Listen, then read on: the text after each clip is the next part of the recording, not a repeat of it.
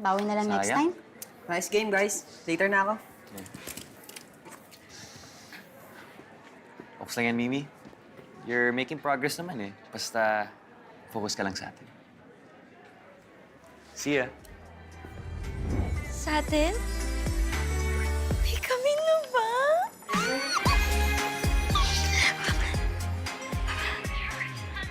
Mimi, sa tournament, dapat masanay tayo gamitin yung in-game chat. Ah, Ha? okay. Okay.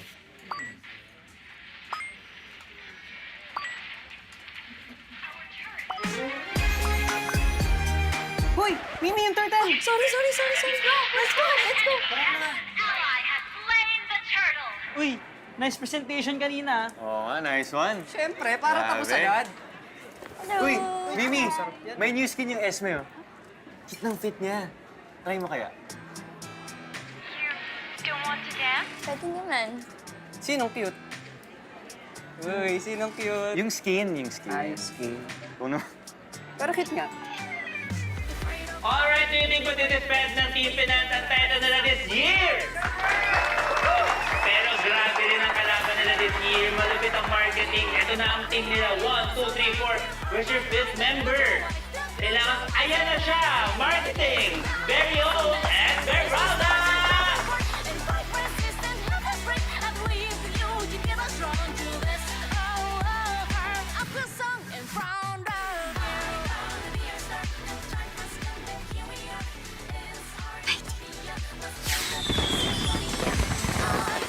Now I'm getting serious.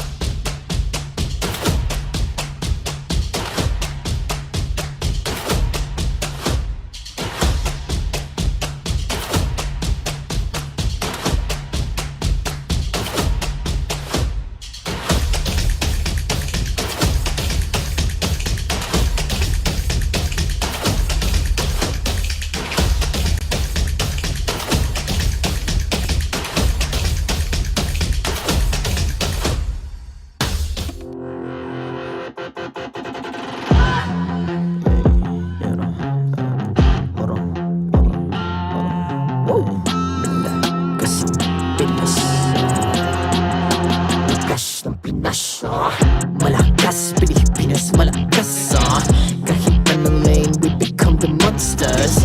Malakas, Pilipinas, malakas face the golden sun and repping for the 3 stars. Look at us to the top, no ifs, no buts. Winning any game, para to sa PINAS. Di mo matitinag aming boses on your level. Nasa kalye man o mobile window, I become a legend. Open fire, we unite, we winners. Built with pressure, like diamonds are made of. Switch in a lane na parang gera, HP racing, may reset up. Built like a tank, buhat ni Hilda, full load SS parang Lyra. Susundan ko ang iyong bakas, kasama patas, tagumpay natin doon ay tayo'y malakas. Para sa Pinas, nasa amin ang alas, hindi tuwa atras, kinikilala sa taas kasi kami ang malakas. Para sa Pinas, nasa amin ang alas, hindi tuwa atras, kinikilala sa taas, ganito kami sa Pinas. Wow! Hold on, yeah. Malakas ang Pinas. Laging MVP, no surrender, no retreat. Pag nagsama-sama, just imagine what we can achieve. Laging MVP, no surrender, no retreat. Giving 100 all my all, cause we just cannot be defeated. We are unstoppable, immune and invulnerable. Ready ang equipment, lahat frozen, malak, crowd control. Pakita ko na jab like pow, east to the southeast. Takas sa watawat, proud and loud, cause every enemy we devour. Susundan ko ang iyong bakas, kasama patas, tagumpay natin to, dahil tayo'y malakas. Para sa Pinas, nasa amin ang alas, hindi ko atras, kinikilala sa taas kasi kami ang malakas. Para sa Pinas, nasa amin ang alas, hindi ko atras, kinikilala sa taas, ganito kami sa Pinas. Wow.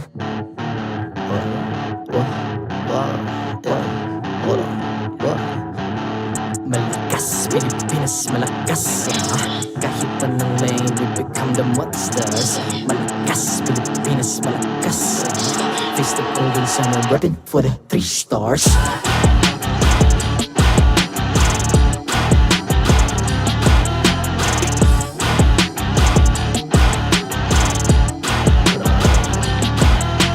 Ang lakas ng Pinas, we unite, be the stars. Ang lakas ng Pinas, we unite, be the stars. Ang lakas ng Pinas, we unite, be the stars. Ang lakas ng Pinas, we the stars. Ang lakas ng Pinas, we unite, we the stars. Ang lakas ng Pinas, we unite, we the stars. Ang lakas ng Pinas, we unite, we the stars. Ang lakas ng Pinas, we the stars.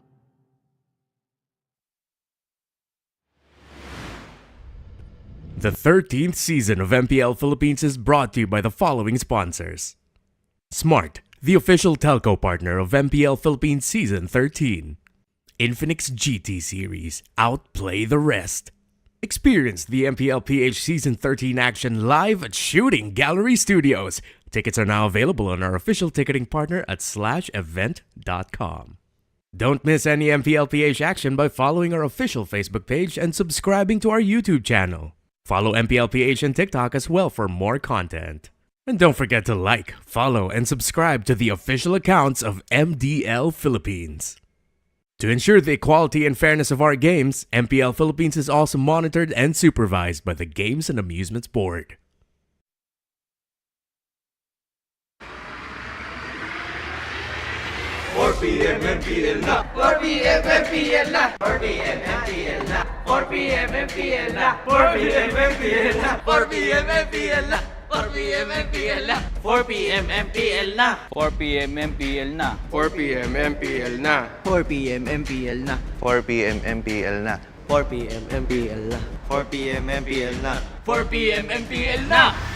Catch your favorite MPL matches every Friday to Sunday. Only at the MPL Philippines YouTube and TikTok.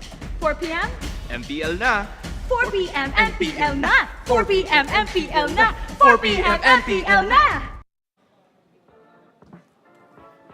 Maligayang pagdating sa tahanan ng pinakamalalakas na Mobile Legends Bang Bang players sa buong mundo. I'm Mara Aquino. And my name is Hans Galeria. And this is MPL Philippines Season 13. Now, after our boring match and discussions kahapon, Hans, marami naman kasi nagsasabi na iba-iba yung definition ng pagiging boring. Alright. So, how about you? What's boring for you? Yung boring siguro para sa akin yung kapag nakikisali ka naman tas di ka naman kasali. Right? I feel like wala ka bang life? Ganun, wala bang buhay? I mean, that's just me. Alright? Pero ikaw, what's boring for you? Ang boring siguro sa akin yung puro talk, puro dada, pero hindi naman nananalo. Yun ang Period. boring sa akin. Yep. I feel like I absolutely agree with what you've mentioned. Manalo muna kasi. Di ba? Manalo muna kasi. Exactly. Dapat kasi manalo. Real. Now, anyway, bago pa ako makot at ma-trending dyan, let's check out our matches for today. Muli nating makikilala si Nomad as TNC go up against the power spiking RSG Philippines. And for our second matchup, Echo versus APBR, the clash of the two world champions, the rest of the world. You might want to tune in this match so you could take some notes. And for our third and final series, two teams who have undergone massive changes throughout the seasons, How will their new rosters fare against each other now? Let's not wait any longer. Let's get this started. This is RSG Philippines kontra sa TNC Pro Team. Casters, Pasok. pasok. We're moments away from our first match of the day. Good afternoon for the Philippines. I'm Nice2. This is Rockheart Wolf. Gentlemen, I heard we were kind of boring. You're sleeping over there, Wolf. Sorry, man. That was like... Jokes aside, welcome to day number 2 here at week 3. And if you guys over here on the English stream might have gotten lost in a little bit of translation on the stage there. But yeah, there's been some trending discussions about boring. What do you think about this, Rockheart? The definition of boring, that's actually something that's very interesting because everyone wants that action, but wins don't always equate to action. Kills don't always equate to wins. Yeah. Hey, don't remind me. I was trending in MPL Indonesia for quite a while because I said in their stream, in their English broadcast, while they're interviewing their official broadcast, I mean, that MPL ID is entertaining, but entertaining doesn't mean the best. Hey, that's a good way to put it. Now let's talk about the lineup. The headline for today, Nomed's reintroduction, right? We met 2 Nomeds during the first weeks of MPL Philippines, one as a roamer and then as a gold laner. He came from the amateur scene. I mean, a lot of people actually, when we first got started here for Season 13, they were curious about his background, where he came from. What can you tell us about him, Rockheart? Well, Nomad basically came out of nowhere, almost literally. I think So, apparently, Ben Things himself mentioned this play from a third-party tournament of Yad, where there's a Lord Steal from their opponents. That was King from Benga Boys. But watch out for Nomad channeling his inner Benny Cutie play. And according to Ben Things himself, the captain and now the coach of TNC, this was the actual clip that made him and the team decide on actually taking on Nomad. And by the way, great ultimate coming out from Novaria to cancel the recalls. Watch for the minimap. Don't look at this particular clash, okay? Yeah. Look for the minimap. Now you can look at it.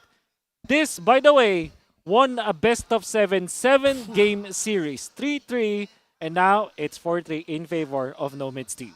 Imagine a 7 off that play right there, right? That's exactly why, you know, when the people that followed Nomad in his time there, even in other tournaments until eventually being introduced here in the MPL, a lot of people were really looking out to see if he could emulate that in the professional league. And as you take a look here, the gold lane demon. Week 1 stats as a roam, and then the week 2 stats as a gold laner here. Yeah. I think I mentioned that during week number 1 where Demon, or if you reverse it, it's Nomad. It's Nomad, yeah. If you guys didn't catch that, I mean, that's what it means. Exactly. Nomad felt awkward as the Matilda or as a roamer, and I would say that this in full confidence. He oversteps his bounds. Yeah. And then there were many times that you can see through TNC's play that they're not really comfortable with that. But now in the week number 2, when you saw Nomad play with his comfort role to be in, it's actually pretty phenomenal. There was even a game where he didn't die, so playing so well. Yeah, and going across from him, or across in the lane, of course, is Kosei. So he's going to have to, bring that up, because right now, RSG is a little bit on a momentum spike. They're doing pretty good here. And I'm looking forward to see how they've adjusted again in this whole week entirely. We already got a glimpse of them yesterday.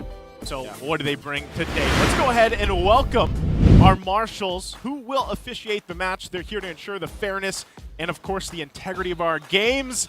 These guys have done an amazing job. It's Chico, Jeff, Patrick, Wilbert. And again, Wilbert, he only plays Mozkov. Only. That's it. Exclusively. Well, let's go ahead and also welcome out our teams, RSG and TNC.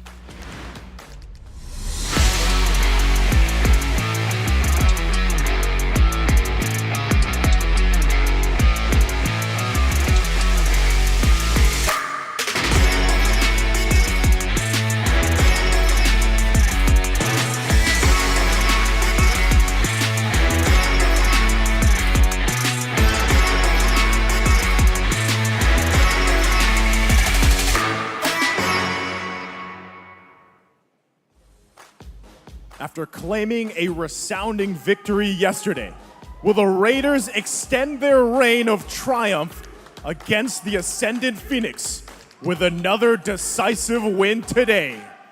Give it up for RSG Philippines!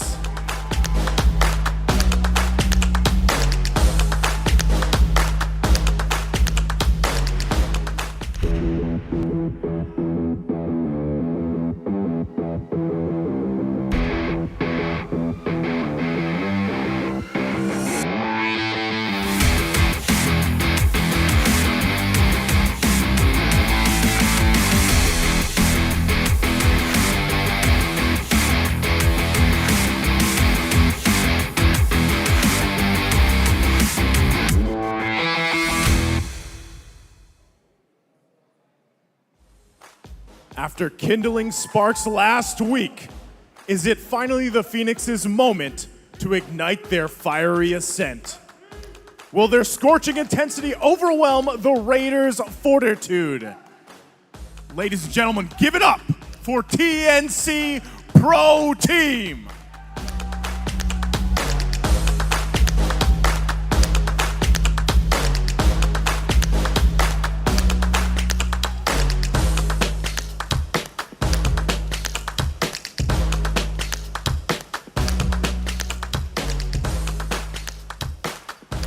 And their coaches, Coach Panda and Coach Ben Things.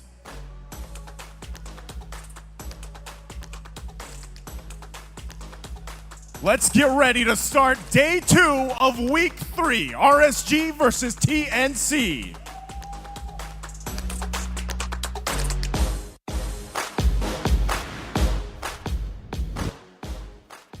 And let's take a look at the lineups here. RSG Philippines to start us off, Rockhart. That's right. RSG right now obviously coming up hot from yesterday. And we saw a glimpse of the resurgence here of Nats Entertainment yesterday. That was insane to watch. Yeah, I love to see it. Again, Kosei, we already built up Nomad here, so I really want to see exactly how that matchup goes. A lot of eyes, lately, Demonkind, Aqua, Navs, especially in Light, these are familiar names, and we've seen them perform time after time again. Now, for the lineup for TNC, how does this look, Wolf? Well, you have Nomad at the helm, and then Ryzen Hatred, Heads, and Super Yoshi. You can see Nomad with the carry. I think this will be a target for sure for RSG, draft-wise. But when we're talking about the target, it's literally on Heads' head right now, I would say, especially with the Benedetta. Yeah. We know for sure that Heads, that we were hyping up Nomad versus Kusei, but I think the real matchup here is Heads versus Nats. Nats, one of the prolific, I call him the crazy EXP laner, I call him actually the Incredible Hulk, because sometimes he gets unleashed so much, and now he's up against Heads, who kind of is the same, the way that they play. So it's going to be a good match. Yeah, I like that you pointed it out, because Nats especially, they used to say like Nats Entertainment and everything, and he kind of gets beat down in lane, but then all of a sudden he pops off, right? Exactly. And we've seen something similar from Heads, and as we take a look, take us through here the team head-to-head, Wolf. Yeah, so far, when it comes to overall stats, it hasn't always been good for RSG, but one thing that we can take note here is their kill participation as a team, 72%, which means that now the playstyle of RSG, which is almost, what, 3/4 of the time that they're going to be grouping up together, that means that they really want to group up and then take pickups. Yeah, actually we saw a huge glimpse of that yesterday. Yeah, basically the whole of RSG going off the back of like one big momentum swing, and most of that, again, coming in from Nats. Not to take anything away from Kusei, who, when given the berth, when he was on that Nathan, he tore it up. He literally went 7-1 without even taking the team fights at all. Yeah, not only that, but you got to also remember last week's win for TNC was against Blackness International.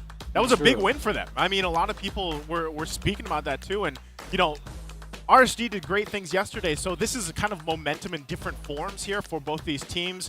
Wolf, take us through the Infinix keys to victory, though. Well, the first one for RSG is for Kusei to exorcise Nomad, meaning to say you have to remove the demon and just leave the human and just defeat that with his overall power, Then for Nomad, flex your flame-breathing styles. That's a against mouthful. Kusei. That's a mouthful. Flame-breathing style from Nomad.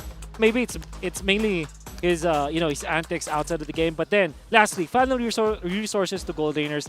it has always been the case for RSG to depend on their gold laner. And that didn't change during their championship run at MSC of 2021 when Eman was still there.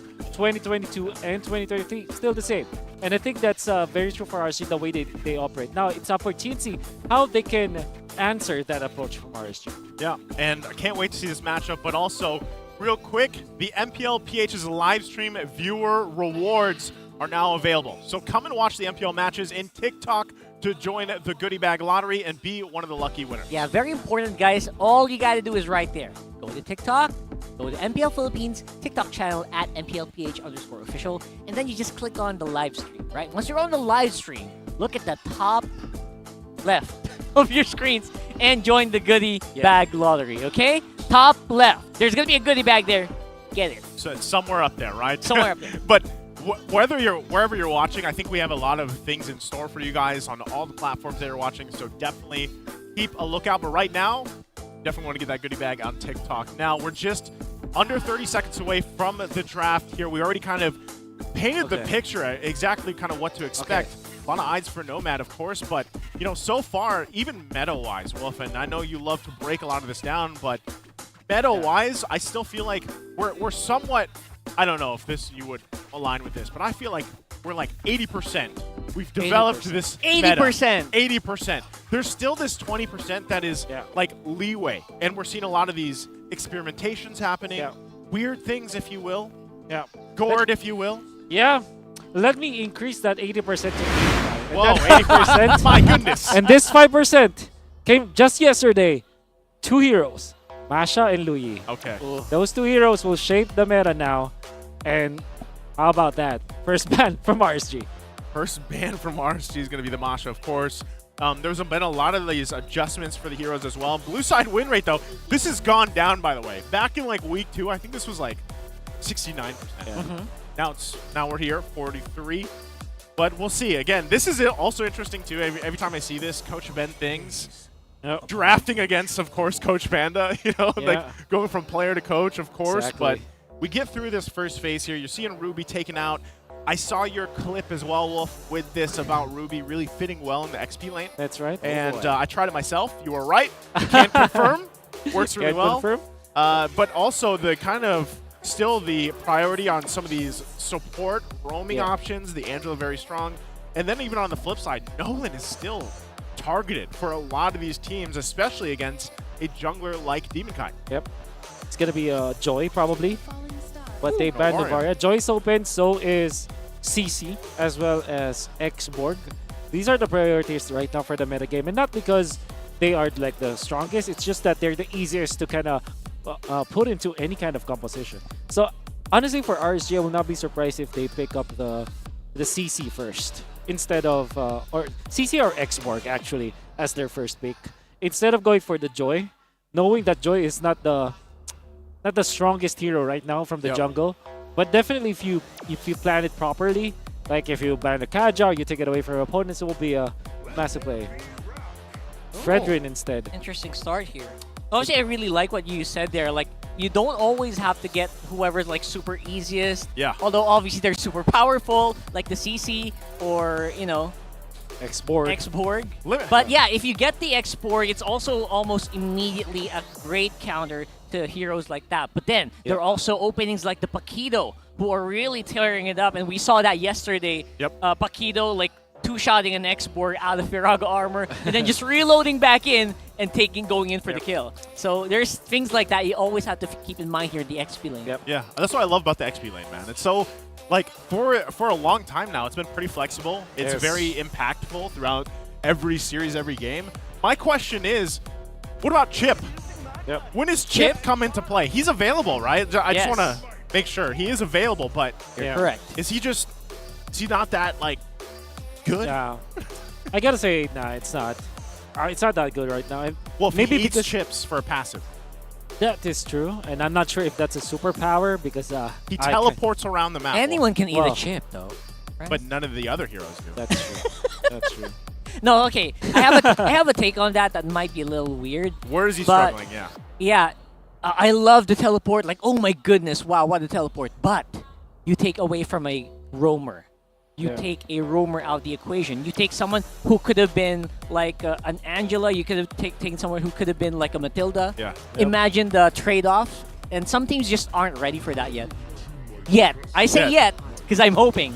I'm still hoping. Means more time for him to kind of cook, right? Yeah. Like they need to get that. But as we're getting through this first phase here, we've got very picks that we see a lot. I mean, the Minotaur is great with the Claude, especially. Claude still performing really well in that gold lane. And then, of course, across from the RSG, this is pretty standard, especially the fact that they picked up the Grok. It's super good because now the Valentina can copy the Mino. In theory, they have the Grok to cancel the Claude. Great answers coming up from RC. So much knockups to kind of counter this Claude. So if you're TNC, you're going to be considering whether Barrett's or Akai as your pick. Barrett's, of course, the safer pickup. That means that you can supplement it with a fourth pick, Vexana, or even a Gord, right? Or even a Louis. So it's I think a Barrett's is just a generally good pick here for TNC. There it is. Good call. Yes, Bear's sir. going to be locked in. And I love the Grok here immediately just because of what I saw yesterday. Because Light just had a field day. He was flickering into one of the wild charges like it was nobody's business. So I love what RSG has right now. But yeah, the gold lane, they're going to have to attack this for TNC. Yeah. So for TNC, gonna be the bans. You're gonna be considering Roger for sure as your ban, and X-Borg, as expected, because they have 2 tanks. You kind of remove that. I think they'll ban the Roger next. RSG, if they are reading the meta properly, they should be a Louis and a Gord ban. Actually, and I'm not saying this just because there's a gentleman at the opposite end of the table. Of course, yeah. A what? There's a gentleman. A gentleman? Yeah. At the opposite end of the Versus table. gentleman, Wolf. Opposite end of his table, so that's you. All right. Okay, that's why we're called boring. That's why we're called boring. That's why we're called boring. All right, but yes, you're because right. we explain jokes. Because we have to explain the jokes. You have to explain everything. Ooh, Terizla. All right, Trizla banned out. And I still think if they don't ban out, I mean, even if the Gore doesn't come through, it could possibly still picked up and worked really well for TNC here. And even for this, Super Yoshi, right on the Minotaur, he's done relatively pretty well with this hero. Yeah, for sure. And honestly, TNC can just last pick the hero for heads. That means the XP lane. Because what they can do is just pick up Louis or, like I said, Gord. It's pretty good combination with the Minotaur. With them banning out the Novaria. And then you also know that the Valentina is in the opposite end of the spectrum, right? So the Valentina generally will copy the Minotaur. So look, if you're looking at Gord as well as Louis, they're not exactly the best heroes to kind of copy as the Valentina. That's true. This Valentina looks like it's gonna have like a bit of a harder time here, but the XP, bro, they're not banning out no gold laners, no mid laners. Everyone's banning out XP lanes. What's happening here? Hey, Wolf mentioned it. You know, heads is the target. Picks up the CC. This is funny too because when we went into week 1, especially, CC was always like either permabanned or she was picked up. Yeah. And then now it just the way that things have kind of developed over the couple of weeks here, the few weeks. Yeah. It's funny to see it picked up in the second phase, but still, nonetheless, there was a lot of XP focus bans from RSG here because, like Wolf said, heads is the one to keep the eye on here, even though we've been comparing and talking a lot about the gold lane matchup. Yeah. I mean, that leaves Roger, I guess, for RSG, and then Tyroth, perhaps. 2 heroes that kind of tear through armor and tear through big HP heroes. So, makes sense versus CC and Barrett's. Great play. There's a Roger and Paquito for the XP. Okay. More knockups. 3 sources of knockups for RSG. And then if you factor the Valentina getting the Minoan Theory, that's a 4th knockup. Claude is not going to have the best time. Which kind of means that maybe TNC are considering something like a Faramis here, even when the Valentina is on the opposite end. Then again, I still feel that either Gord or Louis is the best as the last pick for TNC. Or Chip, come on. Just kidding. I'm kidding. I probably won't happen. I think the first team that will pick up Chip probably might even be Blacklist. Blacklist, you think? I think so. Yeah. I think they're that kind of team. They have the track record for it. They have the track record for it. The trends. Fits the bill, you know? The trends. They like to set some trends, right? And For good this work. one, Yeah. Well, here we go. Let's see. Last pick. That was definitely not Gord. It's going to be Vexana. Okay. right. So I really like the kill box here for TNC. Obviously, very solid. They have that Minotaur for the Minoan Fury. They have great crowd control and tankiness with the Barretts. And they got range as well. But aside from that, you know what? They have a very it's like this lineup is kind of moves sluggishly for me. Yeah. The thing that now transpired for TNC when they pick up the Vexana is that, okay, they're going all in for the Claude. Right. Vexana obviously hurts a lot, and you already have the 2 tanks that you need prerequisite to Vexana pick up, so you're in good hands. But then there's the Paquito as well as the Grok that can dive to the backlines. Hatred has to play perfect positioning, and we know that he can. Of course. We know that he can. We know he's capable. He's capable. But then this is RSG. They're great at, setting up their kill box. They're great at, well, for a while, what was it, the death ball that they had? And Exactly. just raiding in general, right? But let's go ahead and jump into the match here to start off again. Day number 2 of week 3 in the MPL Philippines. It's RSG and TNC. This is game 1. We'll see how they start up. I like that you pointed out, too, because with the fact that both these lineups, it could take a little while, right, for TNC to kind of get going. Yeah. To get those flames running here. But if they are able to get that lead and then buy time for the Claude pack for Nomad, which we see so often. Wow, he's already getting quite harassed here. Bro! Oh my goodness! Well, I mean, I was a little shocked. I didn't expect Kusei to go straight up all in there. Yeah. First blood, like it's just nothing here. Yeah, I would say that was exercising the demon. Exactly. That is one way of exercising demon. And that's a Bite problem. it. That's a Claude. Yeah, that's farm dependent. I was going all in on that. Buy time for the Claude, and as soon as I said it, I see him getting shredded down. Yeah. That's a main strength of the Roger. That's why I felt like it's a worthy ban for TNC. Just because of how easy it is for him to win in the early stages. As you saw, the Claude that's not guarded by the Minotaur. Oh, speaking of the Minotaur, looked like it's going to be suffering a few hits here. Luckily, Super Yoshi still had that flicker, but he won't be able to use it later on, and that's crucial for this coming turtle. He can't do like those big Minoan Fury engages just yet.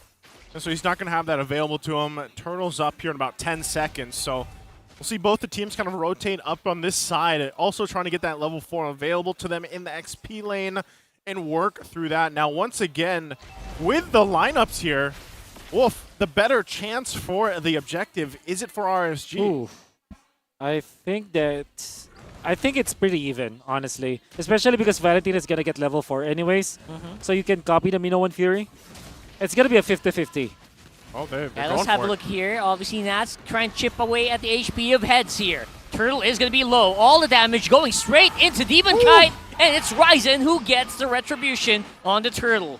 Oh, Demon Kite underestimating the damage output of TNC. He literally received all of the ultimates. Apart from the Barrett's ultimate, he received it all. And he died eventually. Hey, the old Fred's a Chad, as they say, but not that much. That's a lot. Plus, you saw how much kind of durability the lineup that TNC has, and even sustainability with the motivation roar, right? So they kind of work through that, and now that's going to be a little difficult for RSG to work around. It's those timings, what we usually talk about, especially having the Minotaur across from you, especially Ryzen being on this Barrett's, where traditionally, like, you are just a roadblock, to work against here. And obviously, it's going to take some time here for Nomad to actually get some kills on, but he is chipping away on the HP of Kusei here as much as he can. And you know what? I actually really like the Vexana swing, because if you notice, TNC's lineup does play slow. It's tanky, but it's slow.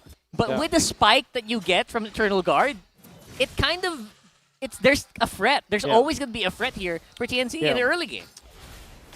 Every time the ultimate is up, and that's important. And then, like I said, Hatred can deal so much damage. He just needs to position himself so well versus the enemies. And now Light is going to be marking Hatred, but not even a Grok at this point can withstand the damage output of a Vexana. Yeah, that's actually the problem with it. You know, like, the lineup again for TNC, even not talking about the Eternal Guard, man. Like, that's just another kind of roadblock that RSG has to get over when it comes to these objectives. So that's where the trouble is for Light, because he has to be the one. And Rockhart, you mentioned this even yesterday. You know, he was on point with the Grok, so he even has to kind of emulate that today, finding those setups against all these roadblocks, if you will, right? Yeah. So Demon Kite can only do so much. He can only tank so much of that front-loaded damage from TNC's lineup. And so even for RSG, they need time to build up. It was great that they had that first blood for Kosei, but look, they don't even want to contest this second turtle right now as Ryzen's going to go ahead and secure it. Yeah, I mean, you have to understand, right, why these teams do this. Like, the reason why we're at 1-1 at almost 5 minutes. Guys, this is the reason. Okay. This is why. This is why people say what they say. Yeah. This is why they say what they say, right, Wolf? Because it's not 10-10 right now at 5 minutes in. Not everyone's throwing all their skills in one guy. Exactly. You know? Okay, hold on. They're going to feel this out here, but TNC going to get blocked Oh, what off. a grok. What a grok block, dude. That was beautiful. That's it, yeah. Oh, so I guess that's Light trying to realize that, you know They're what, I still can't going. do those big engages just yet. I have to wait for a time where Kosei can actually do some decent bit of damage. They're doing that right now. They are facing off against the Eternal Guard head on, and the flip forward Minoan Fury here actually will knock up a lot of people, but will not result in any deaths here for RSG. They're still going at it, and RSG are the ones who get and come out on top. Oh, Aqua, okay, so he's going to force them back. 2 Eternal Guards there on the map as well. Take some damage. Nast, though.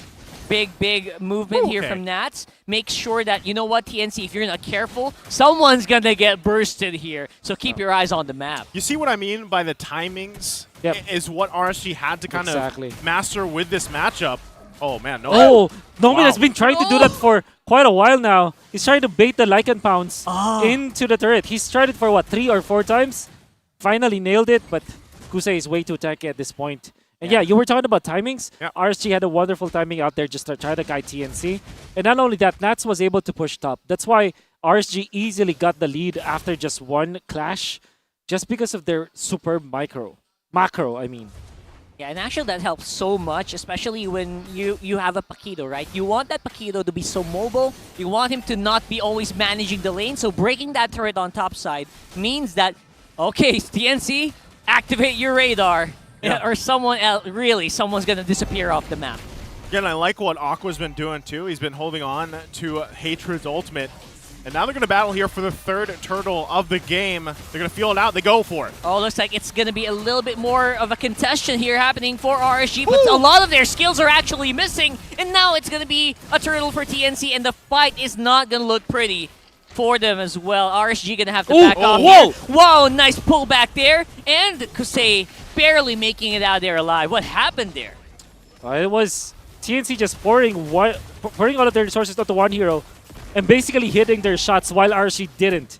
And Demon Kite did not respect the damage output of TNC once again in that turtle fight.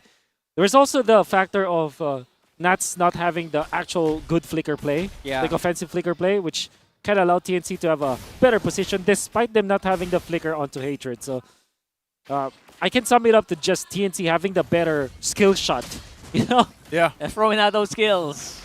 I mean, that for both these teams with the lineups here, it's the timing that has to kind of be pulled off still. Putting the pressure here. Also, for Nomad, I mean, given the fact that he went down very early on to the first blood, he's done a relatively good job at keeping it even and not letting it slide out of his hands against Kosei. So even though Kosei hasn't died, he's still got the 2 kills. In terms of gold and economy, Nomad's doing exactly what he has to do on the Claude. Again, this is a hero that traditionally takes quite a bit of time to build up until you are a big threat to your team, unlike this Roger, where we've seen really shine, not only here, but even in other regions. Yeah, this definitely could have been worse for Nomad. After that initial first blood blunder, they really reeled it back, right? Yeah. You can feel them just not taking as many fights as they can. But after that first turtle, obviously, they got every single one. So, looking really good so far for TNC. But the lead is actually just below 1K.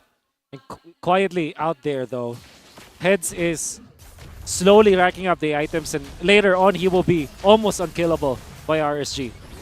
Yeah, looking really good right now. They're fighting under this turret, and Nats has no way to maneuver out of there. Light actually is not that tanky. Where's the damage going to come from here for RSG? Looks like they're going to be a 5-man. Wow. And Fury make that 6 alongside the Eternal Guard. And the damage is very, very subtle here, but it's making its mark for RSG.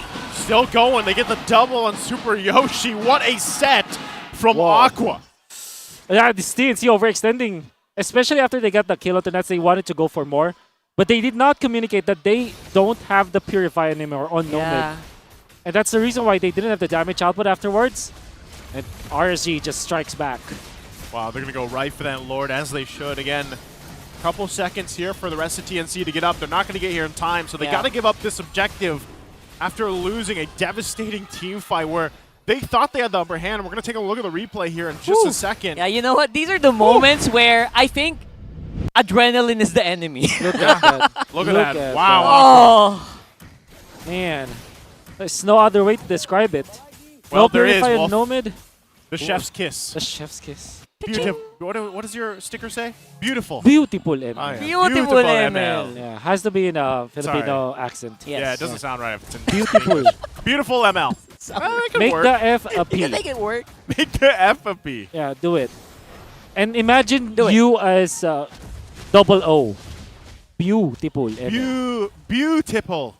Was that right? He's almost there. Almost. Yeah. I'm almost Filipino enough. Yeah.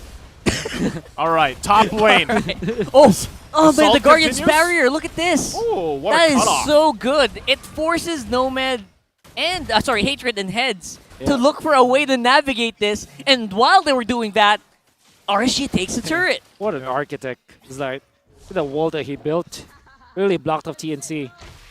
Now all of the... Remember what you said earlier about the gold difference and the gold kind of economy here. Now, RSG heavily in favor. Exactly. And that's massive at 11K. Just because of the fact that your Roger is about, what, a full item above the Claude. And that's pretty important. Because the next Lord fight, which is going to transpire in a minute from now, TNC might not have the Wind of Nature or enough damage as compared to Kusei with his Marksman emblem, by the way. Oh, so this kind of emblem scales better, right? For the late For game. sure. For sure. It's not as bursty as a Lethal Ignition, but yeah, it does. It works better off of bigger item pickups. So yeah, late game is definitely better here. I mean, that alone already looked at how much struggle it has been for TNC to even get the kill on Kosei, right? With that Lord advantage, they got a good amount of gold, 2,300 gold there. They did a lot to the turrets as well. And that's the other thing is TNC held it together for a long time, but they're losing in terms of the space on the map as well. But real quick, before we get ready for that next Lord, itemization, how's it looking? That's what I was gonna say. In the next Lord fight, Wind of Nature will not be available for Nomad yet. Ooh.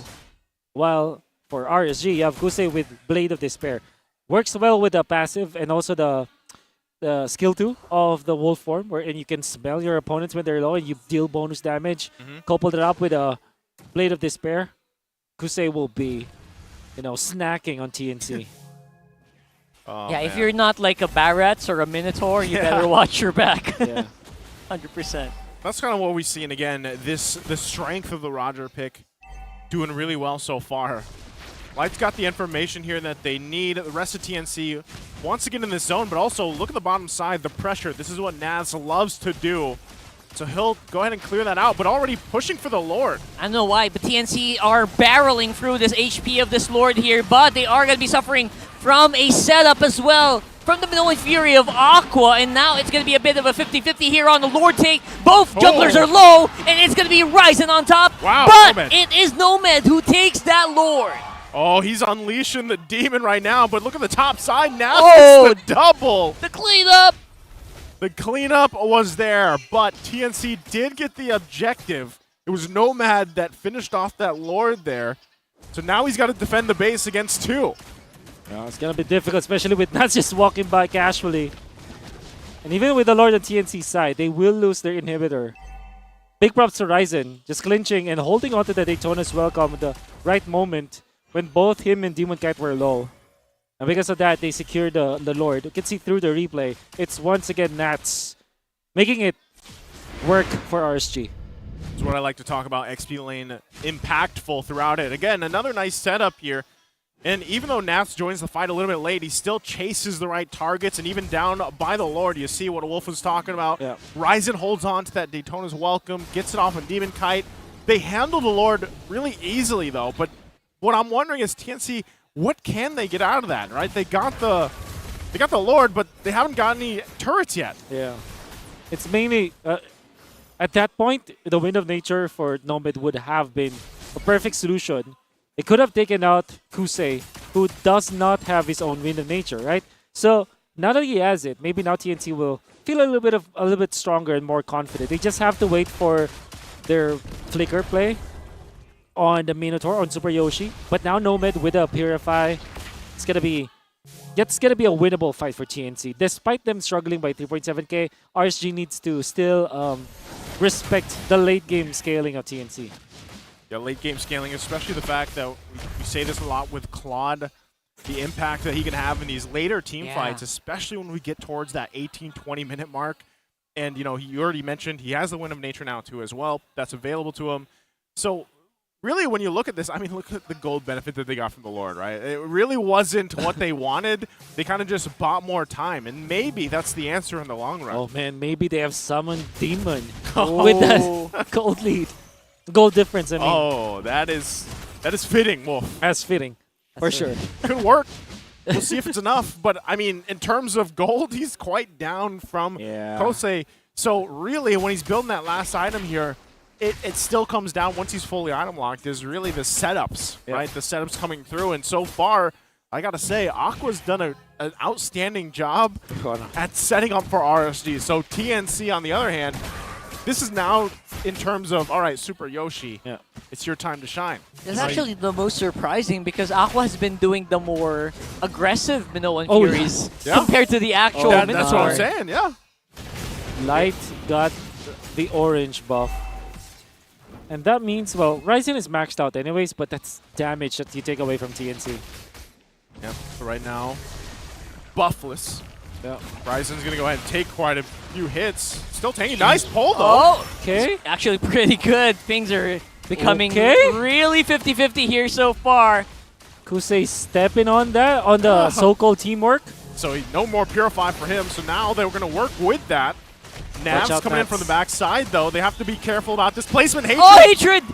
Oh, he was such in a problematic state here. Was able to walk out here. And, of course, that's going to be leaving both Super Yoshi and Nomad here to deal with him. And he gets his prize in the end. Nomad's falling as well. It is an utter disaster for TNC. Oh, Kosei still going to chase him down, too. Heads and Super Yoshi. Yeah, not even the Minotaur is tanky enough to sustain against this Roger anymore. And RSG, they just feeling it. What a masterpiece that was of a team fight, especially with the pressure from Naz there. And that will take game number 1 for RSG against TNC. Nats, in that last exchange, he said, "Welcome to my channel, and this is my unboxing video." Because he literally destroyed the box of TNC with just one move. First, the threat. You saw that he revealed himself.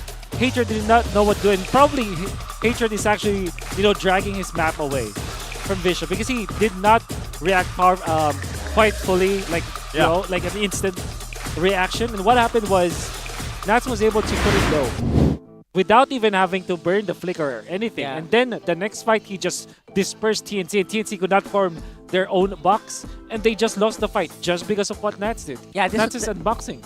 That whole box was actually split in half because of Nats, right? Because and I know what you mean, right? Hatred was in a position where he was looking around the Lord Pit. 100%. He was maneuvering his map to the Lord Pit. He did not see what he was behind him. Yeah, because Nats was able to stare at him for maybe, 1.5 seconds. It looked like he was just walking up to him, like walking up to him, high fives him, or jabs him in the face a little bit. And the thing is, too, Nas knew that he had the upper hand with the positioning, and he even got the Eternal Guard out. So there's the MVP for the game, though. It's Aqua here. Take us through the game 1 here, Wolf. Well, Aqua is the MVP. in many ways. But the most crucial part was when he landed that 5-man Minoan Fury that he copied against his opponents. 100%. And also dealt so much damage along the way. 70% kill participation, as well as the positioning in the end that you saw from Aqua. He's able to output so much damage from his opponents that even with the initiation coming out from TNC, it looked really... it looked like they were disorganized just because of how Aqua as well as Nats played this game. And I'm sure that we are gonna have another set of replays for all of those highlights that we saw, and we can see how impactful both Aqua and Nats were. And mainly because TNC were already gathering up steam. They were already looking to reach their power spike. They're looking really good in this game, but Aqua just, became a party pooper afterwards. Especially because TNC already built up a good foundation. This is the overextension that we're saying. Nomad already popped the Purify. So at this point, if you're TNC, you just have to get back. But in comes Aqua. Ooh. Beautiful ML. 6-man Minoan Fury. Yep. That's definitely I'm gonna hand him a sticker later on. Oh yeah, I should. I He deserves one. He deserves one. And that's gonna be great. And then another fight where TNC eventually will take this as Ryzen with his heroics was there. But then again, TNC's formation, it's not there. Mainly because of Nats once again. Even though he was kind of late to the party, he still managed to put a lot of influence and pressure on the right side of the map. And out to the backlines, Hatred did not have a shot at going at Nats once again because, like I said, before the Eternal Guard was popped, Nats had free poke against Hatred without using the flicker. That means on the re-engage, when now he's being chased by the members of TNC, he had the flicker. So he had bonus ways or extra ways of actually winning the fight for RSG afterwards. Looking at the other stats here for TNC, nothing really special. Maybe the most special thing here is the build coming out from Kusei. Because when you're looking at other players, what they do with the Roger is to go for Assassin Emblem build, then finish up with pretty much that damage build up. Sometimes you go Lethal Ignition in, actually, just for full damage. But what he did was to go for the Common Emblem, some defense out there, some magic and physical defense, but at the same time some sustenance in the lane. And lastly, that ultimate that kind of helps him scale. I'm not gonna say that it is the emblem that allowed him to actually outplay Nomad in the bottom lane because we did not see the actual exchange and trade-off between the gold laners, but it definitely helped. And this is something that probably Nomad is not prepared to face.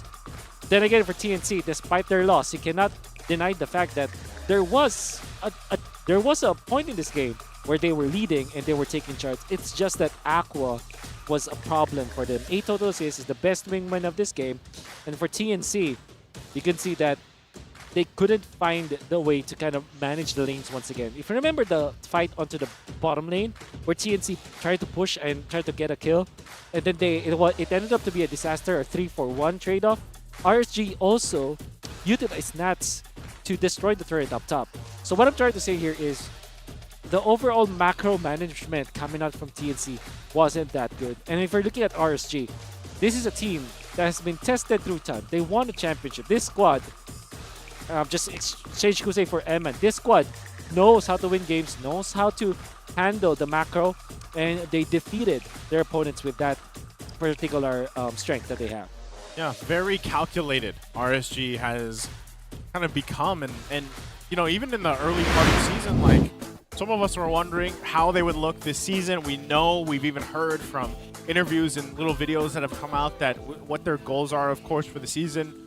And even with a minor adjustment, I would say, it's still the same playstyle of RSG that we're used to seeing, right? Pretty much. I mean, same coach. Span is also there. Same coach, same...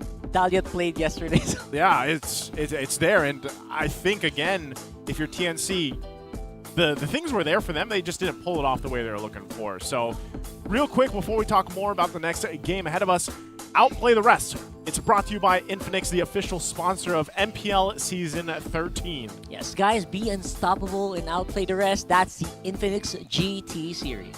And also, as you guys just saw from the previous game, Vexana's high rarity Zenith. Is that correct? Zenith. The skin is now available, Twisted Fairy Tale. You can grab it from March 25th to April 30th. participate in the draw event and enjoy 30% off your first 10x draw and 50% off your daily first 1x draw. It's amazing. And you can even get a chance to get Vexano's battle emote, I'm the Queen! Elimination effect. I'm sure that's how she sounds. That's how she sounds. Apple of Doom and other amazing skins. So come on and join the draw now. I have it, by the way. I spent a lot of diamonds on this skin. I did too. And basically all the diamonds they sent me for the month went to that skin. I gotta. You gotta what, Wolf? It was really good. I'm gonna try it. How much diamonds did you have to use? 5. Only 5. 5? Only 5. So literally what Only 5. So literally what they gave us. Literally what they gave us. You know what? I took advantage of the 10x draw. Oh, right. No, it actually took me, I think it took 4. We're talking about 4,000. There it is. Oh man, it means that I don't have Starlight for this. Wait, is this the first Zenith skin? Yeah, it's the first. Zenith? Yeah. So there's the first more. of the There's line. going to be more. Yeah. It's cool because, again, when I saw this, the Vexana skin, and it came through the game, it's a really good skin, so make sure you guys grab it. Now, going back here. I was there. You were watching the trailer. Wow, this looks good. I was there. Yeah. Yeah, you were. That's I right. really like Like the said that. Eternal Guard, dude. The Eternal Guard doesn't looks- even look like Eternal Guard. He looks like Eternal something else. Yeah, it's like a not a guard, like a actual soldier. Yeah, Is a old soldier better than a guard? Well, no, I'm not saying that. It's Why are you just twisting his designation. words? It's just about designation. Guard has to guard you. He's promoted. A soldier is one you send Out of there. the field. Yeah. By the way, Wolf has 2 bodyguards. You guys just don't see him when he's on stage. Oh, yeah, But for sure. off the stage, as you know, he is the world's richest caster, so he actually has 2 bodyguards. It's I am not not one of related them. to the topic. I am not one of them. That's true. So We have to He get used to be- permits if we want to hang out with him. I thought you're gonna guard me from the Malaysian fans. yeah, I'm your soldier. I'm not your guard. Oh! There it is. Perfect. Let's go ahead and throw it over to an interview here with Aqua and his family to hear what they have to say about this. Ang lupit ng ginawa ni Aqua nung ating game number 1. MVP, pero kasama natin ang MVP na kanyang buhay. Ang kanyang partner, Ariella, and Mommy Yolanda, how are you? Kumusta mo, tita? Okay lang po, okay lang. Alam mo, nagkukwentuhan kami kanina. Nahihiya daw siya. Sabi ko, okay, nahihiya din si Aqua pag ini-interview namin. Oo nga, we know now where Aqua gets it from. Ikaw, kamusta ka na? Okay lang po. Hey, meron kaming balita. Si Aqua daw na-offeran na maglaro sa Indonesia. Sa ibang bansa? Sa ibang bansa, pero tinanggihan daw niya. Kahit yung sweldo is 3 to 4 times more daw. Bakit nga ba? Kasi yung iba, masisilaw doon. So bakit nag-decide si Aqua na magstay sa Philippines? Ang sabi niya po kasi sa akin na mas gusto niya daw po katim yung, ayan po yung RSG kaysa po lumipad sa ibang bansa. Ah, nice! So mas gusto niya ka-team yung RSG ngayon.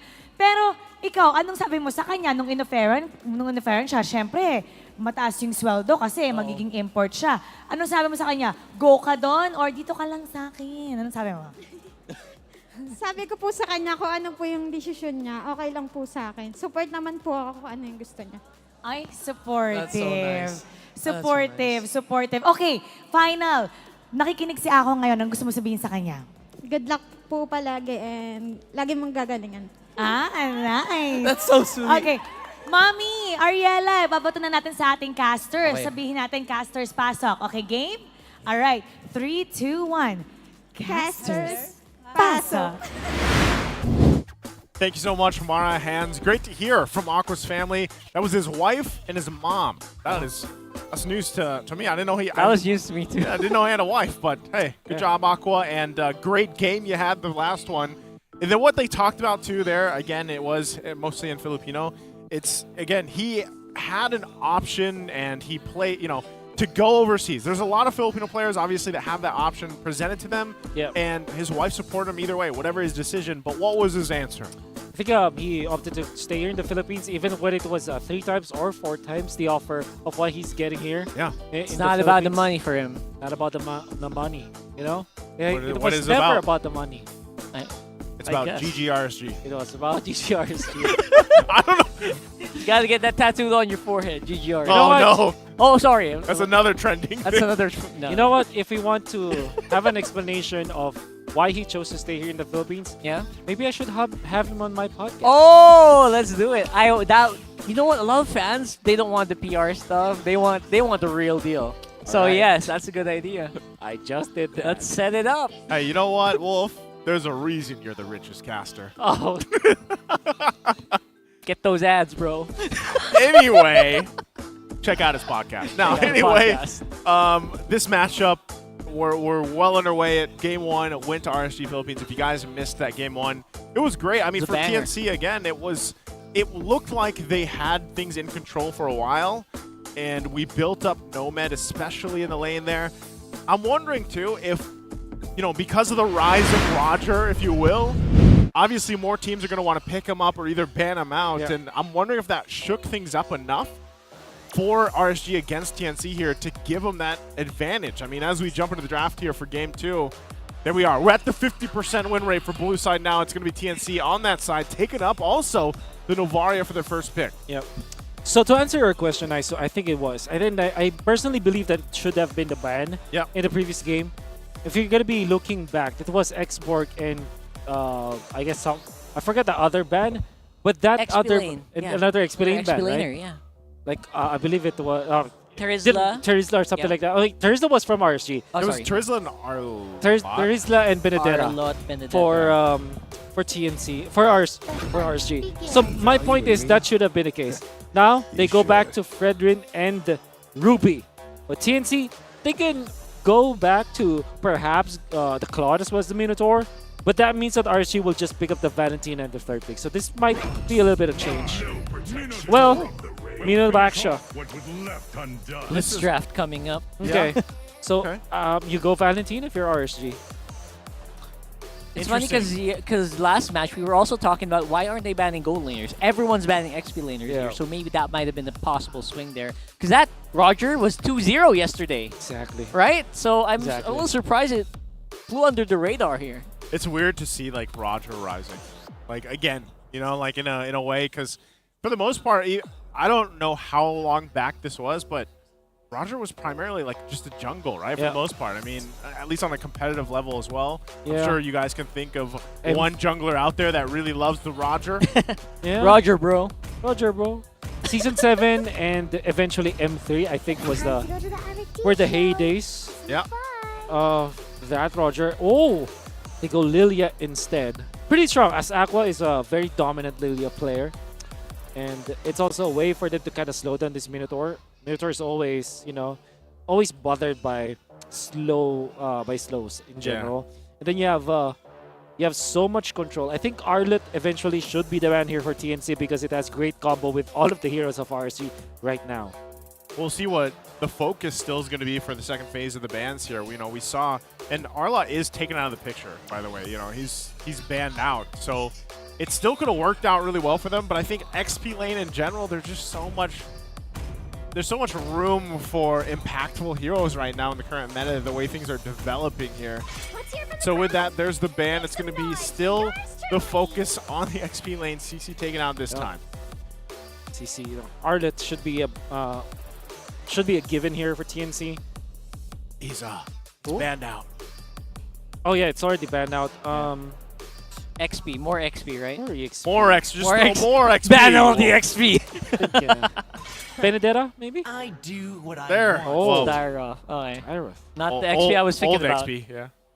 Great versus Baksha, decent versus Minotaur. Overall, great pickup for Nats. I don't want to give him that hero. Are we going to ban EXP laners once again? Yeah, that's what I'm saying. Man. What about you, Chad? What do you think is happening? Everyone who's watching on the lives, who's the XP laner threat that we're thinking about here? Let us know in the comments. I'm going to read the YouTube chat for a bit. Yeah. There you go. I think Benedetta for TNC for sure. As the ban, I mean. It's that's going to be very scary with that.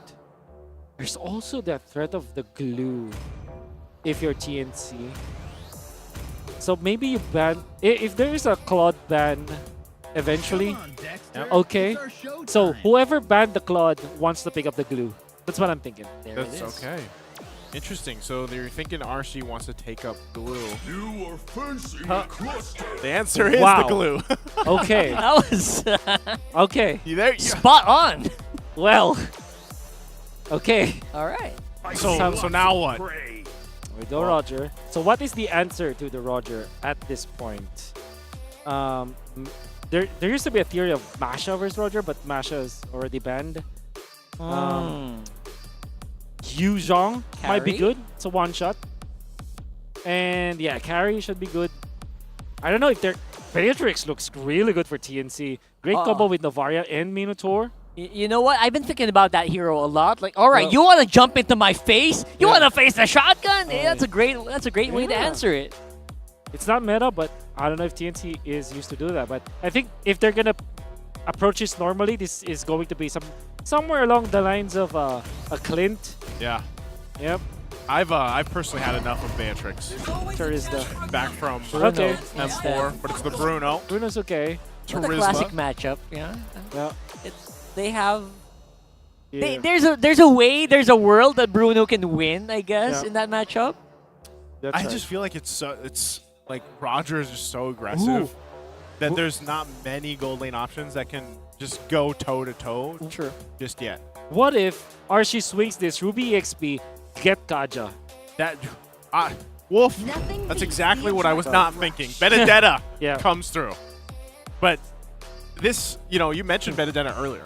That's the right. fact that They it did, could they have did. possibly been banned out, but they chose not to. It was good that they went the glue route. So this is probably all right. Option number 2. For sure. Take the Benedetta. We didn't get the glue and work with that because essentially, guys, this is still the same thing that Naz likes to do, right? He likes to put pressure around the map just like we saw him do with the Paquito in the last game. So in essence, this still works out for the game plan of RSG, and that's specifically what we talked about with this lineup. Yes, Kosei's a part of it now and everything else, but he's just molded really well into that. I think that's what Coach Panda does so well with his players, right? They have this idea on how they want to approach a game and play, and whoever is playing, they mold to that very well. So with this lineup alone, works great for them. Yeah, I would say so, right? I feel like I'm glad that RSG are back onto this place in this mindset where they're just letting Nats do what he does best. I love that he's not constrained to playing these, I'm going to pick this hero because it's like a Terizla because it's meta, right? Now he can do whatever he wants on the map, and RSG are getting the right results because of it. We'll see if he can pull that off here. Game 2 for the series. Is it going to end in a sweep for RSG here? Once again, a lot of early action in the mid lane already expected as we see them duke it out here at the beginning of the game. Now, real quick, too, we'll take a look at the emblems, but everything, for the most part, Wolf, does it look pretty standard to you? Yeah, seems like it. Especially, well, something that has been rising recently is the Lethal Ignition Benedetta, which is all about just one-shotting your opponents, which is great because obviously you want to one-shot Hatred as well as Yasuo. But then TNC has some tools. They have they have a flask carrier, which kind of it's a problem for Benedetta because if you're Benedetta, you want to go all in. At the same time, Nats in this last pick Benedetta is not an actual hard counter against TNC, but it counters what TNC wants to go for. You start looking at TNC wants to group up. And if you split the map as RSG, utilizing this Benedetta, now you kind of counter TNC. Not in a head-to-head like clash kind of way, but in a macro way. Well, I'm wondering how this change in the gold lane is going to do for TNC, for the most part. Like, Yeah, this is actually pretty decent, right? Yasuo is decent. Yeah, Yasuo, like, he can work. Like, it could work, but again, leading into this matchup, we talked about Nomad, and now I would say even from game 1, Nomad did relatively a good job at dealing with that Roger pressure. Yasuo, on the other hand, too, we've seen him perform before, so hopefully this might be an answer for TNC here. Demon Kite, though. Hopefully he's not a meta behind right now. It's going to be Demon Kite suffering from the hands, obviously, of TNC now. This turtle is looking really, really good, although there is still a free man squad for RSG present here. Yep. So it's still not going to be as free of a turtle as you think. Super Yoshi hitting level 4 means it will be a bit more even Stevens. And one thing about that death on Demon Kite is that it kind of reset the buffs again. So Ryzen can play this game where he can get to the 2 buffs and will have a level ahead of Nimankai. Not an actual level, but enough EXP to kind of get to level 6, and then your opponent is just level 5. So maybe that is one thing that TNC wants to fight, but they cannot be overly greedy. Like this time, Yoshi is taking so much damage. Oh, everyone's gonna get hit here. Obviously, with the my Astro God. recalls, knockups are happening left, right, and center. It's gonna be like going down, though. That is a huge front line removed from RSG, and that will signal the RSG members to fall back. Great fight there for TNC again. It looked like, for RSG, they had it under control, but TNC comes out swinging. They get the turtle as well, so now they can work around with that. Dude, that looks very easy for TNC, but my oh my, Hatred had to land an ultimate onto 4 members, or 3 members of RSG, and then the drive-by coming out from Ryzen, going through the mid lane where there were no more minions, and RSG was really surprised on Ryzen going in for the backlines instead, and what a shot from Hatred. So far, Hatred has been really good at this Novaria. Yeah, he's hitting the crucial shots to make sure the RSG cannot become aggressive. Oh, did he get it? He got it. Oh, boy. Oh, boy. Did he? I think he did. He's landing the shots, boys. He's landing the shots, man. That's what he's doing. And that's what you got to do. I mean, Novaria, that's why she gets picked up quite a bit, not only for the vision, but this pairs really well with having a Minotaur and a Terizla, mind you. Yeah. 2 options here. Head's going to take some heat, though. Yeah, Heads is going to take this, and I think he has just about enough tankiness to make it out. Demon Kite just not that much of a threat yet, as well as Nats. As scary as the Vendetta is, the early game Vendetta is something that you can kind of just control for the meantime. That was Fredrin as well as Benedetta jumping on a Terizla with steel leg plates and black eye shield. So okay, that's why. That's not gonna amount to anything. Not to mention the body of Smith. Exactly. He's got the BOS. passive, is right. Yeah. But, that's the thing is, really when you look at that, itemization-wise, nothing too crazy happening right now. Still working on those first items being built. But we're getting to that point, especially when that turtle comes up here, where it's up to RSG how they approach it. I still feel like they have a lot of CC available to them. Yeah. But against the lineup right now that TNC has, it's almost similar from even the previous game. They're very durable this early on, and they need a little bit more time to scale up. Hold on, Nats. Yeah, but that's some massive damage that's being accrued by Nats, though. It's surprising that that amount of damage can come from, like, a Terizla and the Baksha. Nats was torn below half there. Exactly. Right now, they got to work for this turtle here. It's going to go be started up already. Both teams go. Heads is very low, but that is a crucial penalty zone activated here by Heads. Now, it's going to be whether or not RSG wants to go for it, and Ryzen is going to be the first on the red tree.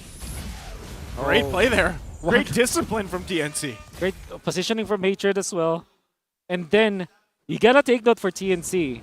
For RSG. The reason why they're taking so much damage, even when it looks like there's no source of damage for TNC, from TNC, is because RSG only itemized against physical damage. Ooh. Ryzen as well as Hatred, they deal magic damage at this point. That's crucial. That is very crucial. You know what? You can have as much of an item lead as you want, but if it's a different kind of eye damage, like if it's magic, what's your leg place gonna do? Yeah, exactly. Yeah, it's a tough position to be in. So, meaning RSG needs a little bit more time. And honestly, if they give up, I don't think they do this. It just doesn't seem to be the nature of RSG. But if they gave up the next turtle and just kind of farmed and worked on building that might work for them. Taking a look at the Infinix hand cam here, you can already get a look, right, at really how things want to be played out here for both these teams. And even, like you guys mentioned with Heads, man, the Terizla pick has worked really well against containing Navs for now. Yeah. But he just picked up the Blade. He's got that available to him. And really for Navs, it's not about the early game. It's more so about that mid to late game pressure. Yeah, but speaking of pressure, look at Super Yoshi. He's having a hard time getting out of the grip of RSG. And he's going to go down, but not without some revenge from his teammates, as Kusei could have actually fallen there. And look at Nats! An immediate answer in the mid lane. When you don't expect it, Nats comes up behind you. Yeah, they push a turret because of it. Again, macro coming up from TNC is not that good. They always lose something. Fortunately, they will take that fight up top, but at this point, Nats, it's not about being tanky anymore. Nats is on full assassin mode. He's gonna wait for his time. Yeah, you better be careful, or else Nats has enough damage now compared to earlier, where you could kind of just shrug him off for a bit. But nah, he's a one-man assassin now. Okay, well, with that, assassin or not, he's still putting the pressure on the bottom side. As I was expecting, RSG, better to just give this turtle up as they do. So that's all turtles now being secured for TNC as they work around it. The rest of the map, though, going to be continued to work on by RSG here. Still looking to put pressure on that bottom side. So for TNC, how do we contain Nats? They did it in the laning phase, but now you got to deal with this, right? Super Yoshi gets there, but Naz already gets the turret. Oh my goodness. Yeah, that's Maleficor and Heptasy, so even a Minotaur at this point is gonna feel it. That was one combo. Unfortunately, there's no right answers on how to approach Nats at this point. That's just it. I think that they just have to move as a unit better and just be quicker at clearing the waves. Maybe even utilize Hatred on the opposite side of the lane. Make sure that Hatred is not going to be facing Nats and just push in great fluidity for TNC. And while everyone was so busy, obviously there's going to be a fight happening. Oh my goodness, I don't think they expected Nats to be behind them. And now it is going to be one by one members of TNC shuffling and, basically just crumbling to the pressure of RSG. Nats again. Patience is a virtue as they make a play there on the bottom side. They thought he poured it out. And this is a turnaround now for RSG. And Ryzen even loses the red tree battle because he was too fast at it. And now they're losing the map. The lead is now going back. Might even be in favor of RSG soon. Especially because there's the top lane being pushed. The macro of RSG saved and salvaged in this game. I mean, Kusei has been left unchecked here for what? 2 minutes? A while, yeah. Oh my goodness. And this is tough because even with that, the macro plays that RSG just made all off that pressure that Naz put on, even back towards that mid lane kill. That's where it started, and now for them, they've set themselves up in a very good position for this first Lord fight as they've pretty much evened it out, but taking a look quickly at the items, where have things fallen into place here, Wolf? Yeah. They're looking at this point, it's all about damage from RSG. This is why they did not itemize against defense. We're looking at defense is just present on both Ruby as well as Fredrin. And they have reached a point where all they need to do is to dodge some of the spells. And even dodge TNC altogether by splitting the map. Yeah, full vision gonna be given all for TNC though, as the damage is real as well from Yasuo. Demon Kite, he's tanking up quite a bit of damage here from TNC. And look where Nats is once again. He is wailing on that turret. He is forcing TNC to respond. How do you contain Navs? Navs Entertainment, Nasty, whatever you want to call him. He is a playmaker here, even if he's not part of these team fights. You saw it earlier. He started to make his way towards that Lord fight, and then he got the call, you know what? Go put the pressure on these turrets. And he did exactly that. Now they can work around the space they have here. Oh, they're focusing right down on the Ryzen, although he is going to be tanky, as is the nature of a Baksha. But again, look at who's on the way to wreak havoc elsewhere on the map once more. And I know what's CNC gonna do here though. What do they have to do? Whew. Maybe they use Hatred for the split defense. That is the only way I can think about this, because the Heads as the Terizla is not equipped for that kind of anti-split push. He's slow. Very slow. Yeah. Hatred's there, cleaning it up, but half health on that base turret there. And Navs is going to stay there. So this is the tough decision. Oh my god. Hits the turret. Cannot be contained right now. All the while, RSG has just been playing games with TNC with this Lord for now. So they're happy with that. Though. Okay. Oh, that hurts. That hurts a lot. It's Yasuo he has to deal with now. Eye for an eye. Will it be enough? Apparently not, with Hatred making the hit. But because of one man's efforts, race. It might look like a very easy Lord here coming in from RSG. But will they be able to make it out? That is a big question, though, as there is still some damage coming in from the Roger Akuse. Still. Whew. Still a W for RSG. Yeah. For sure. They lose Nats, but Nats already did his job and pushed the turret. Then they got the Lord afterwards. And I'm actually very surprised that TNC did not lose any of their heroes afterwards. Could have been an easy takedown from RSG. But overall, still a big W for RSG. Yeah, it felt like the Lord was a bonus there, right? I mean, yeah. They just wanted that turret. Again, a great distraction there from Nav's distraction, plus more space to work around with, getting that base turret. And they'll continue to put the pressure here on the rest of these lanes. So for TNC, how's their defense looking with this lineup that they have here? Novaria, Terizla, it's good. Yeah, they can clear all They day. can clear it. I can do this all day. Yep. Maybe probably the problem here is Light, but it seems like Light is not interested, and RSG's fundamentals are too rigid that they will not overstep. Yeah. It's, again, being disciplined here for RSG. That's what they're really known for, especially when they get some of the leads that they have, where that you get that death ball strategy that they're known for, but also when they take the disciplined approach and they let, again, Nav just kind of do the work on these side lanes. So TNC wants to answer. They get a flicker out.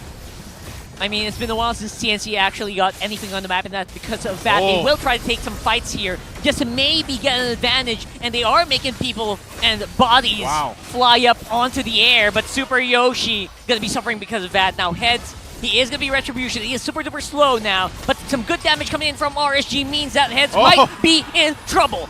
That's going to be canceling up on the electrified blow, but Chase still on. Crusade trying to get his way, and he got the head. Oh, man. Good cancel from Yasuo to stop Nats from activating the ultimate. And honestly, RSG, they can defend! Yeah, they're diving in up on the Yasuo just when you thought he did well. Oh my. RSG says, nope, not really. Like saw the moment, yeah. Jinxed it. He wasn't interested earlier, but he was interested now. And so, RSG takes down the mid turret. Are they going to end the game here? Oh man, it's going to be a very difficult defense here. Ryzen, again, just not as tanky as you think he is. Is even Super Yoshi. Even if you set that up, there's just no damage to be had. With close range available, it's going to be RSG with a 2-0 against TNC. The Raiders, once again, find themselves with a decisive victory here against TNC. They made it look very, very clean. And very, again, this is how the Raiders like to play. But they actually read through the weakness of TNC. One of the things that I noticed in week number 2 when TNC lost against Echo was map control. Yeah. And this was definitely the game that you look at where TNC's weaknesses were blown wide open. Literally winning all of the fights, but losing the map meant that they just lost their formation. And that's also what happened in game number 1 because of what Nats did. And this is definitely the weakness of TNC. You see Nav's relief there at the end of the game when they had the camera on him. Of course, his performance was just on top. Peak performance there from Navs as well. TNC's going to get their bow here. They did go with even that gold lane switch, and unfortunately it just was not enough to contain what the Raiders threw at them for this time. So they have to recalibrate things, because like you said, there are some weak points for TNC that they have to figure out. And we're working through it. Again, this is week 3 now to this point. But RSG is just looking really good right now. I feel like they've really kind of refined a lot of the struggles that they had even in the beginning weeks. And it looks good. So let's go ahead and hear from RSG as they get ready on stage with Mara in hands. All right, everybody, let me hear it from you. Gigi. Congratulations to RSG Philippines. Na-sweep nyo 2 consecutive series in a row. Ang layo What's na happening naman nila there? sa'yo. Oo nga Ang layo eh. na naman. Lapit kayo dito, Div and Kate. Come on. Coach Panda, actually, this one's for you. There was a quote about you. Sabi mo, mahirap sumakay sa bus na walang driver. That's what you felt. Pero now, may driver na. So, who were you talking about in particular? Sino yung driver niyo ngayon? Driver? Sa draft, ako yung driver. Sa mga objective shot calls, siyempre, yung si Kite. Tapos sa mga objective, pwede kahit sino, basta there has to be one person who step up and say, basag tayo eto, let's do this. No, don't do this. So, as long as someone is driving and the others are supporting him, if it's a good or bad, then for me, the communication will always be malinis kesa being gulo-gulo. And now do you feel that you're achieving that goal that you want? Seeing that you swept both your opponents yesterday and today. Ikaw naman, Demon Kai, narinig mo yung sinabi ni Coach Panda. Nakita ko yung face mo kanina. Nahiya ka ba? Ano yun? Ano yung naramdaman mo nung sinabi na yun? Ikaw, yung driver ng team. Masaya po kasi usually po sa RSG po kasi ano po kami parang as a team po talaga kami nag-work eh. Lahat po kami nagtutulungan sa isa't isa. Oh, mas masaya dito sa Pilipinas, no? Mas masaya sa Pilipinas. You know, Demon Guy, I also wanna ask you, kasi iba yung laro nyo after the break. You've swept, I believe, your entire week 4-0, and this is really good para sa inyo. So, ano ba yung pagbabago with all of the things that happened, not only in practice? Ano ba yung nangyayari in the bootcamp and in the other things also? Siguro po mas naging open kami, tas yung bonding po namin and chemistry in game mas nag-improve po. Kasi ngayon po lagi po kami nag-uusap kung ano yung dapat naming palakasin na sa team. And I love to see that. I love to see that. Congratulations once again. I feel like this time, it is time for us to announce yung ating Game 2 MVP, and it's gonna be none other than Nats Entertainment. Once again, Nats Entertainment. In-expect mo ba na ikaw ulit ang MVP 2 in a row? Ano bang bago sa'yo? Dahil kahit anong nangyayari, ikaw pa rin yung MVP. You're always entertaining us. Pag narinig mo yung cast kanina, puro Nats yung bukang bibig nila. Para sa akin, wala naman pong bago is, and parang nakachamba lang po kami this week. And, paano ba? Isipin ko lang po. What's the question po? Mas masaya ka ngayon na nandito na si Kite, bumalik siya with your team. You feel like it's more whole now. Masaya po okay. Kasi nandito na po siya. All right, congratulations once again. Always a great job. Once again, everybody, give it up for RSG Philippines. You may now take your bow and take your walk of victory. What an incredible performance it has been. Especially para kay Nats. Siya din yung huling nag-interview or siya yung huling nangusap sa atin kahapon. And it's the same for today. And you can see how their confidence is going up with the expressions on their face. At kitang-kita din na Coach Panda is happy with what he's seeing. Ang tanong, happy ba ang ating mga analysis and yung ating mga casters? We're gonna break that down for you. So we're gonna go back to our casters. Pasha. Thank you so much, Mara Hands. Great to hear there from Coach Panda and, of course, RSG Philippines. They are looking really good. Like we mentioned, this is now their second sweep here for this week. And I don't know, they don't, like, this is a team that does have some weak points, but this week they've looked clean as heck. So, go ahead and take us through this, Wolf, starting with the MVP for the game. Well, it was Nats, and undoubtedly he made a lot of impact in that game. And it's not just about his split pushing, but also the way that he recovered from this game. It wasn't an easy lane for him because of the rotation that was done by Ryzen into the bottom lane, but he managed. And you see, he just focused on farm. Then he waited his perfect timing. That was when he got his first kill onto Hatred during the third, or in between the second and the third turtle of the game. Maybe we can see that through the highlights. So here is a very good rotation coming out from TNC. Actually spark-plugged their snowball in the early stages of the game. And we can see that even after this, going to be a good Mino on Fury. They will eventually take out Light and then win the battle afterwards. So this is the second turtle.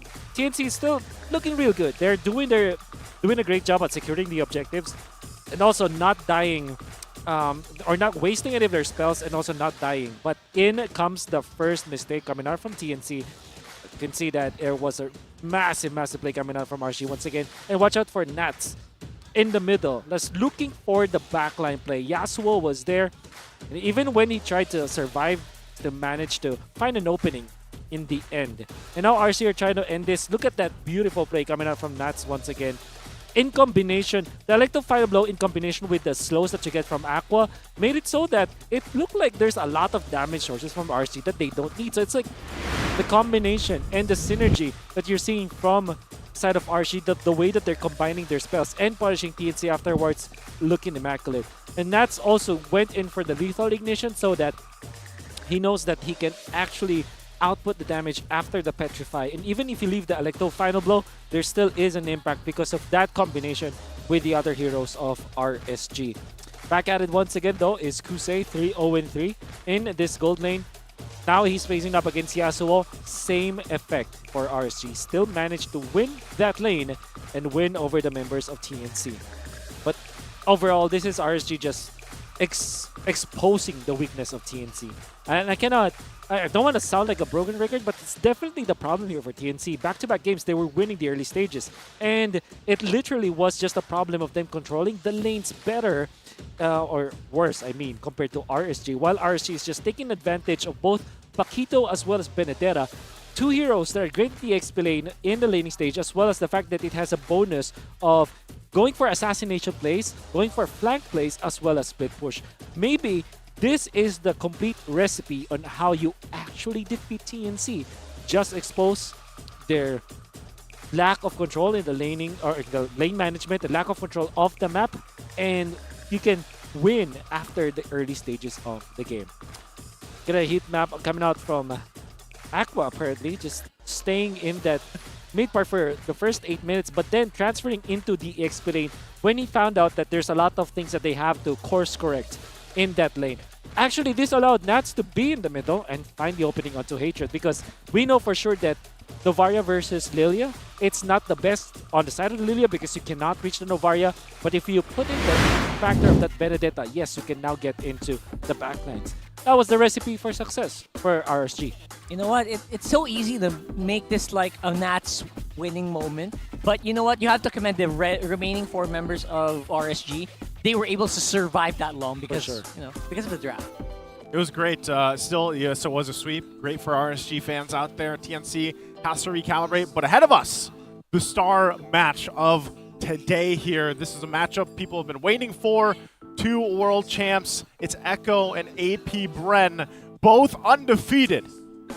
Oh, man. I don't even know what to say about that matchup. Okay, for those who said that MPL PH is boring, wait for the next match. Wait for the next match. Grab your snacks while you can, because we're going to be taking a short break before we head to that match. So we'll see you guys after this. Sit tight. We'll be back.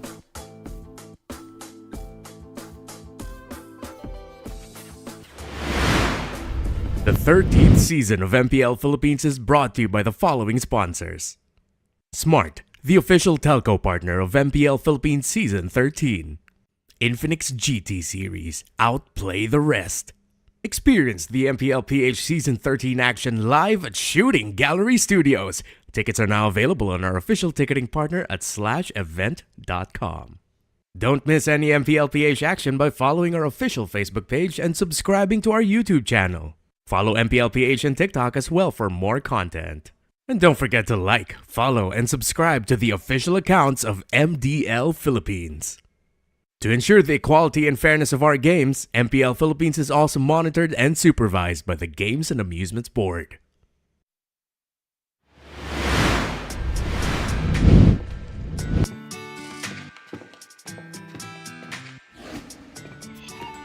Guys, next week na yung tournament. Game tayo, ah. Sige, basta ako ang tank, ha? Gold lane MM ako, ha? XP na ako. Kaso... Nag-last day na nga pala si Kyle. Okay. Tiktad! Ito na yung mga booty back with RSG! Medyo...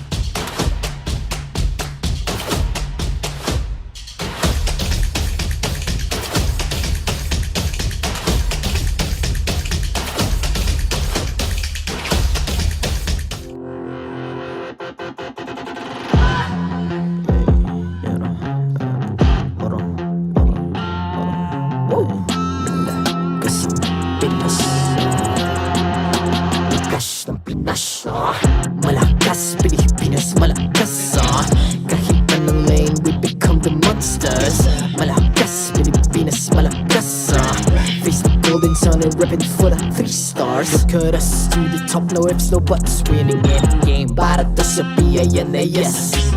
Di mo matitinag aming boses sa new level. Nasa kalye man o mobile, you know I become a legend. Open fire, reunite with winners. Built with pressure, like diamonds are made of. Switch in a lane na parang gera. HP Racing, may reset up. Built nagatak buhat ni Hilda. Full load SS parang Laila. Susundan ko ang iyong bakas. Kasama patas, tagumpay natin to. Dahil tayo'y malakas. Para sa Pinas. Nasa amin ang alas, hindi tuwa atras. Kinikilala sa taas kasi kami ang malakas. Para sa Pinas. Nasa amin ang alas, hindi tuwa atras. Kinikilala sa taas, ganito kami sa Pinas. Wow! Hold on. Yeah, wala ka sa Pinas. Laging every beat, no surrender, no retreat. Pag nagsama-sama, just imagine what we can achieve. Laging every beat, no surrender, no retreat. Giving 100 all my all, cause we just cannot be defeated. We are unstoppable, immune and invulnerable. Ready ang equipment, lahat frozen, malang crowd control. Pakita ko na jab like beast of the southeast. Taas sa watawat, proud and loud, cause every enemy we devour. Susundan ko ang iyong bakas. Kasama patas, tagumpay natin to. Dahil tayo'y malakas. Para sa Pinas. Nasa amin ang alas, hindi tuwa atras. Kinikilala sa taas kasi kami ang malakas. Para sa Pinas. Nasa amin ang alas, hindi tuwa atras. Kinikilala sa taas, ganito kami sa Pinas. Wow!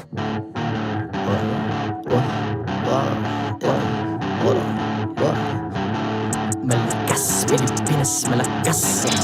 Kahit anong lane, we become the monsters. Malakas, Pilipinas, malakas. Face the golden sun and reppin' for the 3 stars.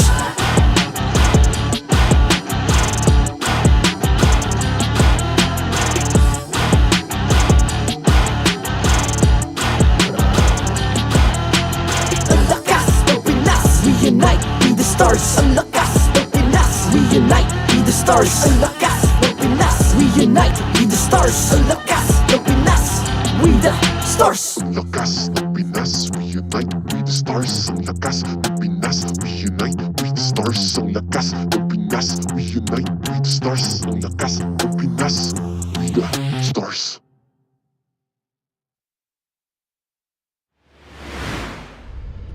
The 13th season of MPL Philippines is brought to you by the following sponsors. Smart, the official telco partner of MPL Philippines Season 13. Infinix GT Series, outplay the rest.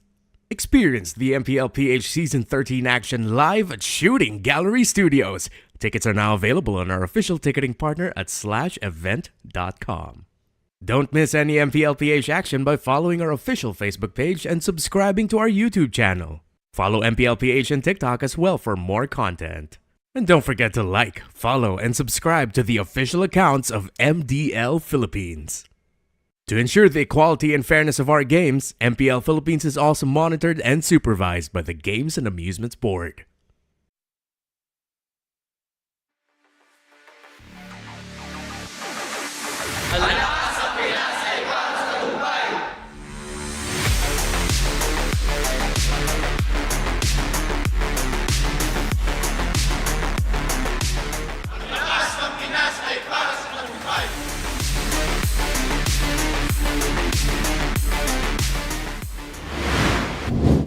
Ladies and gentlemen, we hope you got your snacks. Welcome back here.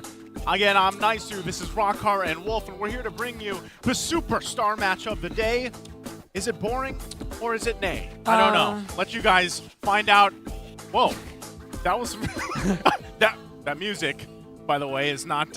That's not boring. That's not boring. But it's Echo and AP Brent. That threw me off for a second because it was very loud in my ear. But hey, we're back.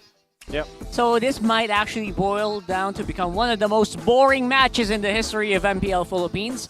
Both undefeated. So Yeah, both undefeated, yeah. Yeah. They are. And they are both champions as well. Like M4 versus M5 champions. Well, that kind of sounds boring. Well, after winning 4 straight, championships. Oh my in the God, yeah. Philippines, maybe that's boring. Hey, That is. I just gotta say there I are guess. some people out there that probably might not understand sarcasm, but hey, it's M4 versus M5 champs, the world standard. So again, whether we want to call other regions what they are, if you want to call this boring, well, what it's brought us to is 2 world champions, of course, are 2 world standard champions here going against each other. M4 from Echo and of course APBR. These are the best of the best. They're both undefeated. That was a great effect. Whether you like it or not, all the teams from all around the world have been patterning their drafts, their playstyles, their hero picks behind some of these 2 teams. Not to mention, this is Flap TZ Few and Carl TZ. Exactly. The only 2-time world champions. Two That's time. right. Count them. And this image is gonna be filed under picks that go hard. Oh, My yeah. God, that was a great image. And another one. On another one. Another Whoa. one. Picks that go hard, dude. Things that go hard. Quote Wolf. Whew. Quote of the day, Clash of the GOAT, the candidates, Flap TZ Few, Carl TZ. Again, these guys, you already know. Yeah, if you are an MPL fan, if you're an MLBB fan, you follow in esports, you guys know these names. Yeah. And also, it's just the history here. There's a lot of history with these guys. Yeah, whenever their faces show up on screen, it's like, what are our jobs anymore? Exactly. You don't need to explain them. Yeah. And in fact, if you ask these people like individually, they're gonna say, like, if you ask them who's the GOAT, they're gonna say each other. Few's gonna say it's either Carl or Flap. That's how it is. Here's what goes hard. Translation. Right? Okay. This is hard for me. I'll do it. I'll let you go ahead and translate this. So for Rafa. Echo, good luck, says Few. Carl TZ, hopefully you play. And Super Marco says, hopefully Benny Cutie plays because I want to face this guy. And then Coach Schreber says, good luck to both teams. Good luck then with Coach Tic Tac. He missed him. But, the play style, the hairstyle is going to come into factor here because he looks 10 years younger. Yep, Tic Tac looks like 10 years younger. You should see his glorious hair, actually. Up close and personal, it's glorious. Has people seen it yet? Have people seen it I've yet? seen it earlier, and now this quote makes a lot more sense. But yeah, APBR and Coach Leper used to be part of Echo, so, well, we are going to say, is it going to be the Trevor factor as well? The in hair this buff. particular? The hair Could be buff. the hair buff, right? The hair buff. But also for all our viewers out there, we do want to go ahead and just let you guys in on a little something for you watching, even on the international stream, right? So whoever will win this match, it's up to you guys to decide. And let us know who you think is going to win this match. It's an epic matchup here. There can't be a better one with these 2 world standard teams. So down on the official YouTube streams, just comment down below of the MPL Philippines Eco stream, either hashtag Echo or hashtag APBren. Of course, with your game and server ID. Make sure you go ahead and let those down as well. And we'll be picking, actually, I think even over on the English stream, I think it's 2 commenters and 2 on the Filipino stream. So you guys will have a chance to win 1,000 diamonds. 1,000 diamonds! Whew. Use it for the Vexana draw. And all they need to do is comment hashtag Echo or hashtag APBren with their game and server IDs. Game and server IDs. That's just forget comment those. down there. Hashtag Echo, hashtag APBren. Now, let's go ahead and welcome our marshals once again for this epic matchup. They're here to ensure the fairness and the integrity of the games. And once again, it's our boys, Chico, Jeff, Patrick, and Wilbert. Chico definitely hashtagged Echo. He did. So, as we get ready to welcome the teams out on stage, let's give it up for Echo and APBren.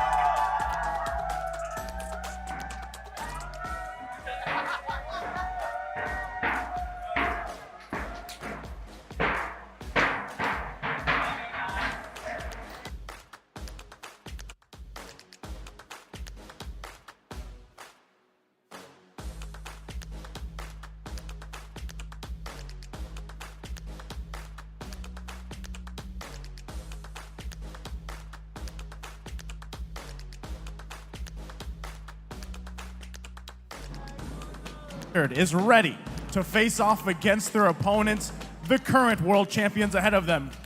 Can they do it? It's Echo!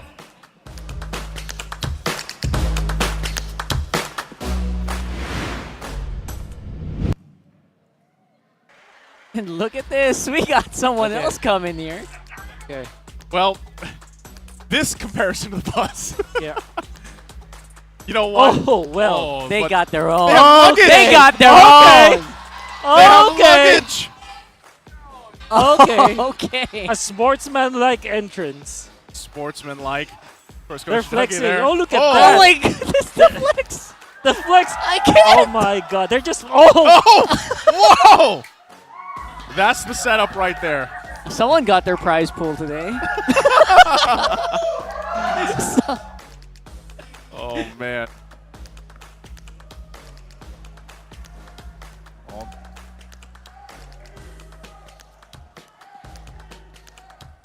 The epitome of excellence. Masters of seamless teamwork.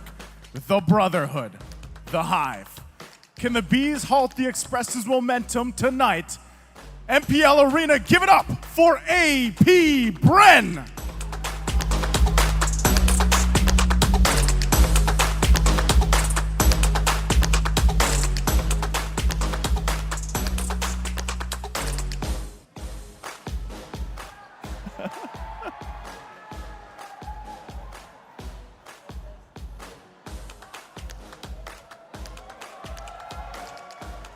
Walking hand in hand, and it's their coaches. Coach Tic Tac, Coach Trevor, and Coach Ducky. It's the superstar match of the day, the battle of the world standard here. It's Echo and AP Bren.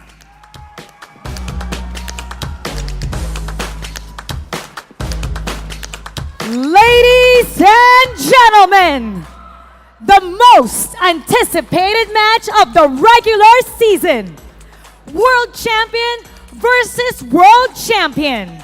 It's time to settle this.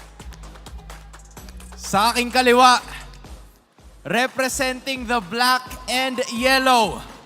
Dalawa sila ngayon sa aking harapan. Making way for AP Bren. Hive, come alive! Magiging kayo lahat para IFU at Flap TZ! At sa kanan ko, flying solo. Kahit magsama pa daw silang dalawa, sinabi niya yan kanina. Representing Echo, Orcas, make some noise para kay Carl TZ! Okay. All right. Bago tayo magsimula, mag-face off muna tayo. Okay. Come over here. Okay. Face Gusto off, mo ba come magkasama here. na silang dalawa? Magkasama Lumapit. Yan. Magtitigan! Ayan. Ilabas nyo ang galit nyo. 2 against 1. Okay. Now, it's time to settle this. Okay, so nag-toss coin kami kanina kahit hindi naman talaga. Ang sabi nila Flap ay sila muna ang mauuna. So, Flap, 5 segundo. Okay, isa pa. Yun na yung 5 segundo niya eh. Ulitin lang natin. Isa pa. Flap, 5 segundo. Ang pogi mo, Carl. Nanggigigil ako sa'yo. Okay. Anong masasabi mo doon? Pogi mo din, nakakagigil kayong dalawa. Nakakagigil kayong dalawa. Mas nakakagigil ka, pre. Umayos ka naman. Oo, umayos. Hindi. Good luck sa atin mamaya, Carl. Bigyan natin yung audience ng magandang laban. Wait. Parang hindi yan yung pre-practice namin kanina eh. Wait. Parang hindi ganyan eh. Kailangan ipagmayabang nyo kung anong meron kayo. Okay. Kailangan angasan mo. Yan ba yung angas mo?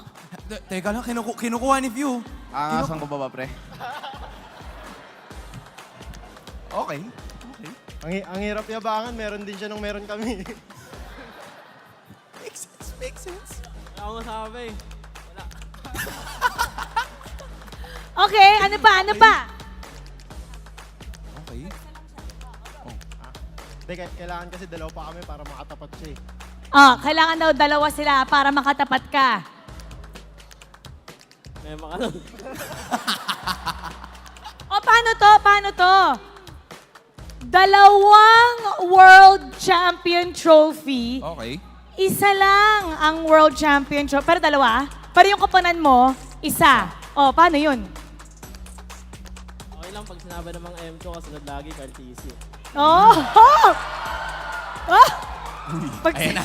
M2, Medyo Cartesi. diesel tayo. Okay. Late dumadating. Paano yun? Bawi Paano daw, yun? bawi. Wala daw yung M2 nyo kung wala siya. Nadikit daw. Paano yun? Ikaw. Pag tinanong naman sino idol ni Carl, alam niya yung sagot eh. Idol mo ba? Idol mo ba? Yung totoo. Ano yan? True good yan. Idol mo talaga. Ano mong comeback mo sa kanila? Wala na. Wala na masabi si Flop eh. Wala na pala masabi, Flop eh. Okay lang. Alam naman ng lahat kung sino yung nag-MVP ng M5. MVP daw. MVP nung Game 5. Wala na daw kailangan sabihin. Paano yun? MVP daw nung Game 5. Kaya ka lang kasi nag-MVP kasi wala ako eh. Oo nga naman. Dahil nung nandun siya, hindi ka nag-MVP. Okay. Kita niyo yan. Alright. Ano na, Carl? Ibang bansa. Ay. Parang mainit kasi kayo eh. Mainit kayo lately sa ibang bansa eh. Paano yun? Paano yun? Okay na yun. Bahala sila. Lagi naman Pinas panalo eh. Laging Pinas ang panalo. Okay. Kahit anong gawin nila, pag nakita nila yung mukha ni Carl, manghihina na agad sila. At ngayon makikita na natin kung sino nga ba ang manghihina sa laban na to. Undefeated versus undefeated. Only one will win. Now let me hear it from Echo. Okay. Kamusta naman kaya ang APBR? Pakiramdam ko, bawal manghina sa laban na to. Bawal manghina, pero tingnan natin kung sino nga ba ang manghihina sa final face-off. You guys, instead na shaking hands, kayo ay magtititigan. Tama. One final titig. Uy. Simulan na natin ang ating laban. Babato na natin sa ating mga casters. Pasok. And there you have it. Both teams are ready to go and battle it out. The battle of the world champions, as we saw there. And just real quick, there's a lot of heated words passed back to each other there from these teammates, these former teammates even. Yeah. But let's go ahead and take a quick look at the lineup here for Echo. I mean, do we even have to talk about these guys anymore? You know. Probably. Okay, that's BLCK, that's Carl, Sanji, Sanford, and JP. But this time, I think that it's fair to say that Sansan is leading the charge. Like, Carl, TC, Benny, and JP, they kind of took the backseat. And so far in the last 2 weeks that we've seen Echo play, it was the Sansan duo that took over. Well, across from them, APBR, the current world champions here.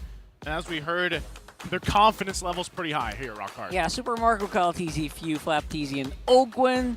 They've had a few exchanges about who got the MVP and who got the championship, but you all watched it. We all watched it. We all know that, you know what, teamwork makes the dream work for both of these. Obviously, they're having a lot of fun there, but in the end of the day, you know what, these generations and both of these teams and both of these world champions have kept the standard up until today, until today's standards.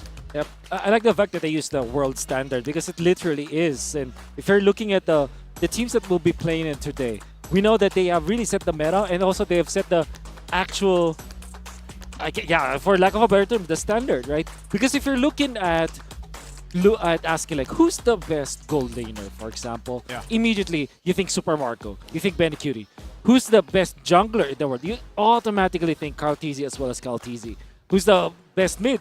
Obviously, Few will always be part of the discussion, but Sanji also is, you know? And that's very true with the XP laners. That's going to be, in this case, Sanford versus Flap. Everybody that you ask, like, who's the best at each position? you think about these two teams? Well, let's ask this question, Wolf. Okay. What is the keys to victory here for this matchup between the world standards? Well, why should I answer anyways? Why should I bother? These are world champions.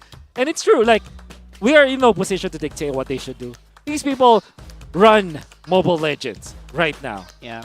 They're basically the, you know, what the pattern that everyone is trying to follow, trying to emulate, so that maybe they can also become champions in the future. So, the keys to victory is not Ruch. Yeah. Basically, just them being them. Them being champions and them showing us what they're made of. And you know what I like about that? Going back even to the whole conversation of boring region. When you have these world champions here, one thing's for sure. Boring, in my idea, is like, all right, some people might see it as boring, but I see it as disciplined. Both these teams right here, these players and their coaches and everything involved here is so disciplined that it got them to this point where they are. Not only that, the fundamentals, that's fundamentals. And honestly, in any kind of category that you follow, fundamentals are kind of, people see it as boring. Like, I don't want to learn the basics or the fundamentals, but these guys have mastered it. And then, when they've mastered it, they've developed their own play style. The Echo Express, AP Bren, the way that they play together synergistically, that's what happens here. So again, as we get ready for this matchup, we want to just let you guys know there are rewards available. Come and watch the MPL matches and TikTok to join the goodie bag lottery and be one of the lucky winners. Yeah, all you gotta do is go to TikTok, open your TikTok app, go to MPL Philippines TikTok channel at MPL PH_official and click on the official live stream. You'll see our faces and you'll see the players, you'll see everyone having a lot of fun. And then you grab the goodie bag on the upper left of your screen. Don't forget, by the way, hashtag APBren or hashtag Echo alongside your ID in game with your server. We're picking 2 of you guys from the English stream to win 1,000 diamonds, so let us know with those hashtags who's winning as we jump into the draft here for game number 1. Ban's already through nearly for this first phase. But look at the win rate here. So Echo's win rate, 83%. I think at this point, you don't look at the stats anymore because they haven't been defeated anyways.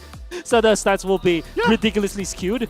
However, Echo did lose 1 game as the blue side. Immediately, they pick up Roger. We were talking about how strong this hero is in the gold lane.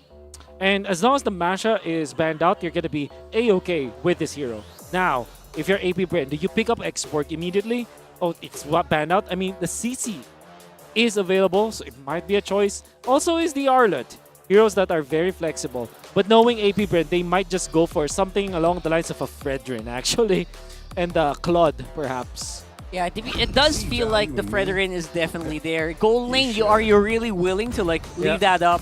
Obviously, you don't want to give BLCK, you want to just signature heroes. Carry is something that you also think about whenever you think about BLCK. So that's available for Echo to take here on the second phase. Okay. So Barrett's the answer.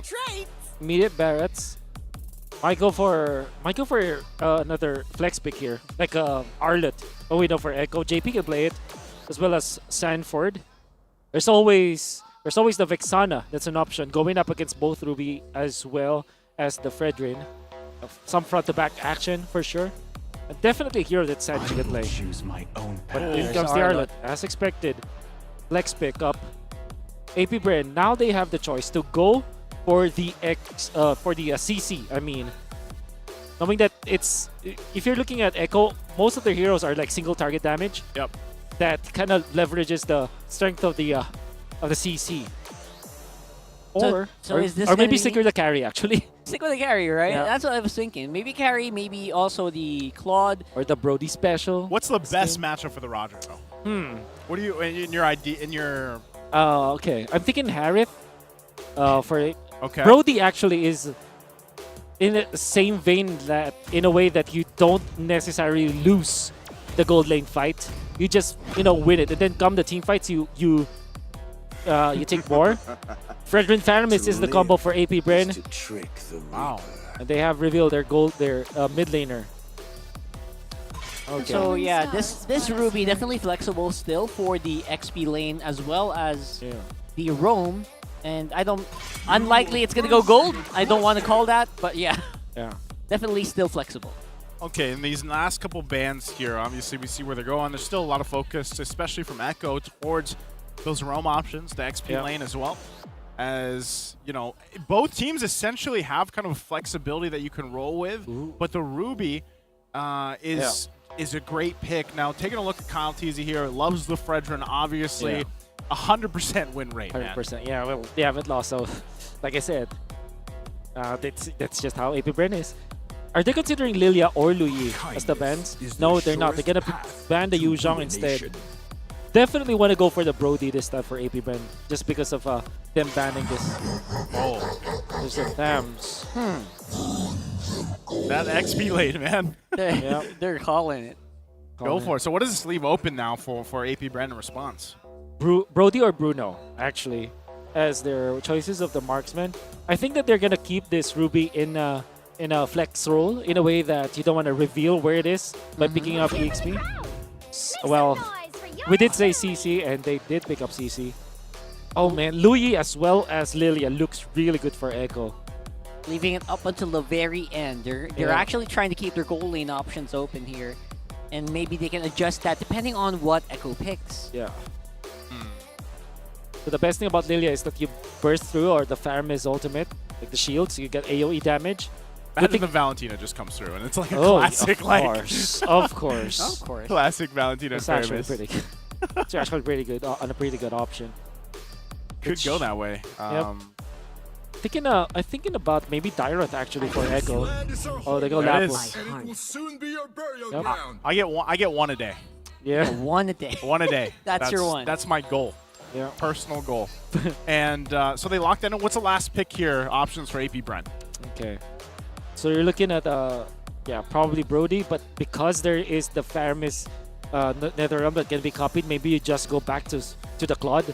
You have CC and Ruby anyways for the support, and you have the Faramis ultimate to go with that, so it could be A-okay with the Claude.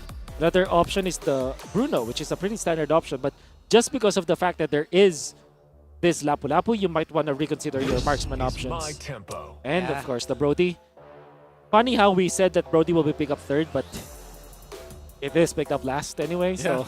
It's just so good right now. Obviously, it's the marksman that will, you mentioned it, it's not going to win against the Roger, but it's not going to die. And that's the important thing for most marksmen, right? That's why the Brody scales so well. Well, we saw in the lineups. We'll see exactly how this starts. Again, it's the superstar match of the week. Huge shout-outs to our online viewers who are with us to witness this great battle. Yeah, and of course, as our way of saying thanks, watch out for the code that you may redeem in your MLBB app for hero skins and tournament chests. And don't forget, guys, again, picking 2 winners from the English stream here for 1,000 diamonds. Let us know with the hashtags #Echo or #APBren alongside your game ID and server. Comment that. Comment it down. And let's get ready for this matchup. Again, a best of 3 here between the world standards. It's Echo and APBR. Lapu-Lapu is, honestly, I'm a little surprised about the Lapu-Lapu showing up. Were you guys not like a little bit rattled? Like, what's the reasoning behind this? I have a simple way of tackling things wherein every time that the Faramis is meta, Lapu-Lapu will always be meta. Just because of that interaction, where you're the one to kind of counter the Faramis ultimate. It's pretty simple for me. So just dive in on the Faramis ultimate with your bravest fighter. Exactly, just free setup, because one swing of your, or maybe 2 swings of your ult, you already have taken out the Netherrealm extra shields, and they will be stunned, and that's free setup for your stun. And not only that, but you actually get to complement, and this could work also really well with the final slash, right? Either for the after effect of that, when the Netherrealm is already kind of expended a little bit, or even to set it up, to let that be available. Really great point, because what you get from it, like, it's extra vengeance. At the same time, you can swap between your initiations, right? You can start with the Arlet, you can start with the Lapu-Lapu, or vice versa. Right. We're also seeing a little bit of a, what do you call this, reminder why the Lapu-Lapu is going lower in the pick percentage, because the CC is just tearing through it at this moment. So Again, it all depends on whether or not you're going to be aggressive or you're going to try to maybe just sustain up until the mid game, I guess, right? Now, as we get ready for this first big objective of the game, the Turtle being that, we'll have to see how APBR wants to approach this with the lineup they have. In terms of already having, you know, this Fairness pick, this Valentina pick, a matchup that we used to see so much of, we know that it draws fights out, like it draws team fights out here. And I'm wondering if it'll be a little bit different now that, you know, for example, we have that Roger playing a part of this lineup here. Do we have some burst potential? Uh-oh, JP. Yeah, if you're talking about burst right now, JP is absorbing the brunt of it, as APBR are getting ready to position themselves, try to take this turtle. Obviously, both marksmen are not present here. Flaptease is quite low, though. I think he still has the Vengeance, as he does. So that means it might just get reset here, and that's exactly what they're doing. Okay, so they're just kind of feeling things out here. Both teams, though, now have a lot of those level 4s available to them. You can see how it's still very calculated from both teams on how they want to approach even this first turtle.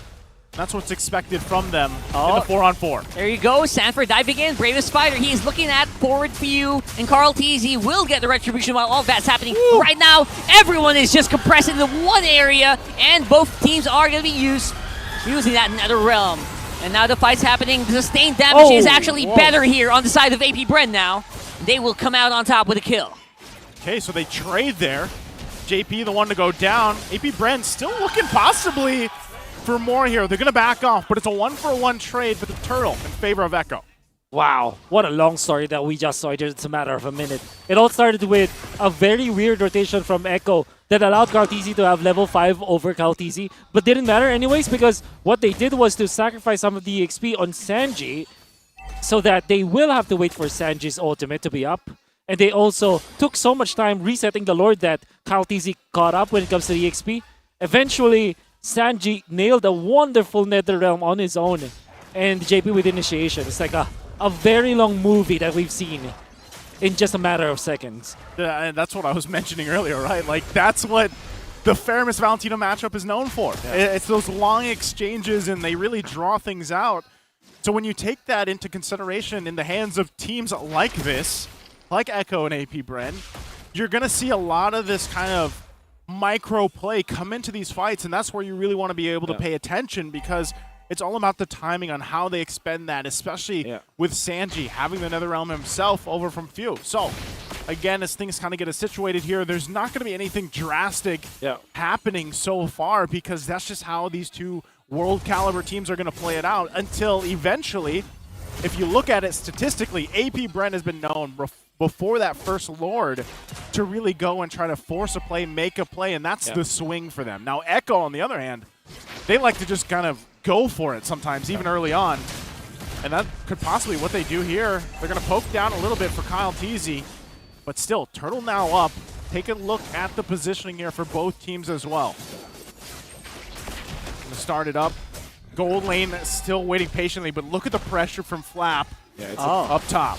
It's really good right now. Obviously, we're seeing basically a free turtle here for Echo, but Bren's getting a lot on the map as well. So it's basically, they're trying to nullify each other on the macro scale of things. Yep.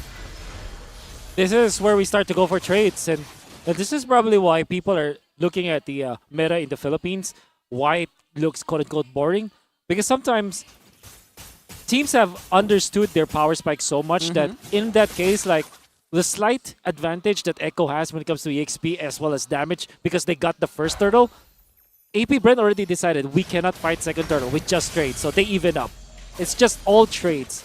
That's part of the reason why teams or, why viewers look at the Philippines and say it's boring. It's because of the better understanding of the macro game that you just trade off. That's true. Yeah, well, that's what I was saying. It's really a disciplined approach as a region as a whole, right? It is. Now, if you're a viewer and you're watching some of the other regions, it's fun to watch all these clashes here and there. It gets a little messy, and you're like, oh, that was exciting. But also, there's a whole nother level to it where it's exciting looking at how they approach teams like this, approach these objectives, because we don't. Let's be honest, we all know that objectives win the game. Right? That's what it is. Yeah. And the same can be said when you look at the disciplined approach towards the objectives. Yeah.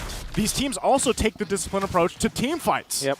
So even the team fights, for the most part, are not messy. You know, Exactly. And some people just construe that with messy as entertaining. Exactly. Well, it depends how you look at it. Depends how you look at it. That's why I really like our international restreamers. Big shout outs to Trex. Trex is entertained by this kind of gameplay. Yeah. Oh, yeah. And another restreamer named Mirko. Who's Mirko? Who's Mirko? He likes something that starts with Viva and ends with Max. So shout outs to Mirko. He's also restreaming right now. He's bored about this stuff because he's a messy player, you know. He is. He is. I've seen him jungle. Yeah. Shout out to Mirko. What's up, Mirko? Shout out to all the restreamers here as part of the English broadcast. Now, once again, Turtle's going to be up here. Third one of the game. AP Brent going for a fight. Oh man, JP's dancing in and out of these ones, and he has to use that flicker to basically survive. Right now, though, Sanford, he's not done. Trying to get that fight started, and bullets are flying everywhere. Both teams flying under the Nether Realm right now, and healthier HP bars belong to AP Brent. Carl TZ, he doesn't really have that much sustain left anymore. Ultimate's already used up here, and Flap TZ, he's yo-yoing himself into the fight. Benny Cutie still got some firepower with that Lycan Pounce, and it looks like it is going to be, feels like even Stevens for some reason. At the end of the day, it looked really good. It looked good, though. It looked good, right? And Sanji was very disciplined. I gotta say, big props to Benny Cutie. Very clean gameplay from the Roger, taking advantage of the Lycan Pounce, and also the way that he switches between range and melee mode, as he's able to just kite through the members of AP Brent. It looked really bad for Echo, but he kind of salvaged it. Nevertheless, I think it was Kyle TZ as well as Ogwin that really made this look good for AP Brent. The way that they are kiting, look at that in and out. That you're looking at AP Brent. In and out of the fight. Eventually, Kyle TZ goes down. And this could have been very bad for AP Brent, but they dodged it in the end. Good clash from both teams. Yeah, that could have been so much worse. It looked really bloody. And at the same time, people were juggling HP bars between each other. You know how that's just... One of your stickers will say this. That was a masterclass of how the team fight. Yeah, it was. And real quick, as we get ready for the next objective here, items, how's it looking, Wolf? Okay, so one thing that really shocked me was the choice from Benny Cutie. And this is Impure Rage, Roger. We saw earlier it was the Marksman emblem. Yep. Right now, he went in for Impure Rage. And his first item actually wasn't the typical ones. He went for the Wind Talker first, focusing on farm and objectives. Yeah, basically, faster attack speed and faster move speed get towards those gold sources a lot quicker. Okay, with that, next resource here, as they play around it, the next objective is going to be this Lord up. AP Brent not able to find the pickoff they were looking for. They did get the Daytona's a welcome up, but it's just going to be back up by the time that Echo decides to actually go ahead and contest this. But you still see the focus on the map, especially from Flap here on the bottom side now with the CC pushing there as he goes and grabs that. So they get another turret to work around with. And right now, AP Brent has to decide how they want to approach this. They still don't have a clear go signal on taking this Lord. So they'll just kind of wait and feel things out.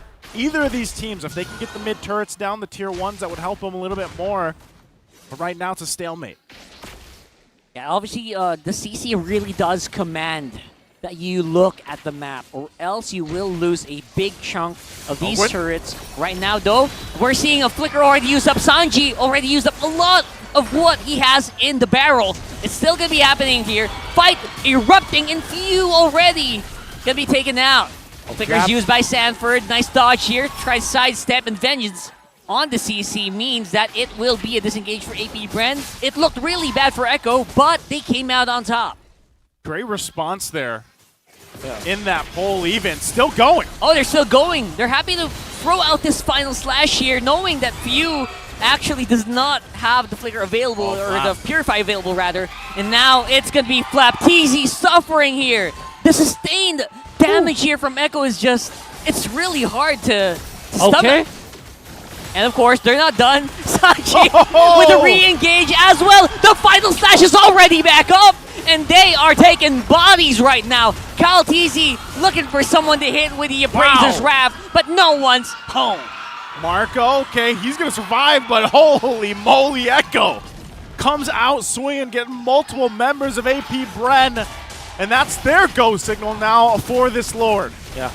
AP Brand just bit off more than they can chew. Few was already tagging so much, and even after he pops his ultimate, FlapTZ went in for the fight. He smelled blood and he went for it. He got baited by the bubble of Echo. And then eventually you can see Sanji just toying with death. We're gonna see it. Look at this. Look at how composed he is. He goes back even with a sliver of health, knowing that he can take out Ogwin. And what a final slash coming out from JP. Eventually followed up by CarlTZ. They're wonderful out there. And now they stop the Praetor's Wrath that could have been disastrous for them. And with just one clash, Echo is bona fide the leader of this game. Yeah, you know what? Most people on Sanji's position right there, with 1 HP and one of the torn apart memories going for your face, you would back off completely. But no, he went forward. That was beautiful to watch. That's just the confidence that the former world champions will have here. Again, going against the current world champions. So right now, AP Brand going to deal with this Lord. Should make quick work of it. The big question is how much space advantage does Echo get out of this play? And we'll see that in just a bit as they make their way for the resources here of AP Bren. And really, it kind of comes to the question. Hold on, they go pull. Okay. There you go. Nice pullback here for AP Brand. That will net them a Sanford kill. Sanji forcing a flicker out as well. Ooh, you already have Conceal used up. So both teams are really expecting a lot of resources just to stay alive, basically. And there's so many tools here for both teams to kind of initiate, peel, or just bait things out. Sorry. Highlight, is this boring? That caught me by surprise. Let us know. Is this boring, guys? Oh, look at this. Oh, they got separated by a mountain there.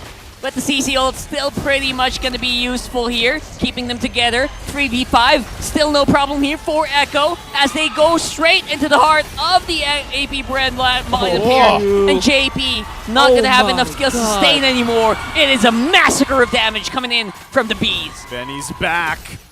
But right now, AP Bren going to keep running it down mid, pushing down this mid lane, possibly to get a tier 2 turret. They've got the numbers. Do they want more here? Oh my god. AP Bren still pushing the pressure in the mid. Oh, what a pull.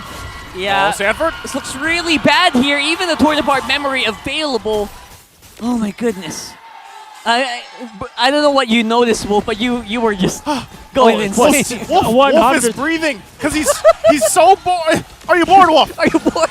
Are you not entertained? Are you not entertained, everyone?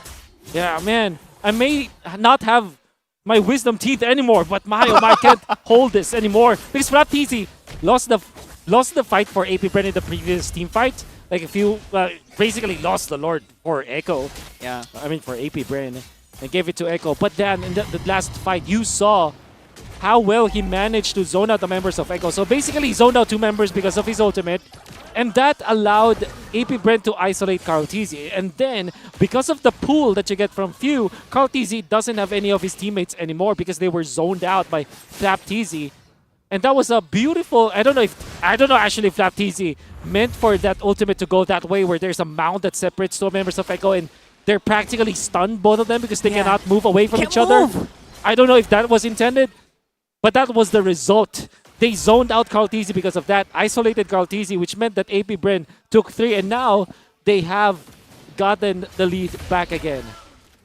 Well, with that, lead or not, AP Bren going to go ahead and start up this Lord to take it on their side here, but CarlTZ has the information he needs as well. Big item pickup for Super Marco. Sanji doesn't have an ultimate yet. He's got to hold on and find the right one here, but take a look at the positioning. Lord's going to go through this phase for a while until they punch it in. Ogwin, though. Yep, nice pullback there. CarlTZ going to be using up the CC immunity of the Barretts. Just try to stay alive, but look at that. Sanji is going to be the one who's caught here by the yo-yo blitz of FlapTZ. I think he still has the curry call available already. Used it up, making sure that Echo can't get out of this fight anymore. Now the fight's happening right now. HP are still very much healthy here for AP Brand, who have maximized the use of the Nether Realm. It's going to be JP falling.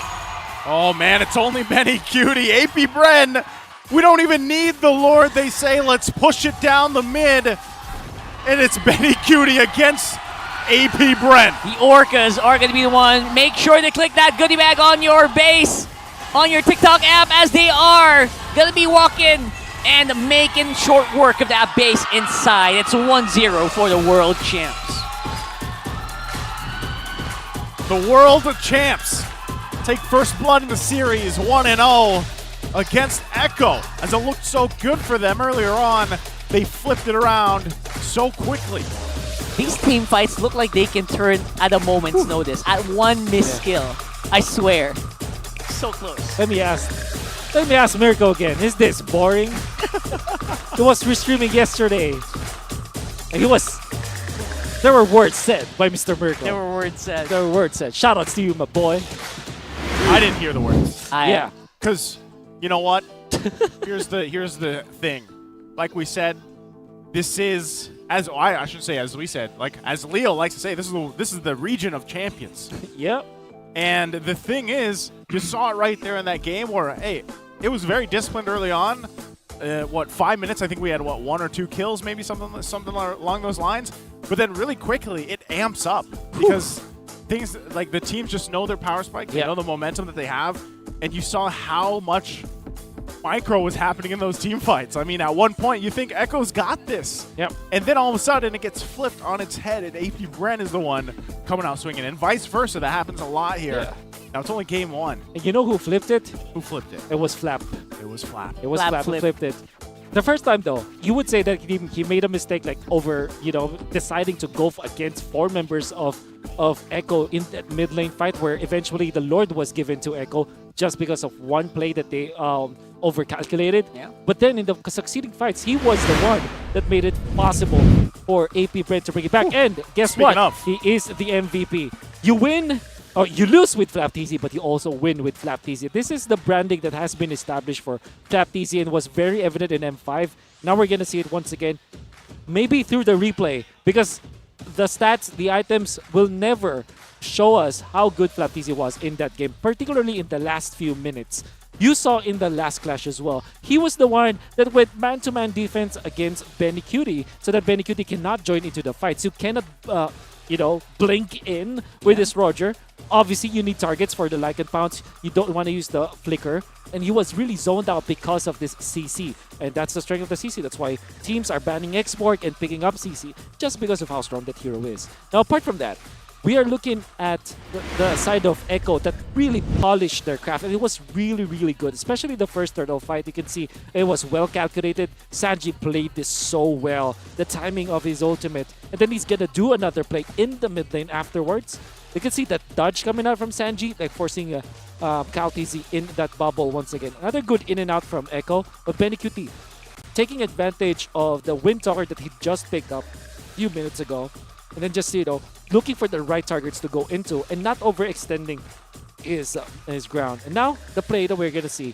This is going to be where Echo takes it back with that Faramis ultimate, but then the isolation play coming out from APBR goes in, and now they have found JP. Afterwards, they found CalTZ, and this was all started by an ultimate coming out from Flap once again. Another fight.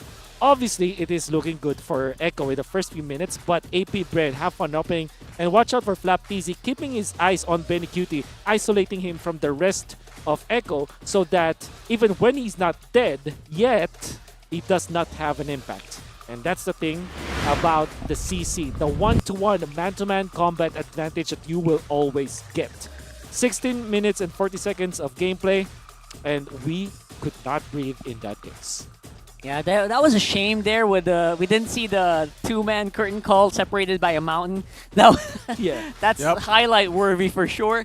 And definitely one of the reasons why it's also so good to pick up a CC, right? Yeah. You can fight 2v1, and those 2 people will still have a hard time against you. Yeah. We saw that at least multiple times here in the later parts of that game. Yeah.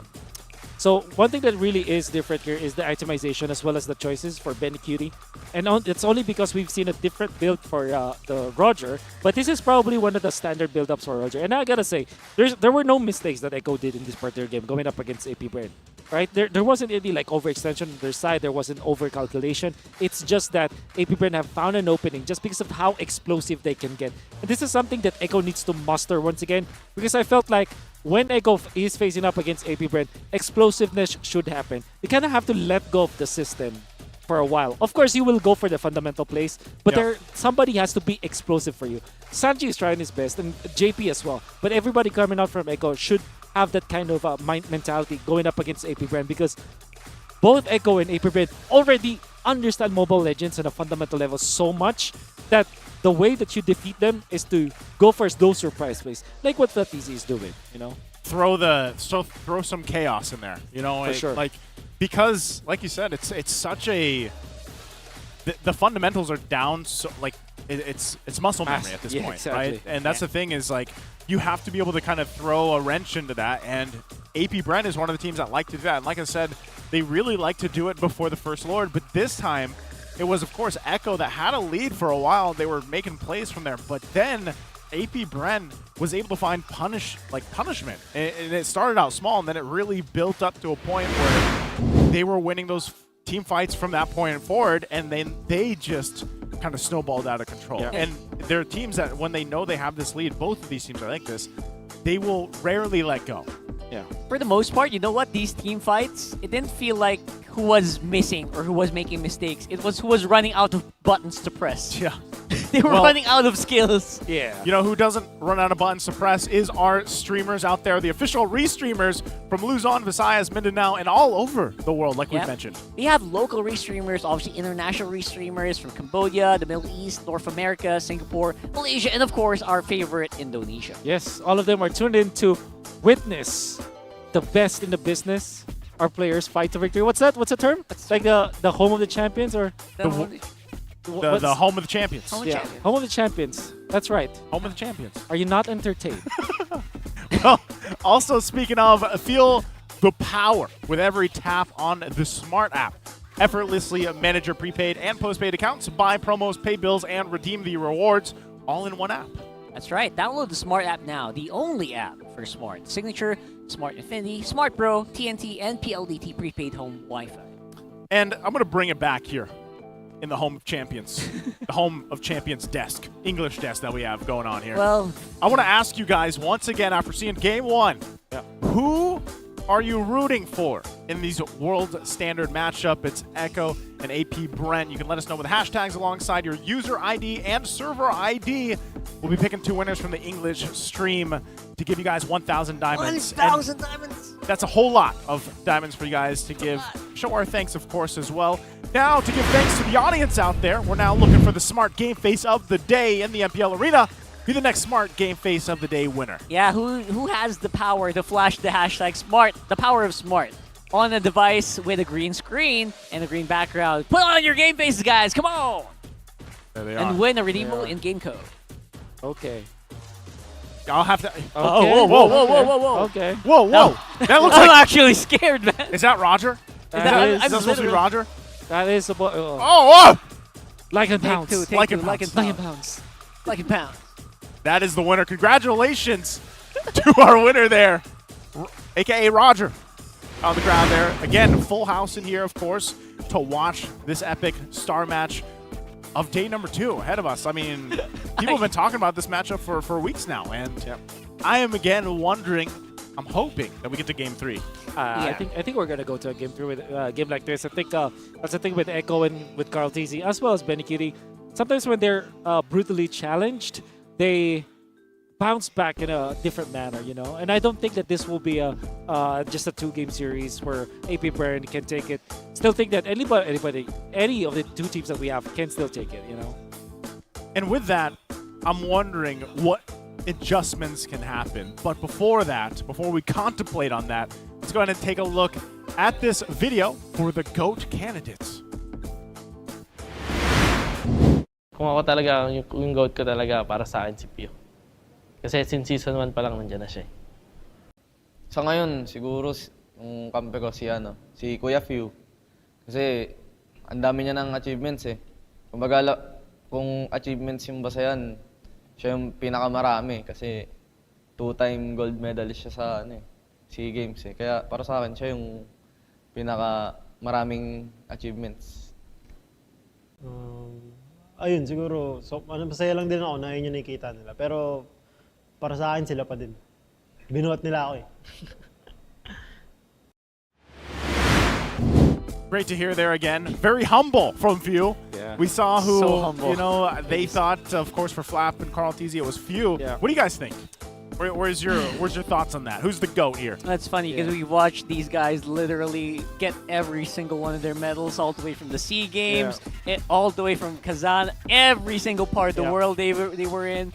To be honest, it feels so hard to pinpoint singular people because they always work so well as a unit, right? Yeah, well, honestly, it was easy for me because I think this is not the first time that I said it.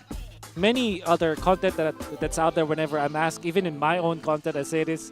My personal GOAT is Few. You? Yeah. You know what we need? You know, I know we have the Hall of Legends and everything. Man, we need a GOAT award. GOAT reward. We need a GOAT award one of these seasons. What's the range between that? How long? You know. I don't know. Every year? Is that every year? Every season? Maybe a seasonal thing. Maybe a seasonal thing. Or maybe a year. I don't know. Maybe every 5 years. Every 5 years. Every 5 seasons. Every 5. I was gonna say every 5 years. That'd be like Swan. 10 seasons. Yeah.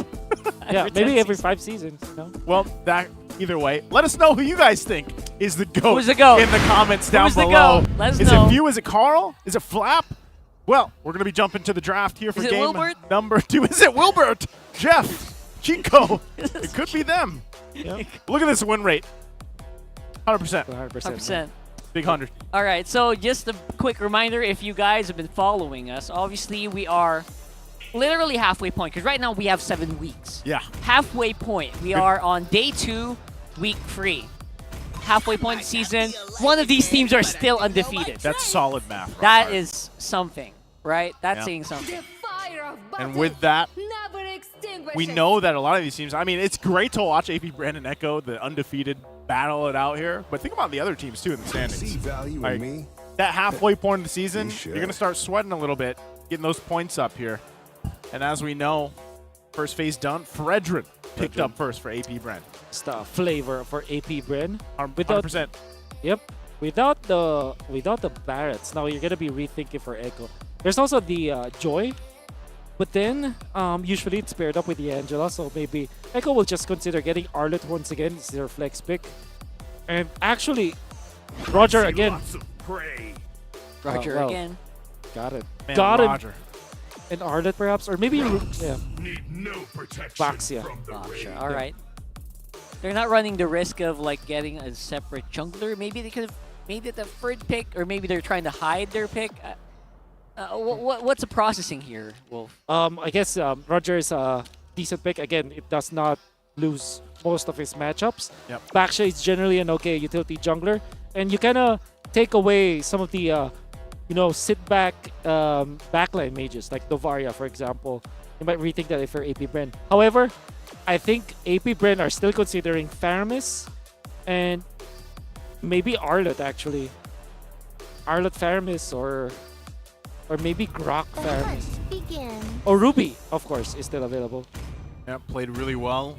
Previous game worked out well for them. For a lot of those disengages and the peels, and the reason too, they go with the Brody. They go immediately the response to Yuzhong here.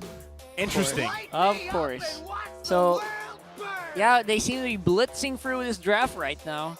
And a little bit of a change-up right now. They seem to be very happy to just secure these gold laners. Apparently, they don't mind any counters at all.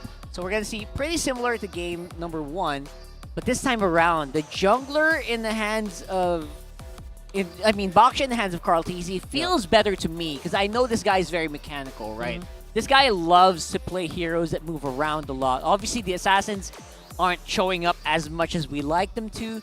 But, you know, Bakshia's like a nice or a nice middle ground between a tank and someone like an assassin who moves around a lot. Yeah.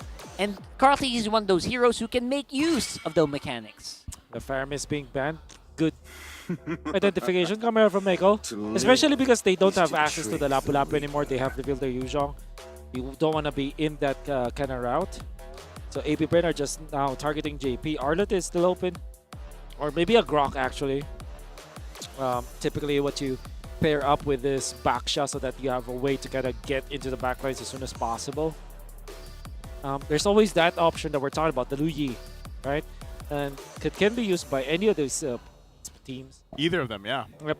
But then again, the CC is available for AP Brain. And the way that I'm looking at this is that if they pick up Brody as well as Fredrin, these are not heroes that can be good in the late game. So you need to carry XP laner for AP, for Prap TZ.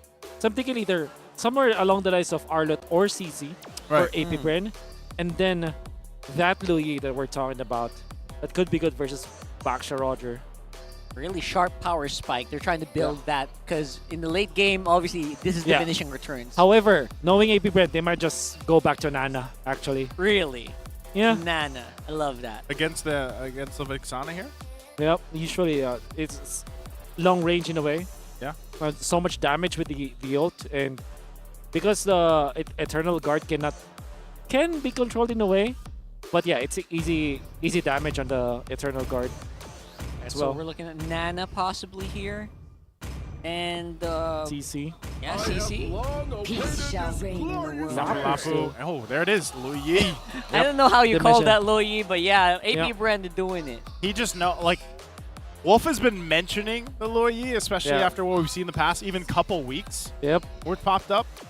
It hasn't found a ton of success, I would say, but it's still highly valuable for teams that can make it work. Diversion is crazy. Yep. Like when we talked about throwing a little chaos into the wings of things, I think Louis is probably one of the epitome examples of chaos. Exactly. His diversion. I think for Echo, you're just looking for something that can sustain in the front lines. Guinevere.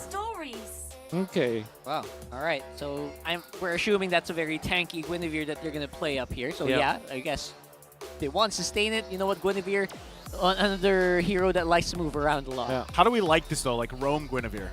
Like, I know it's not unheard of.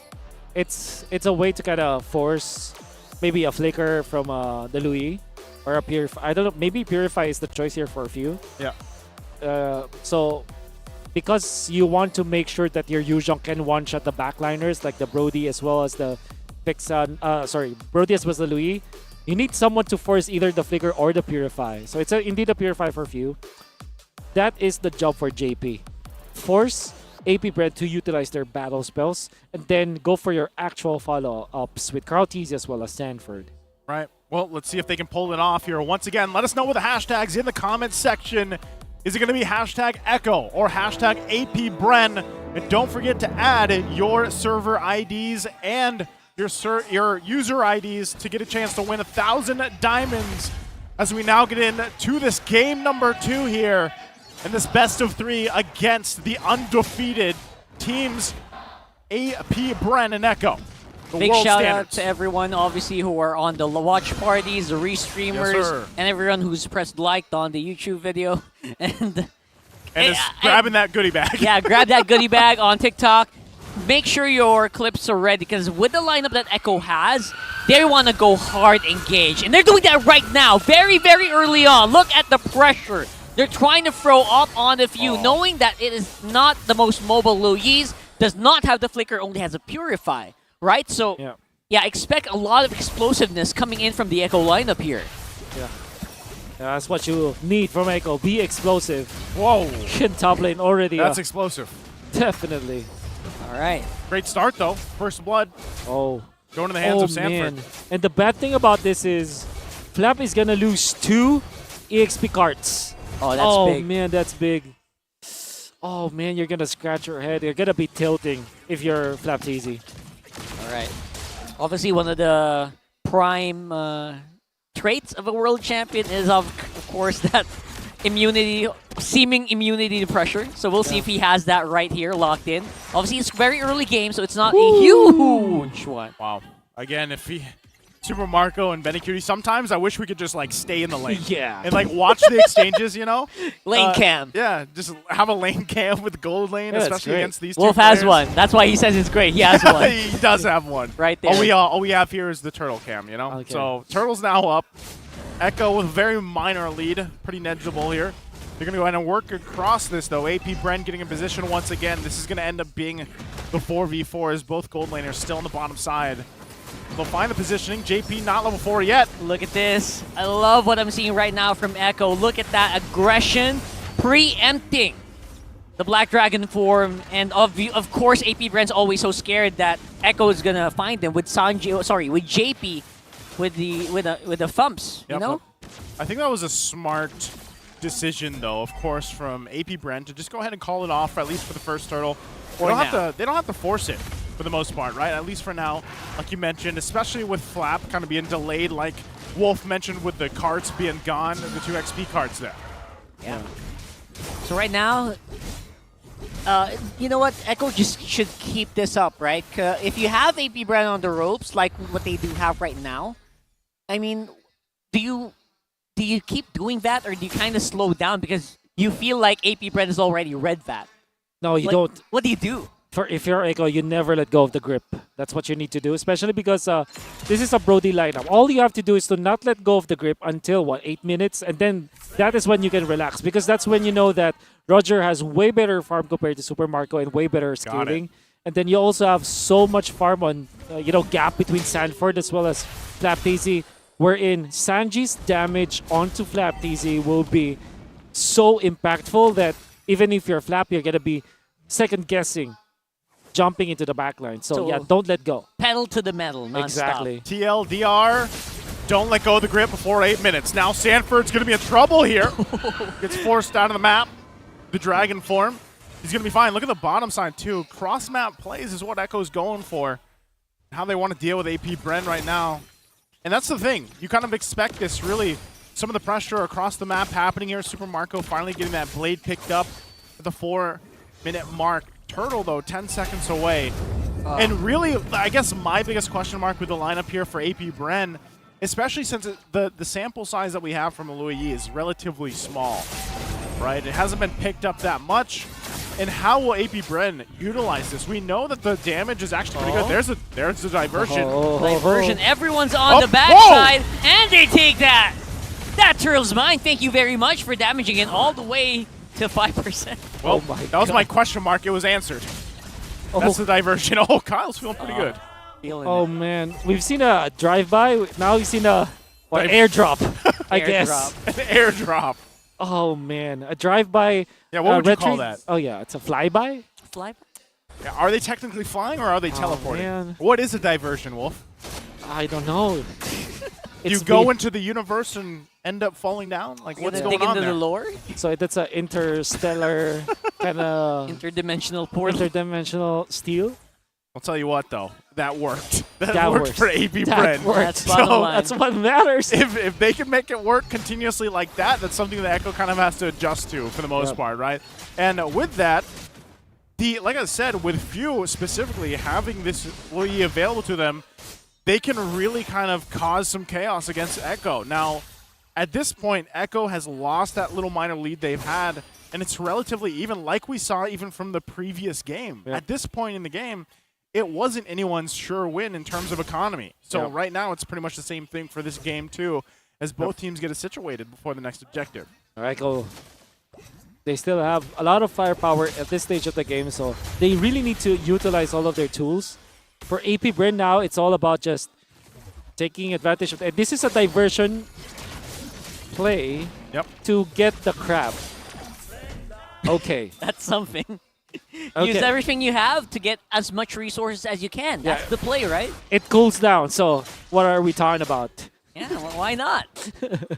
It works. It works. If it looks weird, but it works, then it's not weird. Yep. Okay, so right now, obviously, the resource battle is very intense between these two teams. Very close in the gold. Flapteasy has recovered so bad. He's even a little bit of gold ahead, or EXP ahead of Sanford. That's like the champion mental fortitude, isn't it? Oh, they spot this out, though. They know who it is. It's surprising it's Flapteasy who came out of the diversion. But look at this. Echo also has the conceal activated. Jumping in straight to the back line. Didn't catch anyone there. But the fight is still going to look really good here for Echo, as they are going to be able to take out Flapteasy. Now it's a 4v5. Ultimates are going to be down. Sanford's taken out as well. All right, so it's a trade. XP for the XP. It was a good attempt. Flap also even tried to jump in front of Carl Teasy. That's what I want to point out. Good heads up play coming up from Flap. Yep. But then again, Carl Teasy still managed to get the retribution up, so that's great. And then good re-engage coming out from Echo, especially from Sanford. But you gotta have to give it to APBR, especially with Super Marco. Just timing the flicker so well that there wasn't any combo coming out from Sanford even after the Petrify. Oh, look at the pressure here at top side. Very good pressure right now, and Carl TZ basically bypassing Ogwin, Whoa. going straight into Super Marco's face! My goodness, that was pretty, I don't know how to describe it, man. That was just smart play. And right now, they're not even done. JP uses the Violet Requiem to basically -1 view here. Still going. Still going here. Obviously, Carl TZ has a massive control now of the jungle of APBR. Okay, they're going to hold this mid the best they can as they take a little bit of damage too, but you know, even when you were talking about Super Marco, the usage of the flicker earlier before that whole exchange on the top side, I was like, man, this is kind of risky. They're pushing the pressure up there. He didn't have flicker available, and it showed they were punished, right? Even with a well-timed Eternal Guard from Sanji to kind of help land that stun and knock him up into the air. So now Echo on a swing back before this first Lord gets a big kind of lead in comparison to the early part of the game here. So now they've got 2K ahead. Massive swing for Echo with those skills. And now they have all access to the Lord. What Echo is doing now is because they're controlling the tempo, they are also having a way to kind of check where the diversion plays can happen. And look at, wait, did Few just utilize his ultimate so he can scout the Lord area? You get vision from that? That's cheating! They get vision? Yes, you do get vision from it. That's amazing, huh? That's cheating! It's not. It's using your kit. It's Wolf. using your kit. Of Come course, on. Of course. It felt like it. It felt like it was like... The next thing we need Free is vision. people saying, hey, that's map hack. It's Free part of vision, it. man. Dude. It's just mind-blowing. It is what it is. Pick Louis in your games, guys. Vision, so that your team won't even get the Lord. Because that's what happens in your ranks. God, Few. Are you kidding me? That's pretty smart, but still pretty much Echo is going to be on top with 2K gold lead. And they have a lot of freedom on where they want to engage. And then your ultimate is up once again. Like, it's less than a minute of a cooldown, so... Yeah, this is, at this point... Man. Look at the respect here, though, from Echo as well. Maximum respect. You're going to hold on to it. They still need to have their positions proper, right? So Sanji can't just walk in, or else he might get caught by Few or Ogwin. Oh, that's good damage, though. 1.5 bars with just one skill, too. This is That's too Vexana. risky, honestly. APBR has to be careful. They get poked down just by a couple shots, even from Sanji. Yeah, mine JP as well. Look at his positioning. Right Beautiful there on that lower positioning side. right now. And obviously we will see this Lord leash range very, very short. So it can't be as long as it used to. But they're still going for it. JP. Still going hard on. JP, he finds him. Finding Kyle TZ, but no follow-up damage. Nice assist from the Lord to the knockup. And there you go. Sanford is piling on. Benny Cutie basically unstoppable here on the Roger. But Flap TZ still making work of JP. So Brent Esports, APBR are still in this. Hard is low. They have the conceal. They have the chase active right now. It's Sanji who gets the Lord. Gets the Lord. Still going to be going for the fight, though. They get a kill. Multiple bodies dropping still. Benny Cutie to clean it up. Whoa! Flap TZ flickered straight up with a previous slider. Gets cancelled by Sanford. Oh my goodness. Unbelievable mechanics from both of these teams. But Echo comes out on top. Oh my God. Beautiful place. And then the diversion. Like the immediate punch back. Of course. It does not stop there. Nothing is free. Even when you thought that you could get away with it, there's still trade. But nevertheless, massive win for Echo. Undeniably, great clash. All started by JP himself, finding Kyle TZ. Nobody to check that short bush, the Kramer's bush. And now, you're going to see the jump coming out from Echo afterwards. And they also kind of shut down Flap TZ. The fact that Kyle TZ was taken out early in that particular clash really saved the fight for Echo. It's crazy, too, because Louis has been used 6 times by Few in his career with the 67% win rate. And, you know, we haven't seen like Yeah, we haven't seen any game-breaking diversions, but obviously they're still able to get these minor moments for AP Bren despite losing that team fight to Echo.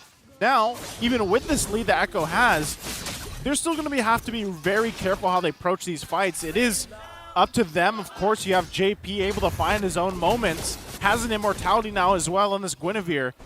So we'll see how they kind of play around this. With that, even with the lore that they got and everything, they get the space to work with. They have 5 turrets right now. Massive map advantage to work against AP Bren. No joke at all. The mechanics, obviously, both of them championship caliber still, right? A1. Yeah. At this point, even AP Bren, after losing a very convincing fight, Echo still only got like 2 outer turrets down. Yeah. And AP Bren, although they're down by 3K, they still hold on and they can push. So that's for sure some goal going in their favor. And they're still managing the lanes well. So it's not much of a disaster. Actually, they go for the play. Diversion. Diversion play out They get here. out. Okay. Great escape. That's Great escape. You know, diversion is not only for setting things up, it's also getting out of dodge. Yep. Quick bounce. They make that work. All right, so they're doing it. AP Bren, they're showing that, you know what, we are still pretty much in this game. There are tools that we have that we can still use to take these fights for ourselves. And if Echo are not careful, someone definitely will get caught out. Okay. This is the point where now you expect diversion to work in favor of AP Bren. Look at already the positioning, right? They're going to put pressure here on the bottom side. Okay. They're going to do that. They have diversion available to them. And we'll see how they utilize it here against Echo. Whether they stay on that side of the map or work around it. But one thing's for sure, they have information that they need. Still looking to work on that tier 2 as well. There's Here we diversion, go. though. Here's the diversion play. Of course, Echo kind of felt this already. That's why they're backing off. Yep. Yeah. But it's, you know what, that's also the impressive part. Echo must, at each and every turn, be super aware. Yep. They must not let their guard down. Diversion will be available in 5 seconds from now, by the way. So that's another one. That's something that Echo might not be prepared about. So. Ooh. All right, so they're going to be splitting up Carl TZ. That's a lot of chip JP? damage. Oh, Going JP got into it. JP got caught out here. Let's have the immortality, and of course, we'll also be able to get out with spatial migration. But now, big question is, how's this Lord Dance going to go? I think the big part of this, too, aside from the diversion, guys, is the positioning for Super Marco. This game, he's had a little bit of a difficult time really finding the positioning. Now, he does have Flicker available. He's also going to have to rely on the peeling potential from the lineup from AP Bren. But this is where it gets really difficult. Benny Cutie, he's playing guard. You cannot split against the split push master. No. That's what he's saying. I know this. I know this strategy. I know this strat. I know this dance. Yep. Ain't gonna fool me. Pretty smart. Pretty smart. Well, right now, it's a stalemate at this point because we got Benny Cutie planting himself in the bottom side. Keeping that together. I mean, Echo just has to manage this for the most part. Manage the pressure that AP Bren's going to put across the map. They're trying to do it again, right? They're going to go, as long as Few is with them, they're fine. We know that we can travel nearly halfway across the map to be where we need to be. So they put the pressure there again. They know that Echo has to respond to this. Yeah. But still, Kyle Teasy doesn't want to put the pressure on this Lord just yet. He's trying to hold it. Diversion into the jungle, though. Yep. It's only Ogwin. I'm pretty sure they don't see this until Ogwin does show himself. Sanji, luckily, will have JP to face check that for him. And now it is, everyone's going to be revealed. Conceal activated already, though. Lord is very, very low. Oh! Retribution still goes over to Kyle TZ now. Benny's Who's going to win on top of these fights, though? Damage being juggled very, very well between the 8 Echo members. Kyle TZ absorbing the brunt of it. Ooh! Big curse blast there. Absorbed by the AP Bren lineup. Teleport. And of course, with diversion, getting out of dodge. Benny, though, he is not done quite yet. He is getting so many kills with this Roger. Okay. Benny Cutie. Whew. I could have sworn that because of the fact that Benny Cutie wasn't there during the initial surge of fight, that was why Echo lost it, because they really lacked the damage. But then again, Benny Cutie just managed to recover once again. And we're going to see through the replay. Let's take a look at the replay here. Yep. So BLCK was absent first, but because of the second round of the fight, he used the Lycan Pulse so well that he found Calteezy, the better targets. This time though, the defense will be there for AP Bren, and the most that they'll get will be an outer turret up top. BLCK's use of the Lycan Pounce to basically go on offense and then Exactly. dodge a lot of skills. Exactly. It's a wow. Impressive micro coming out from Mr. Benny. Once again, great plays here from both teams. And No right now, doubt. Echo, with this lead that they had, yeah, they dealt with the Lord. They only lost that turret top side.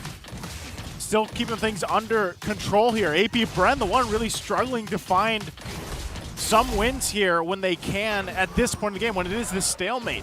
When it's down to the Lord fight, it's just a Lord dance. They do get a turret here.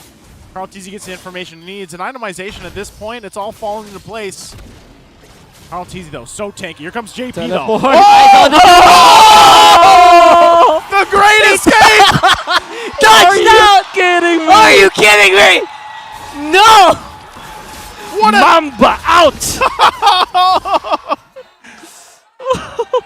Mamba out! Louis a la few. They got out of a 4-man Violet Requiem. That was close. Are you kidding? Oh, And here comes the conceal. All right, Owen still has the I'm offended here. Diving in with the Bravest Fighter. That is going to be Flapteezy. Flap. Now what's going the fight look like here? Calteezy looking like he's looking for Super Marco. Another Diversion TP. to make it out of camp. It's only going to be Flapteezy left, and that's a Lapu Lapu. It's an open base though. This mid lane could still get demolished. And the fight is happening. Sanji, so much damage coming in from this Vexana though is unreal. Calteezy falling on the floor. JP's very, very low. Where's the damage going to come from? It's Benny Cutie jumping in. And he dodged it. Oh, Sanji. You dodged it with the Winter Truncheon, forcing What? Echo back. What is happening? He didn't get the reset on the Lycan Pounce. Okay. The fake TP. Oh What is my happening? goodness. You're witnessing greatness. Oh my goodness. Nice too, and all of the viewers out there. And you gotta say, Echo really played that well. AP Brand got lucky just because of that ultimate, but the way that they handled Flapteezy was so good. We know that the Lapu Lapu has a lot of strength going into the backlines, but because of Echo's punish, isolation, now they've got it back. I'm impressed with Echo just going straight for Super Marco most of these times. Their targeting is very on point. Wow. Yeah, absolutely. Speaking of, look at him just making a line up there to the top side.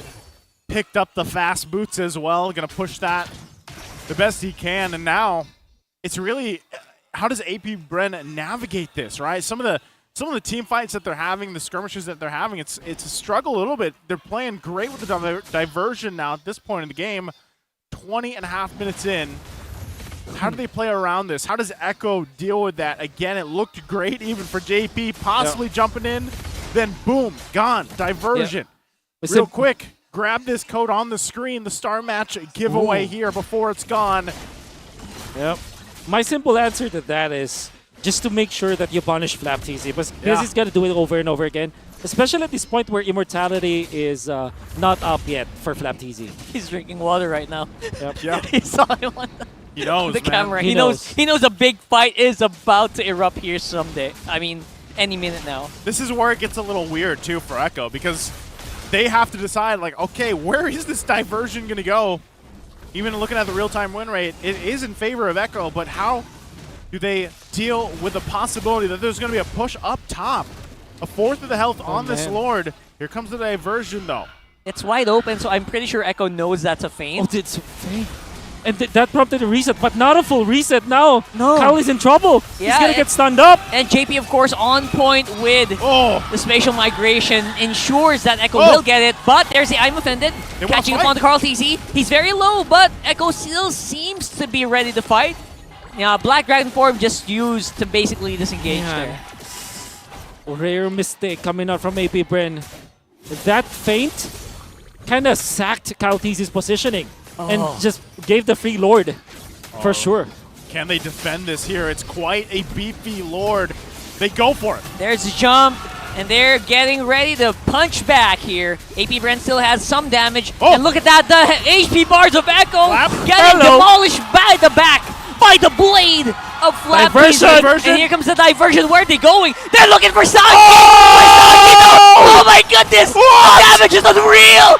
Sanji! AP Red disappeared from the map! Sanji was ready and Echo was ready for it!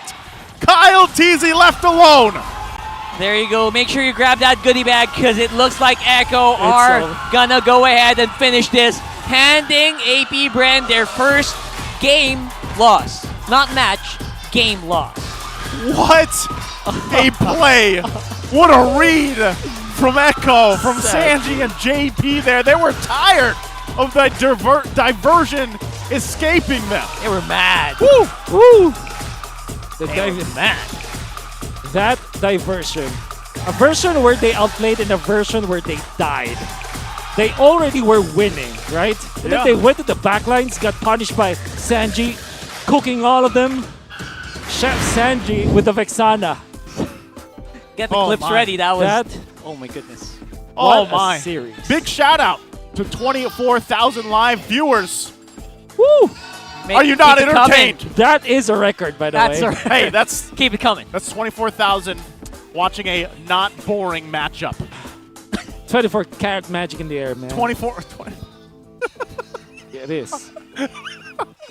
And imagine if all of them were pressing the like button and commenting who they want. I mean, who did you guys vote for? Yes. Yeah. Who did you guys vote for that one? Because we're going to game 3, boys. We're going to game 3. I would not have it any other way against this type of matchup in this league in the Philippines. We're going to game 3 with a team. Again, we heard the goal. Remember before from Echo what they wanted to do? They wanted to break a record. Well, now both these teams, their undefeatedness in terms of matches are on the line here, boys. Exactly. Well, Wolf, I'm sure you're gonna have fun with this one, man. Go ahead and break it down. Whoa, That's my guy. Thug life. Let Sanji. him cook. Let him cook. Let him cook. And definitely cooked AP Bren with their over-aggression. And there's no way to describe how well Sanji played that, but to look at the highlights. We still are going to look at his item build-up, though. Going for the Winter Treasure last, it was pretty standard. And then, of course, going for that that Master Assassin eventually, and then the Imperial Rage, which did not matter because he was hitting many people all together. Like, even the pokes actually coming out from Sanji were good. And he outputted enough damage for AP Brent to break their formation over and over again. And we know how that works. So at this point, for the side of Echo, it was looking grim. Well, not really, because they were actually manhandling AP Brand many times in this game.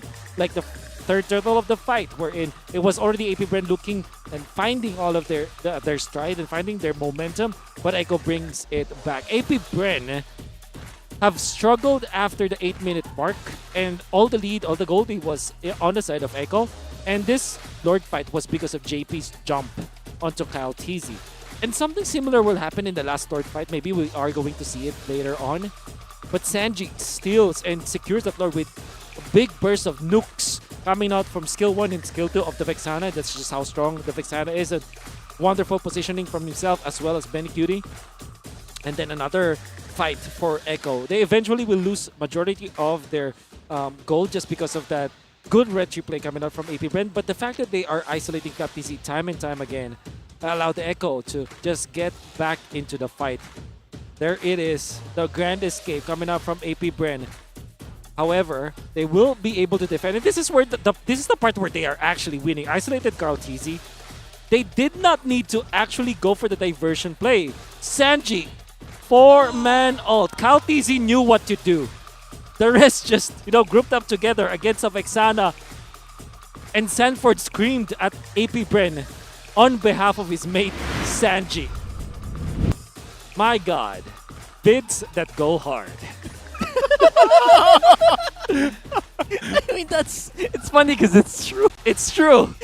We gotta make a compilation. Dude. Content idea, Wolf. MLBB bids that go hard. Oh man, someone's gonna make it before we finish the broadcast. I know. What have you done, Wolf? There's a channel up already. If there is not a channel by the end of this broadcast on TikTok, YouTube, that aren't MLBB vids that go hard, Yeah. or MPL vids that go hard, and it's MPL vids, all Yeah. MPL. I'm sure reviews. there's one that's already like images taken before a disaster. occurred. Yeah, that's So- one. Yeah, picks that go hard. That's also one Picks thing. that go hard. Yeah. But yeah, we're gonna do it. We're gonna do it. Gotta do it. Don't let me get home, boys.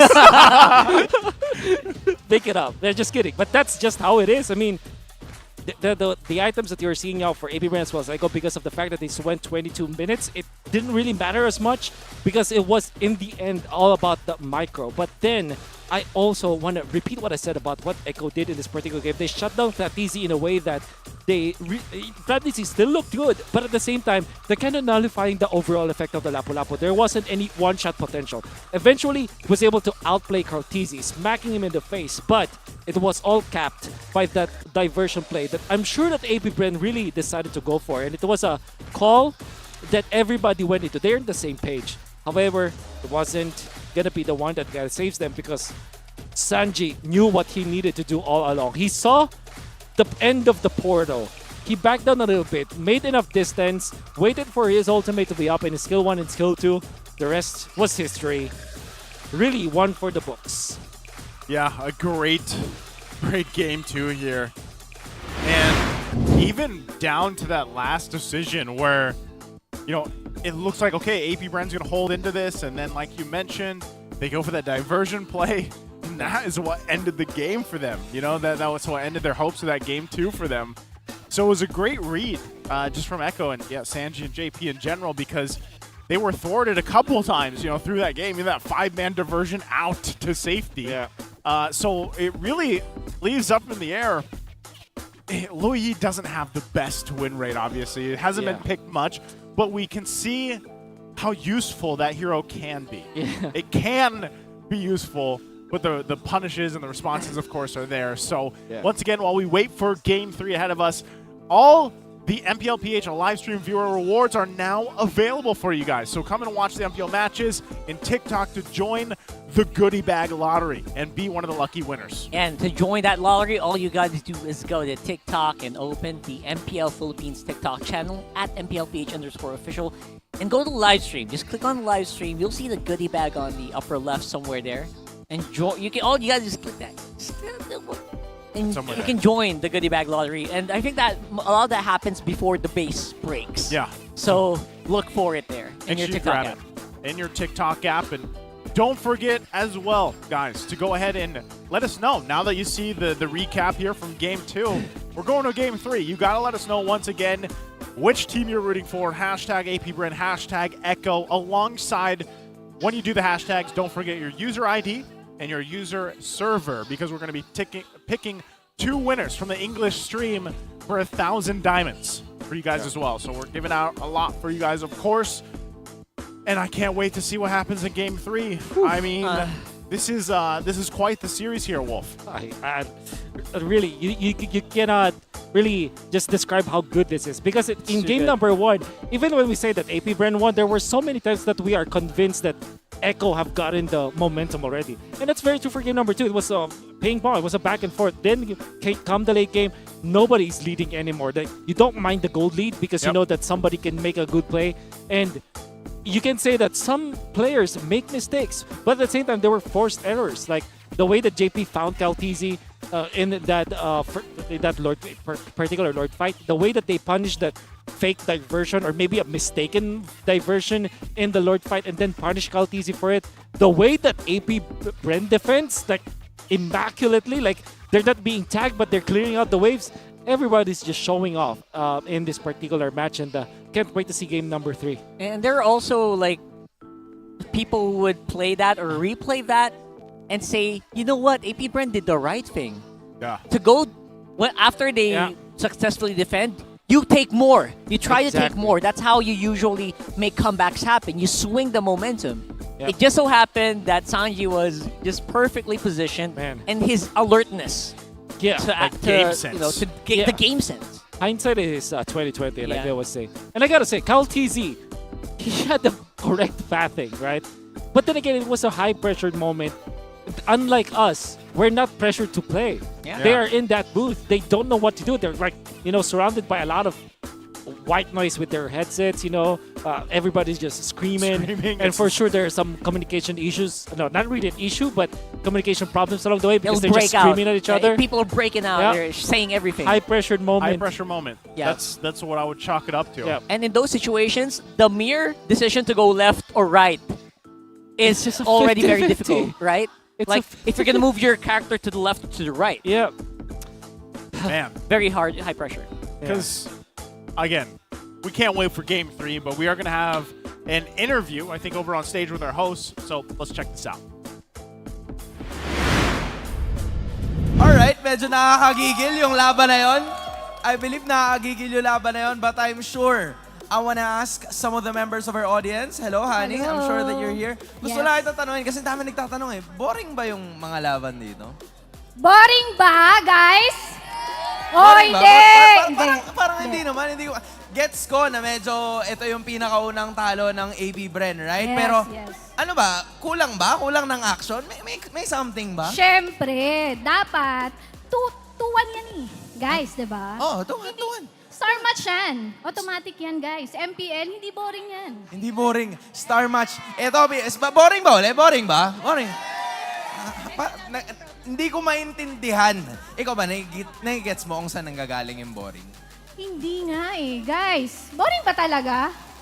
Ako o pa- baka sa ibang bansa boring. Ako pa... Uy. May... Joke lang ha, Hindi, joke lang. pero may point ka eh, di ba? Kung boring kasi sa kanila, dapat manalo, di ba? Parang required na manalo para hindi Yes. boring. Oo naman. Feel ko, kung boring lang ang pag-uusapan kung boring lang, sige, upo muna kami. Kasi papanoorin lang namin yung mga hindi boring na matches. Okay? Mara, kamusta ba dyan? Sure ako hindi rin boring dyan eh. Hindi boring dito. Kasama natin si Kyle, ang super Hi, fan ng Mara. Echo. Oh, sabi nila kasi, boring daw dito sa MPL Philippines. Of course not. Oh, bakit? Bakit hindi boring? Number one, for today's match, it's both world champions. Oh, yes. So, why not, diba? I mean, bakit Why siya not? magiging boring? Bakit nga ba magiging boring? Of course, we have Echo, diba? I'm first world champion. That's right. And we also have APBR. Okay, bakit pa hindi boring? Ano pa?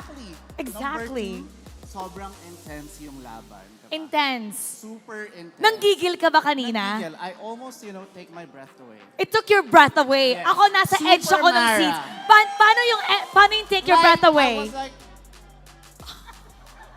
that. Okay, ano pa? Almost nakalimutan ko na nga yung pangalan ko. Tsaka kung Anong pangalan mo? I think Mara. Oh, I think I'm Kyle. Oh, Hi. Okay, third point. Bakit hindi boring? Well, third is that super saya ng community, both Orcas and syempre yung APBR. Ipakita natin kung gaano kasaya Bakit ang hindi natin Orcas. pakita Orcas? Orcas? Alright. Go Echo Lad! Echo Proud! Echo Proud! Echo Proud! See? At ngayon, titignan natin kung ano nga ba ang gustong sabihin ng ating mga casters. Iba to natin sa kanila. Casters, pasok, okay? Casters, Alright, okay. 3, 2, 1. Casters, pasok. Thank you so much, Mara Hands, and of course to the audience out there cheering for their favorite team between these two world standard teams. We're now down to a best of one, essentially Game 3 ahead of us, and Game 2 was we had to have a breather after that one. A little bit of a breather, but we do know that, and we expected and we wished for the series to go game number 3. We're given a wonderful game number 2, in fact, so I couldn't be even happier, As you said, Wolf, we're probably never going to see, or I shouldn't say never. Never say never. Yeah. We're probably not going to likely see a 5-man spatial migration into a diversion again and miss it. Exactly. That was a great setup. Once again, I don't know if we see the Louis pop up for Game 3. Maybe it's even... I don't think it warrants a ban at all, of course. No, not really. It's kind of a niche, I would say like a niche pick, if you will, or a cheese pick for some teams that like to play around with some of these experimental things. But essentially, I'm wondering if we go back to some form of a basic for these teams as we go to the draft for game number 3. And really, I don't expect anything different in the jungle, so to speak. But really, where's the Roger going? It's not going to be banned out. It's probably going to be prioritized, picked up. Last ban is that Angela. Still very similar bans here for the first phase. So where's Echo going? First pick Roger. There it is. That's where they're going. And then APBR picks up Fredrin and then Ruby. That's just how it goes. You're feeling a rematch here, Wolf? Feeling a rematch, actually. Ruby's such a good pick in a way that it's very flexible. But by the way, CC is available without the export, so there's a world where it's Fredrin and CC, All right. for APBR. Makes sense. You know what? I actually have to agree with you because the Ruby we saw from Ogun earlier wasn't like super highlight material. It didn't make a lot of highlights. Yeah. But that's the thing. You don't always need to make highlights to make a very scary play, right? So. All right. You should. Oh, Arlo. Oh, he's kind of like Ruby. Okay.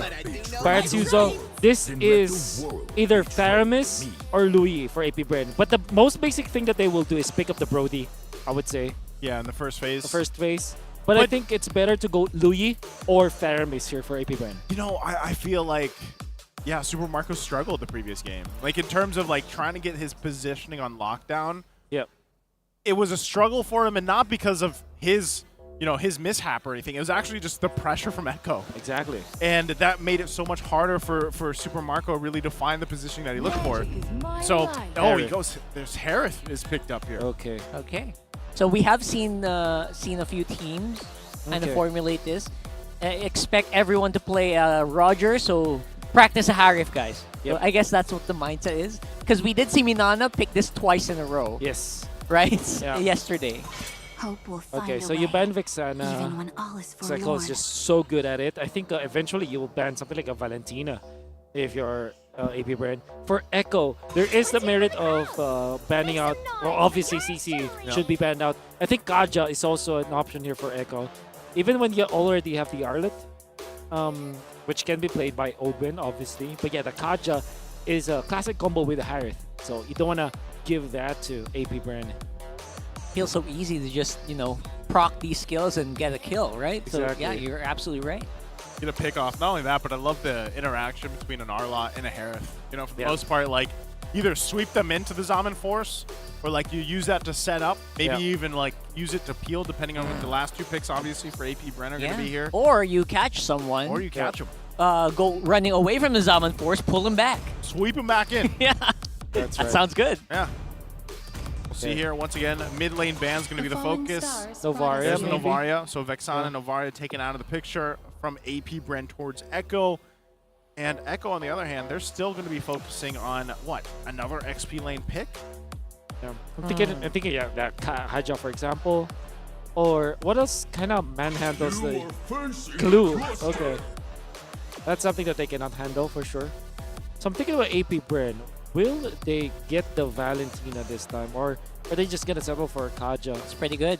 Yep. Also, Lilia's up for grabs. Lilia. I have a good feeling that Echo will pick it up. Or Luyi immediately. Or Luyi. Oh. It's time for APBR. Don't play with my heart, man. I love that Luyi round. Yep. Win or lose, it gives us great shows. Exactly. So the benefit of getting the Lilia obviously is to slow down the Barats. Barats don't want to play in that way, in that kind of scenario where you're always like slowed down. And the Faramis that we talked about, it's still it's gonna be picked up. But that opens up Valentina as well as Lilia for Echo. So there's that play. Oh, man. I don't know if I want to see this after game one. Yeah. The Valentina Faramis, again, those are such long, yeah, drawn-out fights, but like there's some beauty into it, too. It is so I guess I good. just have, like, from seeing that, what was that, Season 9, Season 10, when it was always Valentina Faramis. Yeah.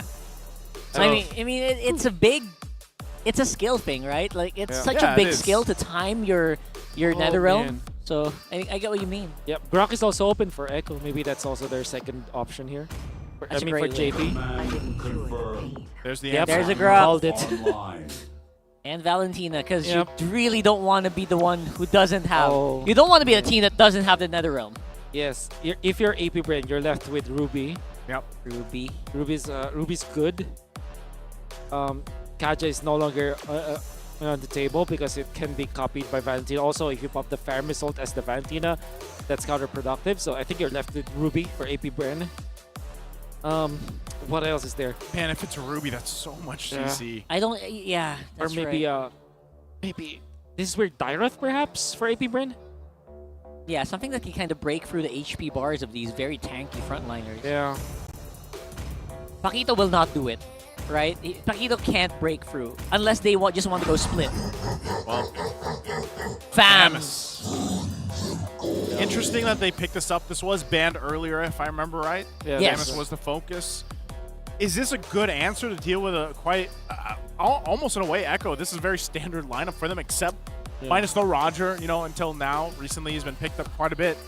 Is this a good lineup, though, for AP Bren? I would say decent lineup. It's still a 50-50. The benefit of getting the Fams is okay, wait. Yeah, the benefit of getting Fams is you're okay with the matchup and you're okay with your lane to lane matchup. Yeah. That's what I'm saying. Like you kinda hold on to the Yuzhong. You kinda man-to-man the Yuzhong. Like, you can mirror where the Yuzhong wants to go, kind of block him off. Yeah, you just try to also help contain him, and also you're kind of a front line as well, alongside not just only the Fredrin being available to you. So let's see how it all comes together here. Echo and AP Bren, one of these teams is going to have their first match loss after this game. Let us know in the comment section below who you're rooting for. Hashtag Echo, hashtag AP Bren, alongside your user ID and user server number. You get a chance to win some diamonds today as we take on this last match between these two powerhouse teams. Two winners of 1,000 diamonds, and all you have to do is comment? I mean, that's something. I would do that. I wish I was watching right now. You can be, Rockhart. I choose not to. Let others have a chance. Let others have a chance. Others have a chance. Moonton will give us diamonds for another spin. Another spin. So thank you. Moonton's so nice. Anyway, so now it is going to be a question of whether or not, you know what, JP can make a play here. So both roamers have this instant flicker big skill that they can use, right? Either flicker final slash or flicker wild charge. We'll have to watch out for that. Yep. Obviously, that will be happening after level 4. We're very close to this turtle for 8 seconds. You always have to have a Vengeance Carrier when you're facing up against the Roger. Although there's like unbounce majority of the damage of the Roger. What you want to hit, you know, in front of your opponent. So especially because Benikitty built this up with a Windtalker, so attack speed build is generally going to be suffering from Vengeance users. So that's the reason why they pick up Fams. Right. They need to have a Vengeance Carrier in this game.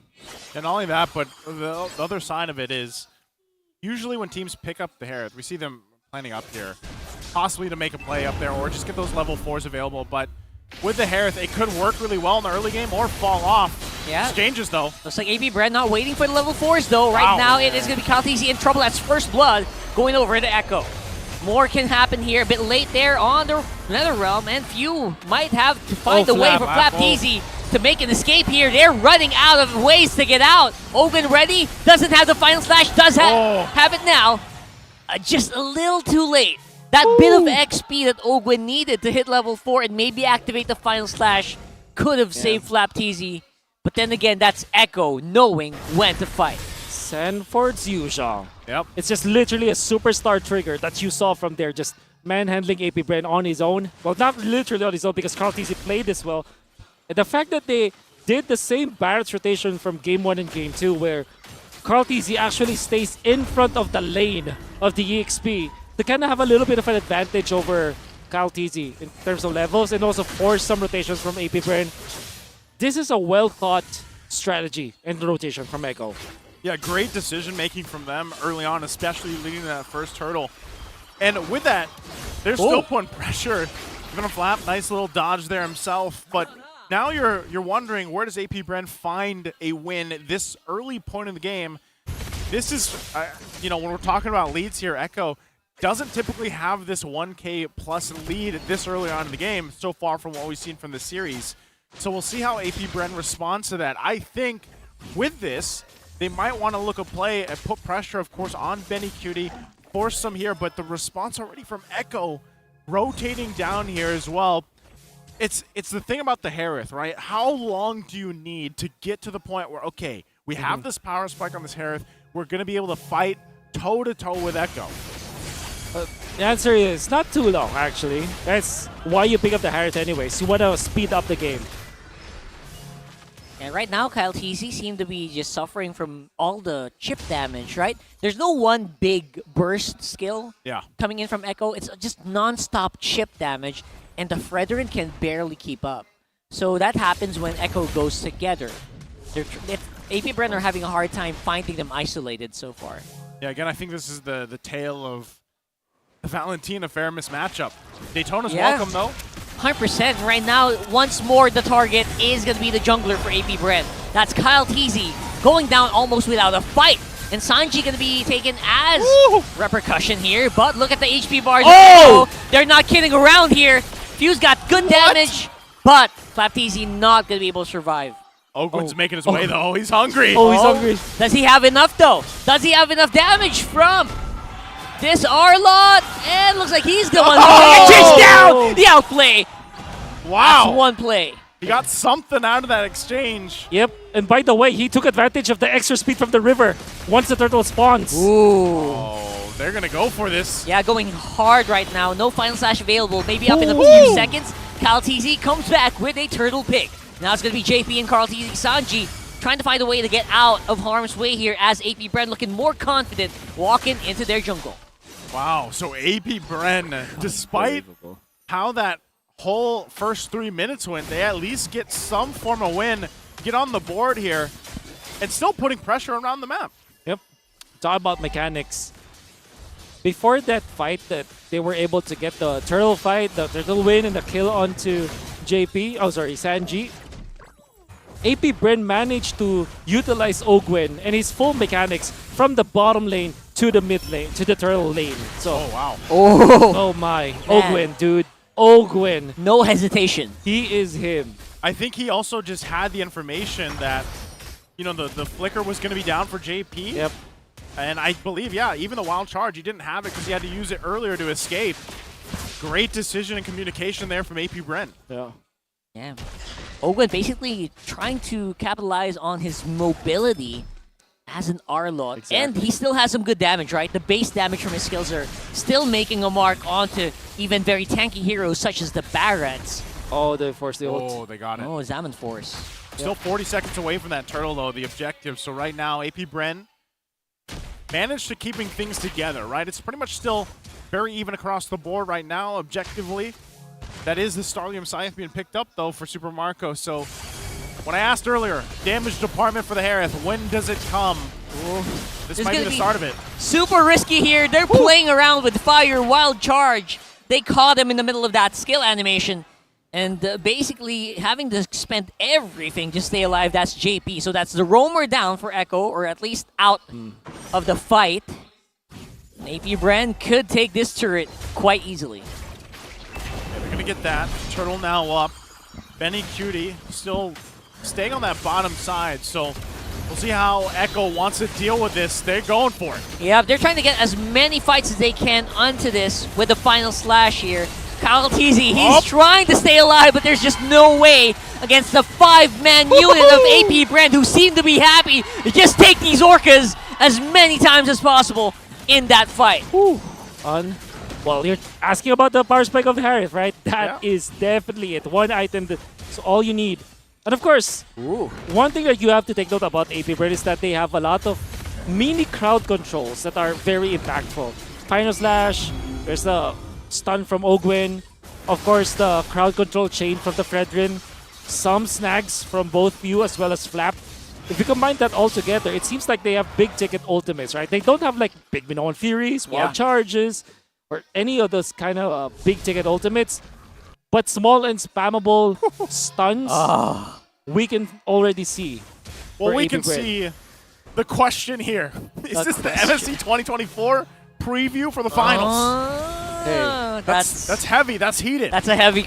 I can't even think about that right now, because right now we are seeing Carl TZ being manhandled right now. Daytona's welcome. Oh my goodness, that was huge. Forcing AP Brand to activate that Nether Realm, but the fight is looking a lot better now. They are going for the chase. JP, no wild charge available, means it will be very difficult for Echo to take this, or will it? Sanji on the back. Oh no, Benny Cutie not going to be able to make it though. And look at that. It's going to be AP Brand coming out on top, not giving Echo any chance to fight back. How is AP Bren doing it? Right now, they are just demolishing Echo. Yep. And they're going to make their way further down the mid lane here. It's just a power spike that we're looking at AP Bren. Big spike. They're very, very strong at this point. GalTZ is very tanky. And even though they jump Super Marco, you have to take note, this has a Purify. And obviously, he went in for Thunderbelt first. There you go. We can see it in the items. That's why you can see that when he attacks, there's a little bit of electricity going on. And this allowed him to kind of last into team fights, like. So this is not a very squishy Harith, actually. You can see it there, even after the jump from GalTZ, right? Yeah. Through the replay. From Infinix. Yeah, I don't envy Carl TZ in this fight right now. I mean, beautiful Daytona's welcome. They maybe stun a few AP Brand members. But you know what? It's just, there's so much to survivability or sustain with AP Brand that doesn't matter. Sanji had ultimate right there, but he did not use it, so that's interesting. Maybe if they could have copied the Fire Mist ultimate, things would be different. Maybe they could have turned it around, but I guess Few is just very, I don't know, slimy or, slippery. Yeah, it's hard to catch. Hard to catch. Yeah, he one-upped Sanji in that last one. Yeah, for sure. They're going to go for this Lord here. First one of the game. Flap still on the bottom side. Going to make his way up here. So AP Brent stalls out a little bit. Is this a good decision, Wolf, for Echo? Being down 5K. They're concealed. Oh, they're concealed. They want to go straight for the jungler here of Echo. And again, the Barrett's just having a hard time even just moving. Tore through the Nether Realm immediately here. That's going to be a huge kill out for Echo. A lot of people getting knocked up here with a wild charge with JP, but doesn't matter because the follow-up damage is not there yet for Echo. Yeah, Benny will just have to run away. Again, mini crowd controls from AP Bren, but plenty of them. Quantity is what AP Bren, and frequency of the stuns that allowed Super Marco to just dance in front of Echo. And also, this is their power spike, like we talked about. So, definitely hard to penetrate at this point. And Ogwen played this game so well. 100% kill participation for the guy. Yeah, out of this whole thing, the whole series. I mean, actually, even for today, we haven't seen a lead this big. That's right. So far, nearly 8,000 gold. AP Bren gearing up for this push now. We've seen them end games before on that first Lord push. We'll see if they're able to do it here. But Echo, can they hold on? Can they keep it together in this mid lane? It starts here. Ogwen, though. Oh, he already used up his Flicker Final Slash, so that's one move that Echo doesn't need to worry about. That might mean they have a better chance of defending this. Okay, looks like Echo's going to be all right for now. They still have pretty good clear to handle this. The other thing, though, is how much time do they need for Benny Cutie to be online? Conceal play is going to be used. No commitment. Final Slash is up, but there you go, the power of nature. Yeah. Beautiful passive here. And there you go. Echo with their own Final Slash. Gonna be countered by the Nether Realm, and everyone just getting pushed back here. These mini stuns, man. Wolf, you pointed it out. These mini stuns are stopping everyone from getting out of harm's way. Oh, Few recalling? What? That's new. Okay. He's feeling confident. That's as rare. They get the base turrets down. Yeah. So no minions. Very, very few minions here available, actually. But there you go. Sanji just nowhere to go for this guy. Wow. 2 members remaining from Echo. And that's going to be AP Brand very happy to take this win over Echo. The current world champions maintain the undefeated record. They're happy about it, feeling good. And they win this battle of the world standard here against Echo 2-1. What a game. What a game. And what a flex from the entirety of AP Bren. And everybody just showed up. I would dare say Ogwen was the spark plug of this game. That cross-map play. When Echo was already leading and they were invading, that was, I think, the right decision to go for. But they did not take for account Ogwen's mechanics. What happened was Ogwen went to the bottom lane. They took out Sanji because that was like a the way for them to kind of win the gold lane.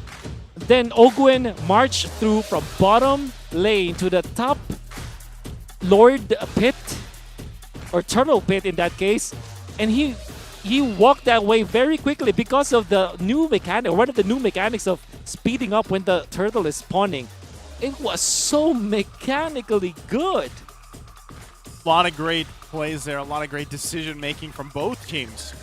This game 3, AP Bren did something different here, and they came out swinging. A very decisive victory for game 3 ahead of them. Echo takes their bow. They got close.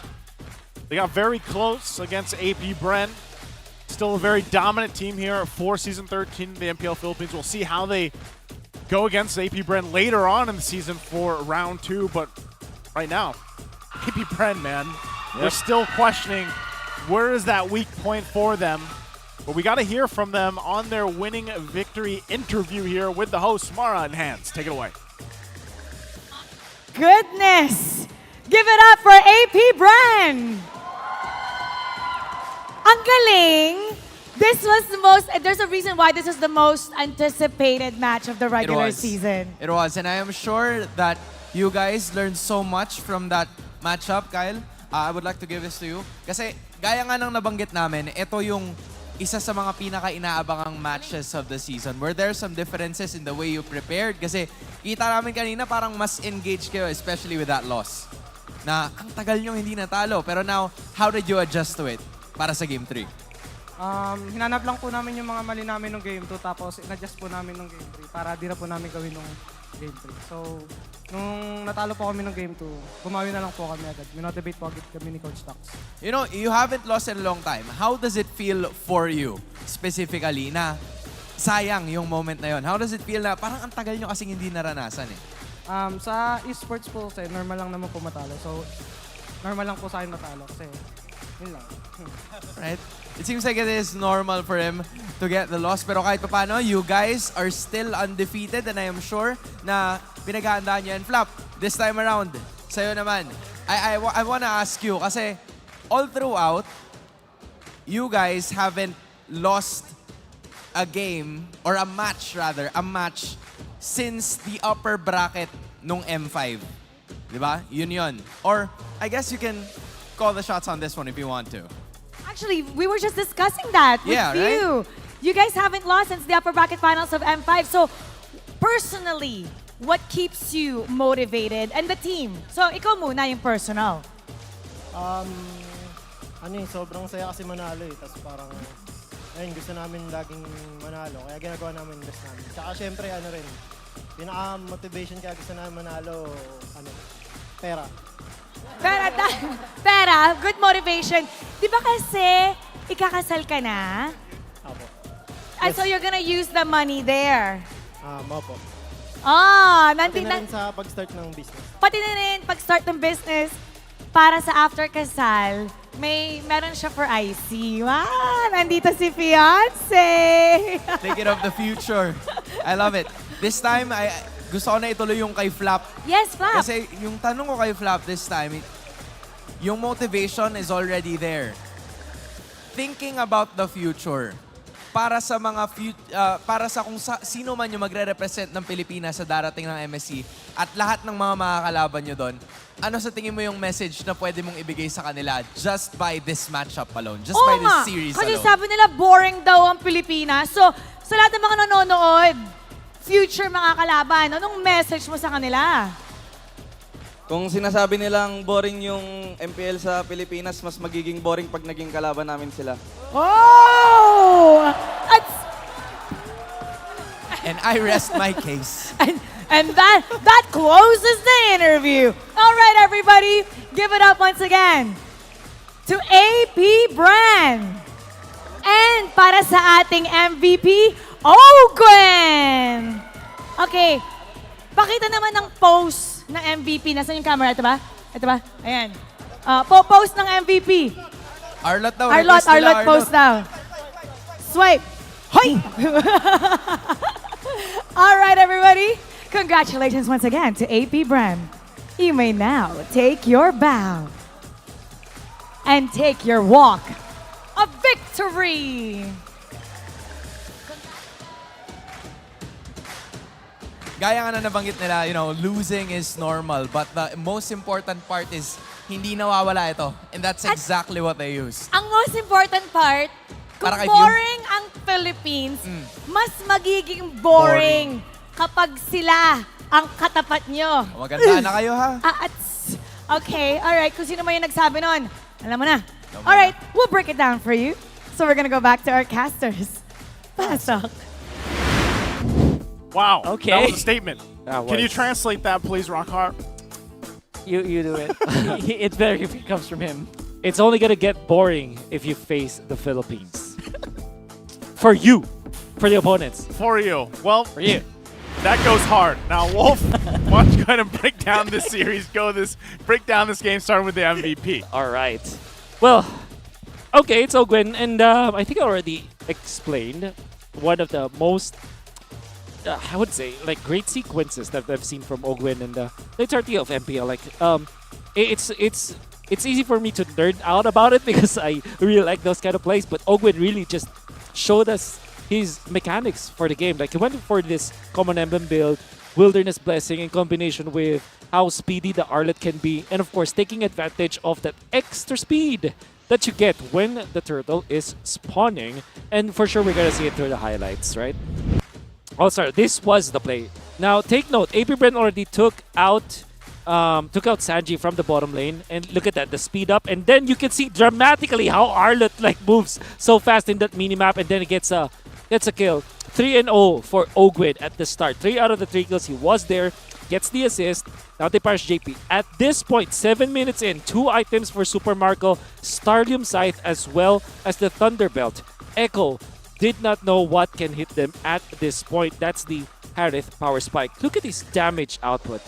Like almost one-shotting or two-shotting Sanji. And he's gonna take more. Like every Synchro Fission and Chrono Dash is the entirety of the extra HP shields that you get from the Faramis ultimate that was stolen by Echo. And then Super Marco, once again, the timing coming out from Few was immaculate from this Faramis once again. And it kind of felt like APBR really woke up, and with that wonderful snag that will be cancelled, of course, by the power of nature. But at this point, there's nothing that Echo can do from the massive damage output that APBR can bring. And look at the kiting even. They outplayed Echo up until the last moment. And that is all she wrote for Echo. APBR will extend their winning streak and will remain the only undefeated team so far after 3 weeks of action in MPL Philippines. When it comes to the emblems, there's really nothing that is different, but you gotta take note about Caltese's choices for the Fredrin all throughout the season, going in for the Concussive Blast instead of the typical Brave Smite or sometimes like the Quantum Charge that was popularized by Echo. Caltese went in for the Concussive Blast so that he has a decent amount of wave clear from the jungle. At the same time, some bit of damage, that, especially when he pops the ultimate, the Appraiser's Wrath, combination with the cooldown of the concussive blast, it really just aligns up in the way that he sustains the team fights. And then for APBR, the item, of course, look at that. The Thunderbolt priority coming out from Super Marco. That's the reason why he was able to last against Benny Cutie in that lane.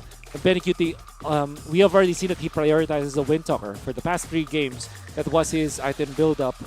Then Super Marco just knew how to handle it, going for the Thunderbolt for a semi-defensive slash aggressive play.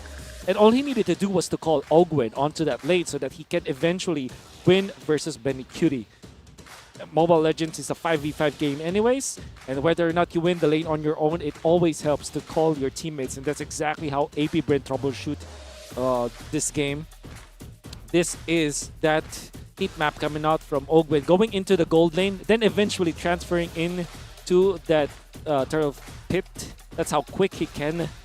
He can move around the map just because of the Wilderness Blessing and the fact that his mechanics were there. I mean, just knowing that there's extra speed that you get during that moment is just...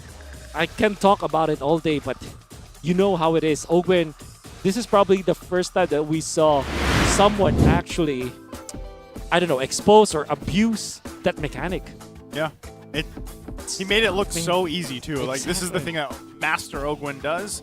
And I love to see it, especially with an R-Lot roam. You know, that's something that's always exciting, the way he uses the final slash and everything. Now, again, congratulations to AP Bren, Echo. We can't wait to see them bounce back. But ahead of us to round out day number 2 is another classic matchup here. It's ONIC versus a Blacklist International. And that's going to be fun to watch as well. Yep.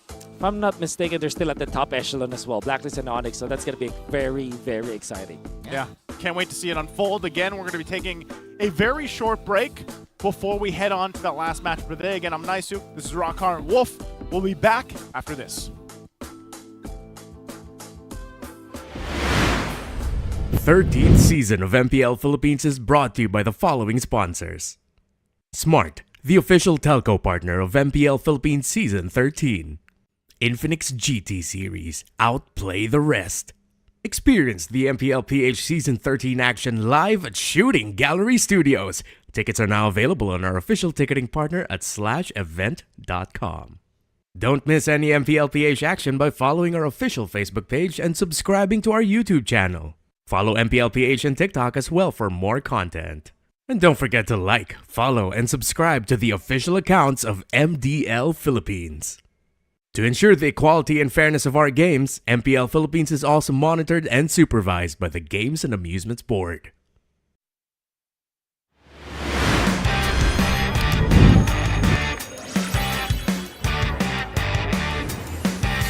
ONIC, guys, let's go!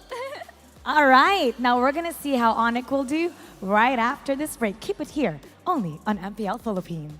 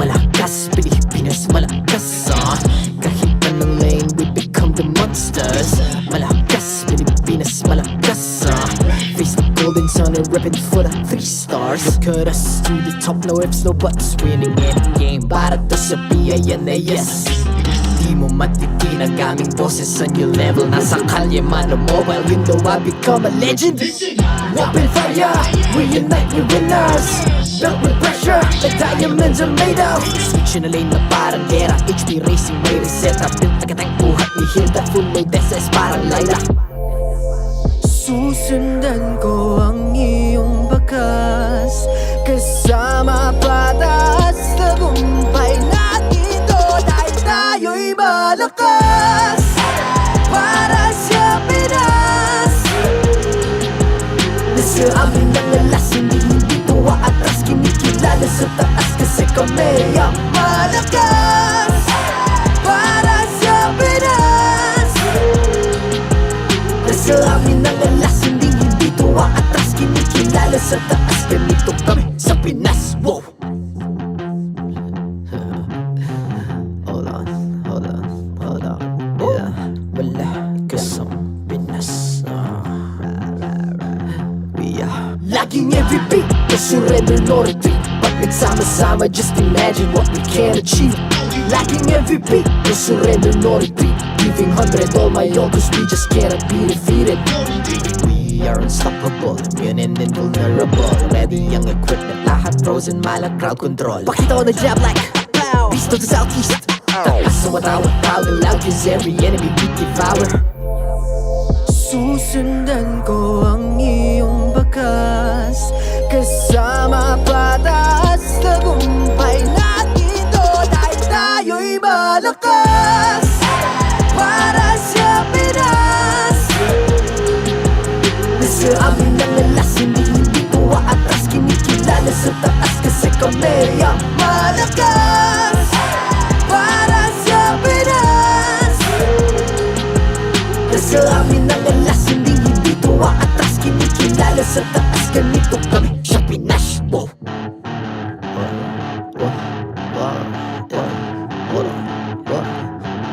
Malakas, Pilipinas, malakas. Kahit anong lane, we become the monsters. Malakas, Pilipinas, malakas. Face the golden sun and reppin' for the 3 stars.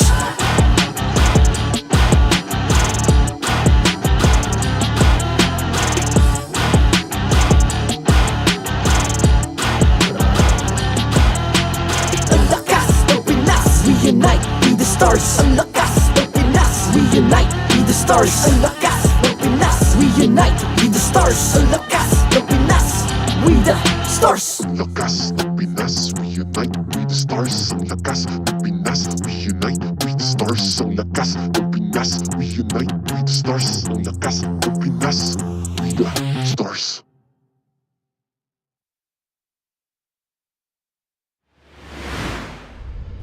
The 13th season of MPL Philippines is brought to you by the following sponsors. Smart, the official telco partner of MPL Philippines Season 13. Infinix GT Series, outplay the rest. Experience the MPL PH Season 13 action live at Shooting Gallery Studios. Tickets are now available on our official ticketing partner at /event.com. Don't miss any MPL PH action by following our official Facebook page and subscribing to our YouTube channel. Follow MPL PH on TikTok as well for more content. And don't forget to like, follow, and subscribe to the official accounts of MDL Philippines. To ensure the equality and fairness of our games, MPL Philippines is also monitored and supervised by the Games and Amusements Board.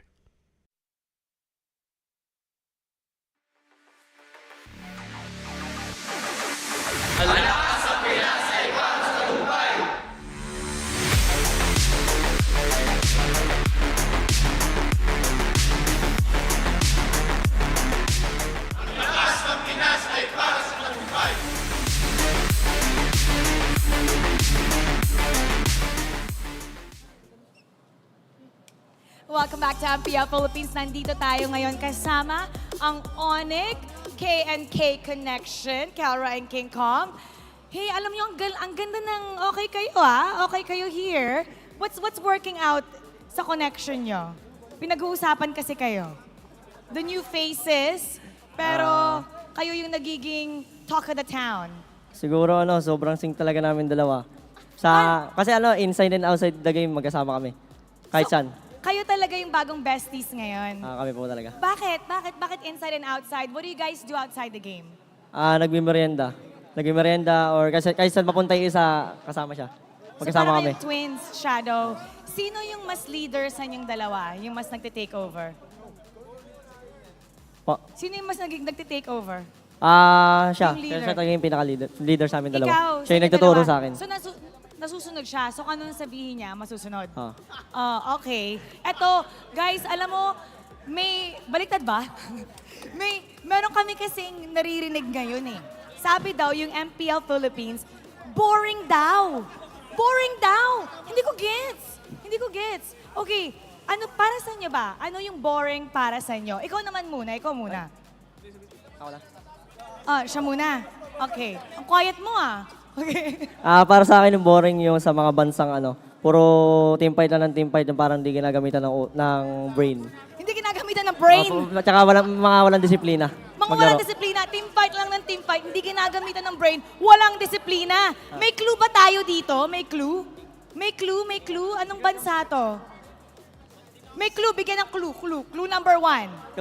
Okay, sige. Clue number 1. House of Highlights. Hindi alam paano tapusin yung laro. Puro highlights. House of Highlights. Okay. Clue number 2. Clue number 2. Sige lang ang pasok, wala nang ginagamit na utak. Sige lang, pasok lang. Pasok lang ng pasok, wala nang iniintindi. Walang Kung ano mangyari. Walang brain, hindi iniintindi. Okay. Nakukuha niyo na ba kung anong bansa to?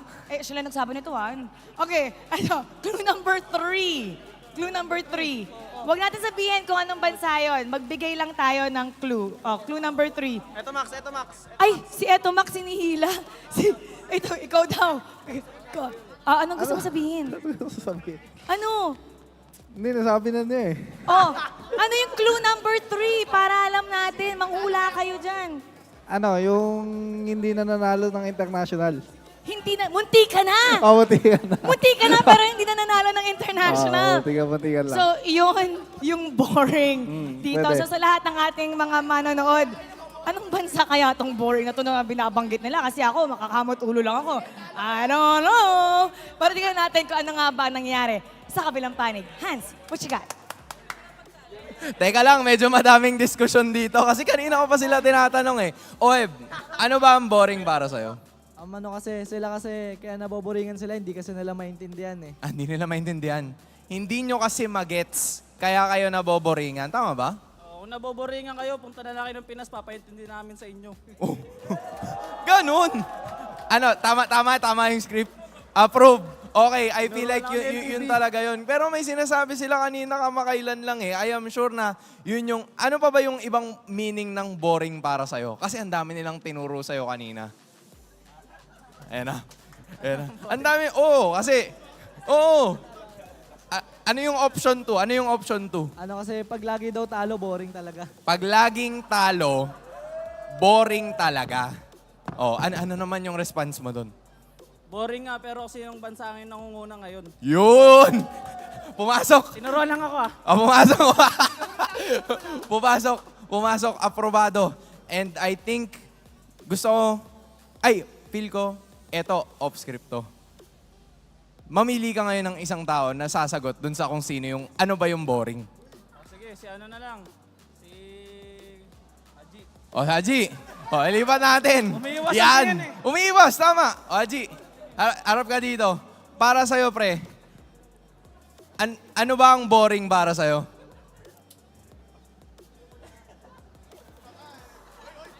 Okay lang. Naiintindihan nila yan kasi nagbabasketball kami. Boring daw pag hindi kami nakapaglaro ng basketball. Kaya yun na yun. Blacklist versus ONIC. Let's get it on. Casters, pasok. Oh, man. If you guys don't understand some of that is some heated sayings going on there, of course. For sure. Define boring yourselves, right? But again, welcome back here. This last match of the day is ONIC Philippines and Blacklist International. I'm nice to join here with Rockhart and Wolf. Gentlemen, how are we feeling? I am feeling excited, the opposite of our keyword for today. Yeah. And I would say that, is this Blacklist we're seeing? This? Yeah, That's a kind of odd. It is odd. And I gotta say though, I was pumped and energized because of the previous series. And now heading into this matchup, it's going to be a classic, I don't know if it's a hero anti-hero, it's more like a Joker Batman thing wherein this is ONIC, the new house of highlights with the double K connection, going up against a very systematic Blacklist International. The franchise is there. So a classic tale in the Philippines, actually. Yeah, this is a classic tale now with the headline for the day. ONIC and Blacklist International's recipe for success. Okay. And, they may have different rosters they've approached us with, but these are two teams with a lot of history here. Yeah, and if you recall, like Season 8 of ONIC was when they kind of started to bring in, this is the Kyrie era, Season 7 to Season 9, and then, of course, S4 to Season 6 was the Dream High, the Dreamers era. And then for Season 10 and 11, that was the ONIC Anarchy era. Eventually, now, for Season 12, there was a little bit of a difference because some of the members of Anarchy now also moved up. It was a mix and match era where it was I call it a shuffle. I call it the Woodski Bluffsy shuffle where they kind of mix and match their players. And Season 13 was a super family era. But come on, let's be honest here. It's the super team quote-unquote era right now for ONIC. Back once again. Well, take us through Blacklist International's eras here, Rockhart. Sit down, grandkids. Let me walk you through when Coach Dexter was still playing, actually. alongside Honda, Beast, and of course, the winningest of Blacklist's era, starting from Season 7 all the way to the Season 9 post-Ube era. Man, I feel like this is anthropology. And going to the Recoded and the New Code era with the New Bloods leading the charge, or what we used to call them New Bloods, the MV3. Now they're basically the most veteran players in that team. Yeah, and with that, I mean, this is the New Code era, right? That we've seen a couple different versions as well for both of these teams. And I feel like if you've been a fan of both these organizations, you've kind of been along that tour, whatever you ended up joining, right? And following them and being a fan. But again, there's a lot of history there, a lot of rivalry even between the two. Can't wait to see the matchup. But once again, for the last time of the day, let's welcome the Marshals out to the stage to ensure the fairness and the integrity of the game. It's the boys here, Patrick, Wilbert, Jeff, Chico. And Jeff, he won earlier. Let's see what he won later on. But let's welcome the teams out on the stage for the matchup.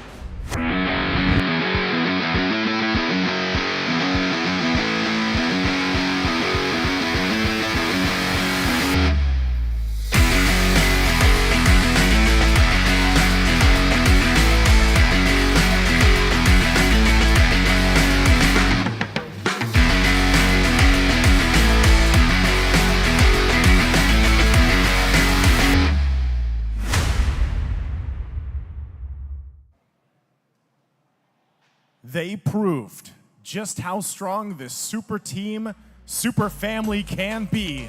Can they replicate that amazing synergy we've seen before against a developing Code? It's time to find out for ONIC Philippines.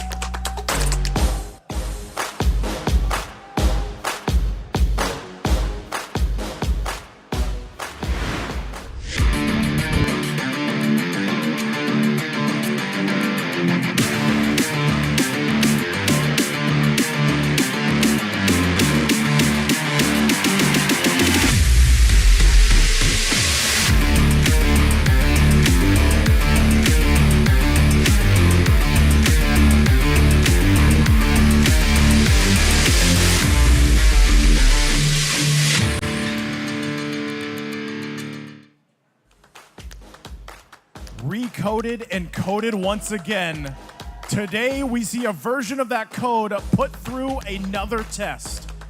Agents, get ready to face off against the full force of the Sonics, looking to start Week 3 strong. It's Blacklist International.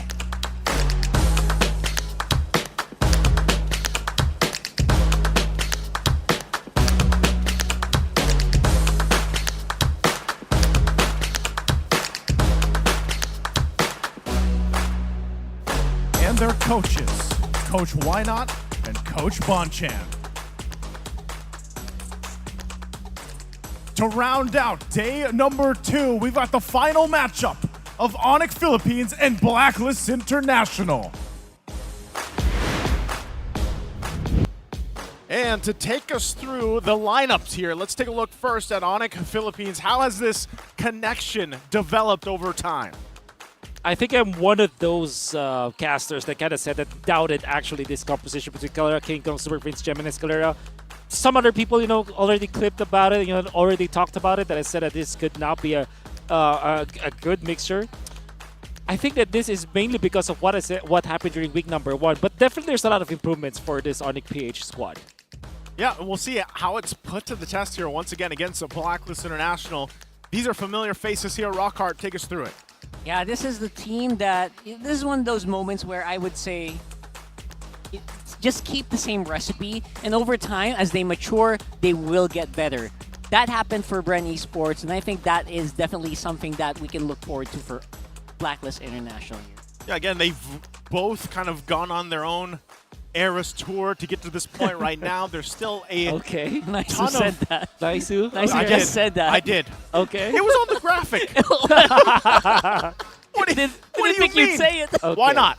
I'm a fan. Oh, all right. Ooh. Okay, let's Now talk you about know. that. Let's talk about that later. Let's go to the keys to victory here, Wolf. All right, you have to surprise Blacklist with more cheese picks. That's for ONIC, like our Freya in the gold lane, maybe eventually a Layla again. But for Blacklist International, counter ONIC cheese pick with another cheese pick.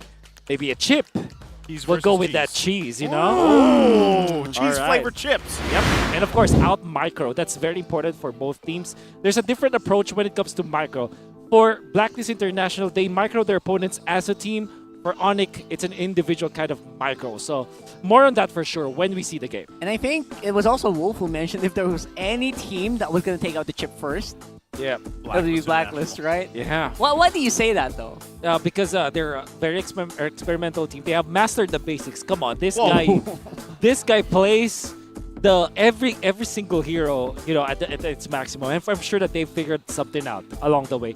2 weeks, dudes. That's a lot of time for Blacklist International, you know? That is. And true. I hope to see it. Honestly, Yeah. it's been on my kind of wish list.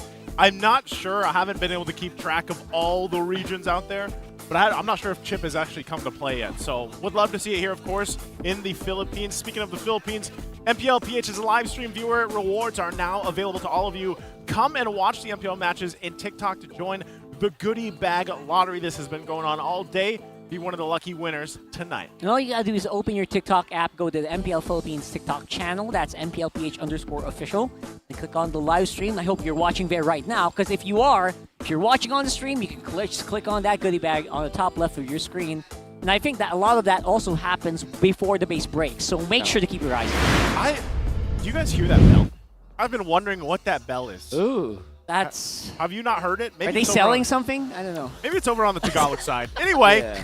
going to the draft here. Game number 1. You can already see Blacklist International, 7% win rate on the blue side. ONIC, on the other hand, 75% on the red. So first bands coming out here. We'll see. Again, I still think we're going to see the typical contention for the Roger picked up for one of these teams. And then, of course, the Fredrin. We've been seeing a lot of that. The Baksha is banned out, though, from ONIC this time. So I'm wondering exactly, we've highlighted a lot of the times King Kong in the jungle. I'm wondering what he wants to actually bring to the table in this game 1. Yep. Might be some of those pseudo assassin utility junglers like Martis, for example. In a way, you can play the Guinevere like that, where you kind of hide it in the bushes and just be sort of pick off based. But yeah, typically the Nolan and Joy not gonna be given to the side of ONIC for sure. Yeah, I've been looking forward to this Joy earlier. It was left open a lot in the previous series that we had, but yeah, for the meantime, yeah, not going to be showing an appearance here. Obviously, in the hands of assassin main heroes or assassin main junglers like King Kong. Definitely, I like the alertness of Blacklist to that draft. I would love to see this, though, is, you know, the I don't know if I would say unorthodox, but a little more risky jungle picks, at least for this matchup between these two. We already know, too, that Sensui, man, he is on fire a lot of times when it comes to those retry battles, right? Regardless of who he's playing. But King Kong, in a similar fashion, even if he does pick a utility jungler for this matchup, he plays it like an assassin. I think Novaria should be the first pick here for Blacklist, right? It's a typical pickup for Yue. And with no Matilda, no Assassins, no Masha, no Baxia, it just merits a Novaria pickup for Blacklist, right? It's glaring. I can smell it. Well, that is CC being Okay. picked up here, first pick. That's why. Right Insta-locked right away. Fred. Instant Ardent Fred. All right. Are you still thinking, you know what, Novaria should still appear here? Still pretty good. Then you have perhaps Ruby for Blacklist. No, but knowing that they already are facing up against a crowd control heavy lineup, I'm thinking Akai or Barretts here for Blacklist International. So Akai / Barretts and Novaria, obviously. It's a Blacklist special anyways. Yeah, basically just try to survive more and not rely too much on Purifies. And as a jungler that will definitely face off against a lot of final slashes, you want that crowd control immunity just so that you can get to the retributions. But we have seen Sensui come into Nathan jungles before. Wow. And they're maybe leaving that up for later. How you feeling about this? Louis. Oh, wow. Okay. In the first phase. Yep. Louis. Well, they are the first team that was successful in the Louis. Yep. With E2 Max. They were saying it was very Etumax of them to bring it out the first time. Yes, sir. Yes. So- Actually, yeah. No, that means Chip is also off the table with the presence of the Minotaur, most likely. Yep. Well, sadly, maybe next game. And, I mean, like, come on, like. Whenever do we don't want Chip and Luigi? No, I was gonna say, whenever that pops up, hey, if it's not here in the Philippines, I'm still gonna go watch that game. But I'm hoping it's here, right? I'm hoping we get to see. Oh, look at that Akai that eventually come through. That's what I meant. I think that Blacklist gotta. Yeah, I think they had a choice. Do we pick up the Akai or the Minotaur? Because one or the other will be banned out. I understand why they pick up the Vexana over the Novaria though, because this is a front-to-back comp coming out from ONIC with the Fredrin, so Vexana is going to be thriving in that manner. But giving up your possible jungler choices kind of puts you in a tight spot. Okay. Oh, I'm surprised the Roger didn't get picked up earlier. I know. I kind of slipped my mind. I was like, thinking the Roger would be picked up with the first phase and he's banned out. So honestly, like I thought that would be like third pick and then maybe have a Loyi on 4th or 5th pick here for ONIC. Yeah. But what's the advantage of showing the Loyi early? Is there like such an advantage? Well, you already know your matchup. You know already that the Vexana is there.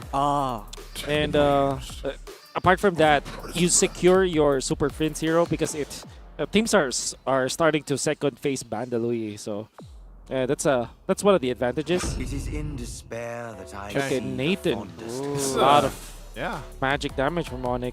I like this version of ONIC though. Like I like the way that they've kind of been experimenting a little bit. Yeah. They kind of refine it then on the games preceding it, and then they usually make things work. So already when you look at it, there's a lot of CC available to them. They have a lot of damage actually, even early on. That's one of the kind of surprising things with Loyi. Like her damage early on is something that you should be a little careful of if you're the opposing team.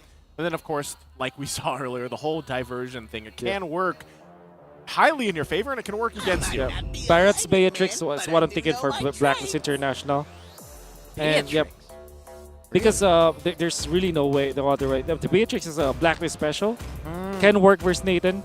M3 have shown us that is a decent matchup. But they go Clint, which is also what we saw from M3. Oh yeah. Okay. We did. I like it. I like that they went this. I understand the Beatrix thing too as well, but Clint works, especially with the lineup they have. They have such good protection with this lineup for Blacklist International. I mean, two beefy boys plus the Eternal Guard. Debut pick. Uranus. Okay. We're going. I love that Nice is looking straight at I don't know. I was trying to make eye contact with him. Yeah. Eye contact. What are your thoughts about that? Okay, so it's because if you're looking at Vexana, looking at Clint, they don't have a sweeper from the side of Blacklist International. And by sweeper, I mean like somebody that delivers the final blow. Something along the lines of a carry, a Roger, sometimes even a mage that kind of, just goes for a one-shot potential. Vexana is more of a poke kind of mage, right? Yeah. Massive damage, but not burst. That's where Uranus thrives. There's no actual sweeper from the side of Blacklist International. Even CC is more of a ramp kind of damage, right? Or reap kind of damage. So, in a way, also, if you pick up the Uranus, it fits the gem profile, you know? Yeah, I was going to say, this is gem, right? Yeah. It's definitely gem. Yep, sustain. You can control the lane, split push in. You always want to look for these kind of explainers when you're looking for a hero that really depends on so much farm, and that is the Nathan, right? Nathan requires a lot of farm. Uranus kind of bridges the early game to the late game. Yeah, we'll see how he kind of pulls it through again while we wait for this to load up here. You guys in the comment section, let us know. It looks like we're going to get a little bit longer here to set up, but let us know which lineup you're feeling more. You can just give us the hashtags. Again, hashtag Blacklist International or hashtag Black, or you can also go with hashtag ONIC. Or how about like 1 for ONIC, 2 for Blacklist? Yeah, that's way too complicated, Wolf. Okay. No, it's easier. Press No, 1 for one ONIC. or 2? No. Come on, man. Come on, guys. Okay. Come on. But B or O? Yeah. That's B or O. Just the first letter. That's simpler. That's simpler. You know, by this time of the day, your brain cells will start to struggle a little bit. It's like I told you, my wisdom comes with my wisdom too. So I lost 2 of them. Threw it out the window already. That's right. He did. You know, at some point, your wisdom teeth just gotta go. Yeah. That's just where it is. I wonder if have you let go of your wisdom tooth? I have, so that's why I have no wisdom. Do you have a choice in that matter? Like, does it just fall off I thought- automatically? No, it does not, dude. No, your wisdom teeth, rock hard. Rock hard. What I've are never- you saying? What are you saying? Have you never gotten your wisdom teeth taken out? No.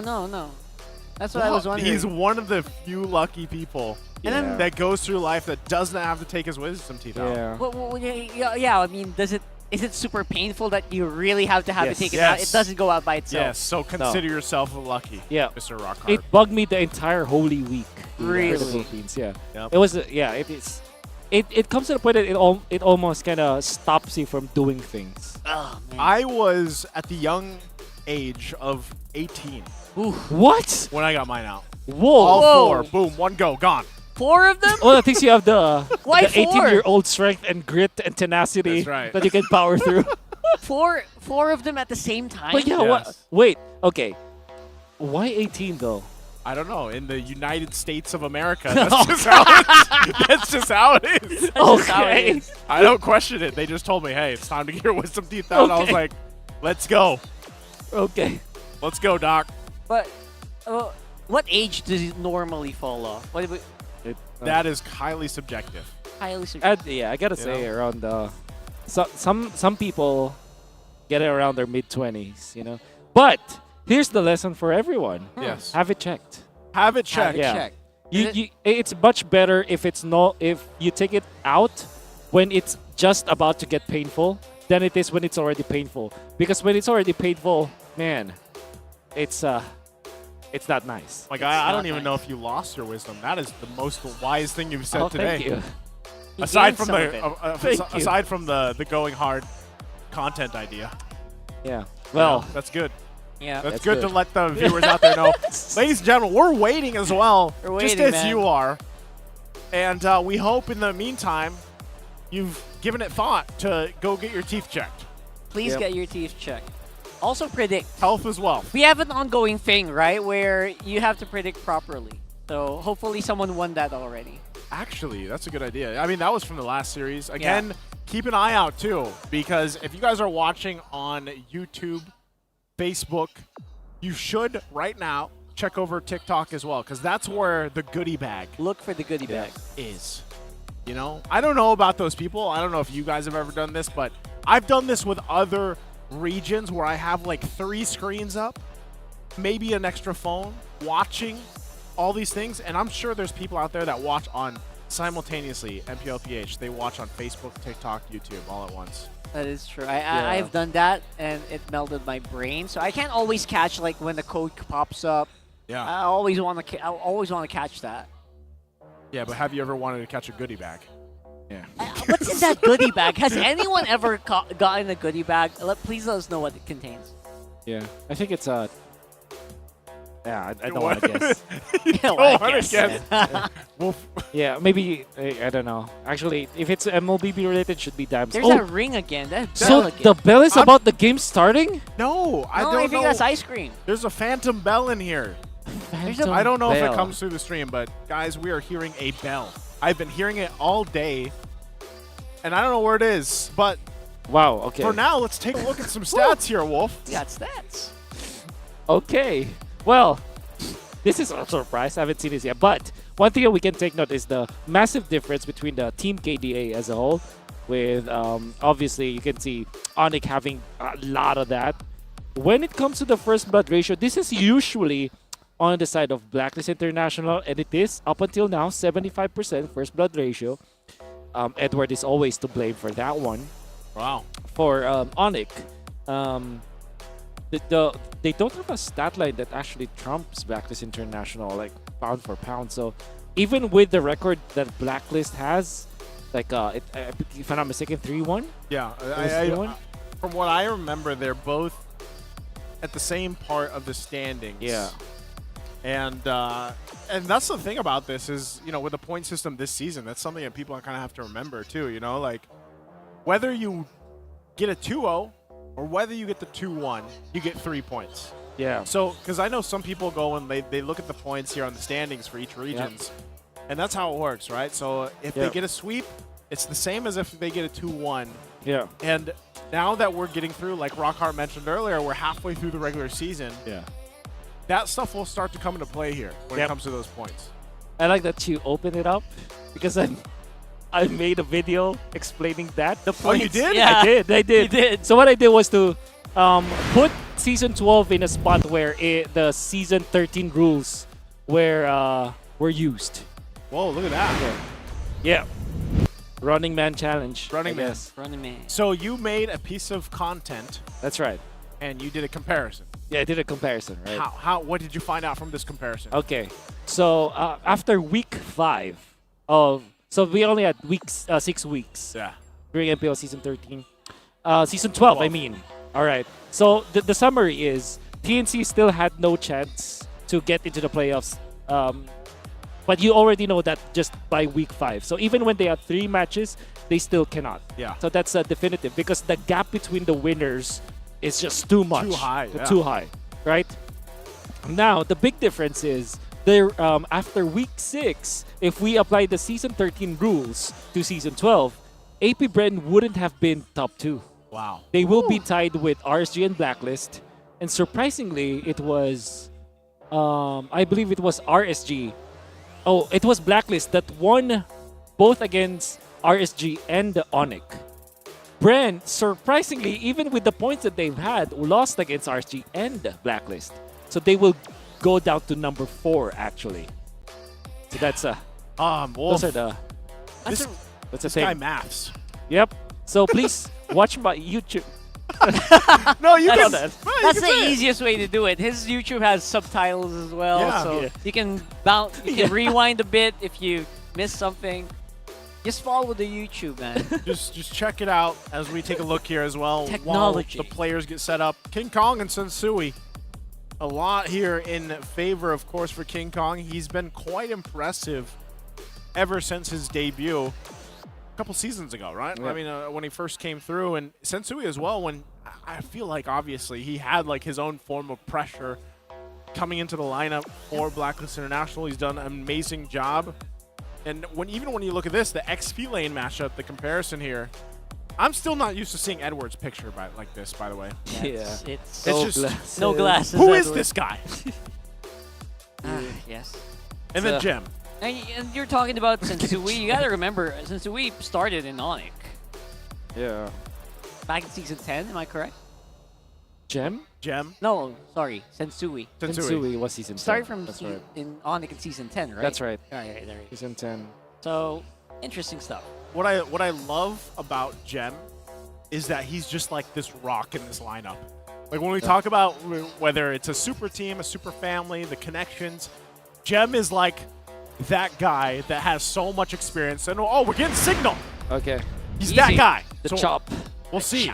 Again, welcome. Ladies and gentlemen, it's taken us a minute, but we've gotten to this point now. Last match of the day. It's ONIC Philippines and Blacklist International. Game number 1 in this best of 3. I have not actually seen a CC versus Uranus matchup in a while. I don't think I remember seeing that. Yeah. Super interesting.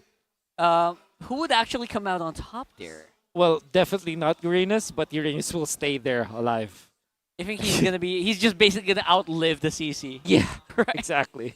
Because you have the thing with Uranus's passive is that you kind of, if there's no burst, there's no actual big chunks of damage, you're gonna survive because you're just gonna get so much stacks. And CC, is a reap kind of a killer, so you gotta just wrap up the damage.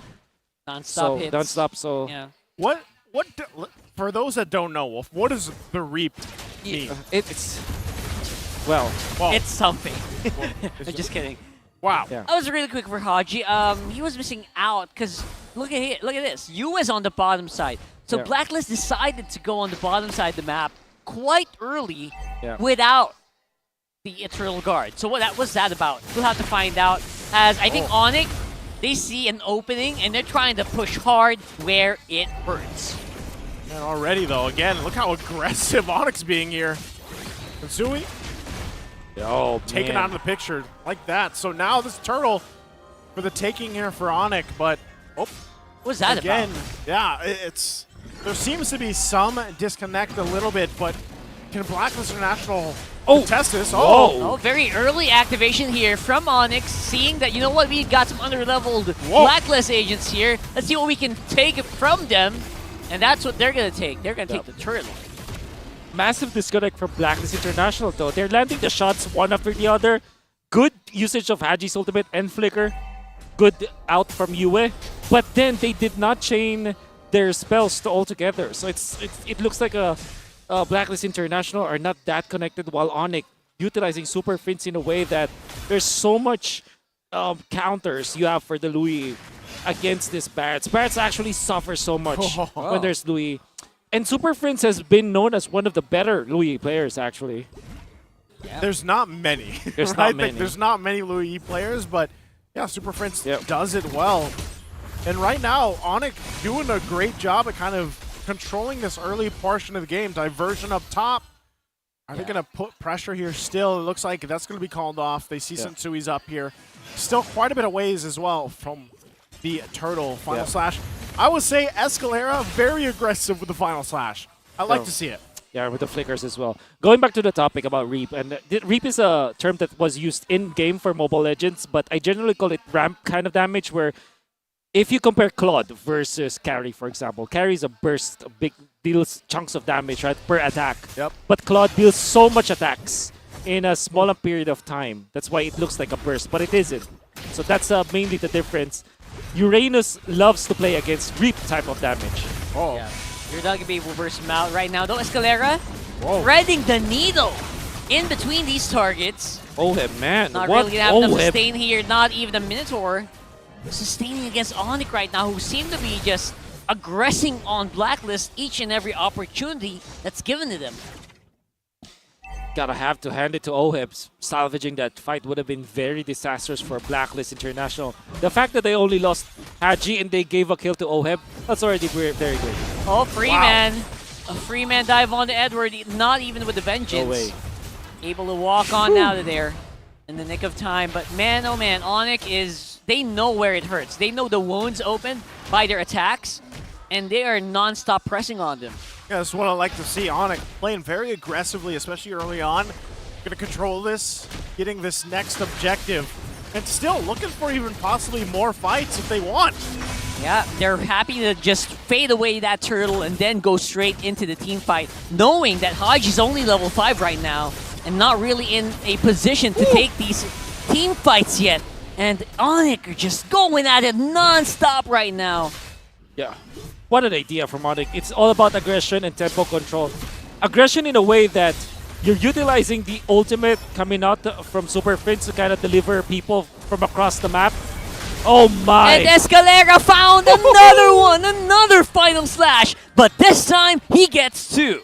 And the best thing about it is that ONIC are not choosing their targets. You can see that when Haji shows himself, they go onto him. They know that their ultimates are quite low when it comes to the cooldowns, like Super Prince, Escalera, and King Kong. Low cooldown ultimates.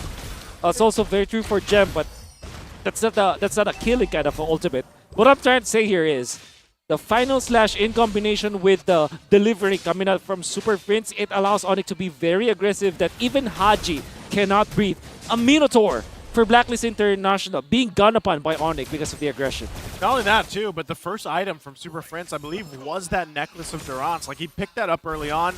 Yes, the Dominance Ice was picked up, too, but it already kind of helps answer some of that sustainability coming from this lineup of Blacklist International, especially when they're bunched up, right? That is something that's difficult to deal with when you have a Liu Yi across from you.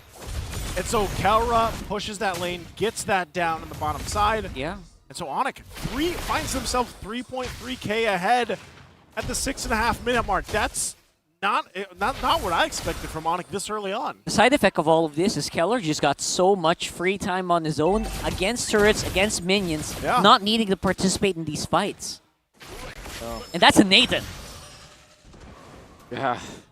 This point, gonna be difficult now to come back. 2.7k from ONIC, and you have to remember, this composition from ONIC also is good at the late game. This is Nathan. And you're gonna see the neutral objectives melt. Like Lord, that's gonna be taken out so easily because of this Nathan. Towers, oh man, that's gonna be quick work for a Nathan. So we have to break it down as we're taking a look here. Even the items falling into place. Where's the saving grace for Blacklist International in this game? Well, I guess if they group up, that's going to be the saving grace. But now even Sensui doesn't have the passive. Oh, no. Oh, Barretts, and there you go. Another two-man final slash. You don't need to take everyone, but they will be able to take two. And they are going to have a hard time to re-engage if Blacklist don't group up soon. That's going to be two for King Kong, and a turret going down as well. Very aggressive forward diversion play here from ONIC, trying to establish as much dominance as they can over Blacklist's jungle. Wow. Did they utilize the terrain for that teleport? Anyways, Edward just, he has the vengeance, he's a CC, but he's having a hard time surviving these hits. King Kong though, not careful, taken down and shut down by OEB. At least OEB able to find something out of that. Yep. He is, in my opinion, one of the saving graces here later on if they can get to the late game especially. But right now we're seeing a struggle here, especially when it comes to these objectives. Dealing with that because of the lead and the aggressiveness, just the sheer brute force aggressiveness that ONIC is playing with is tough to deal with because, hey man, Escalera has been making play after play on this Arlot. I don't know. The way he's playing it, it seems like it's really difficult for Blacklist International to find their own footing dealing with Escalera. And the thing is, he is just a roamer, right? I mean, I'm not saying just a roamer in a sense, but when it comes to like trade-offs, imagine trading 1-for-1 when you get the mid laner for a roamer. And there it is. There you go. No cooldown ultimates, man. No problem whatsoever for ONIC to just keep doing stuff like that. For Edward, luckily for him, he's still going to be able to survive that. I don't know anyone who would have survived that, but maybe ONIC just trying to threaten him, maybe trying to pull the Blacklist forces to the top side so they can go for the Lord. Yeah. Right, this is from Blacklist International. They get in position here. Even down 3.5k gold, if they can get the positioning down, they might be able to get something, but look how quick the Lord is taken care of. Just like Wolf said. He's going to tear through these Lords, man. That's the Nathan back in action. And for Blacklist International, they haven't have the damage yet to take down the members of ONIC, let alone even Gem. However, I gotta say, with the Radiant Armor pickups coming up from Blacklist, they nullified 2 of the heroes of ONIC already. That's actually one of the problems with the Nathan. However, Nathan, because of the updates, some changes to the Radiant Armor, some changes to the Nathan, it's not Radiant Armor is not as reliable anymore going up against this Nathan. So at this point, despite the Radiant Armor, maybe an Athena Shield later on, Keller's gonna hurt. Yeah. Even turret Look defense. at that. Look at that. Oh, God. Woo! Turret gone. It's like a hot knife through butter.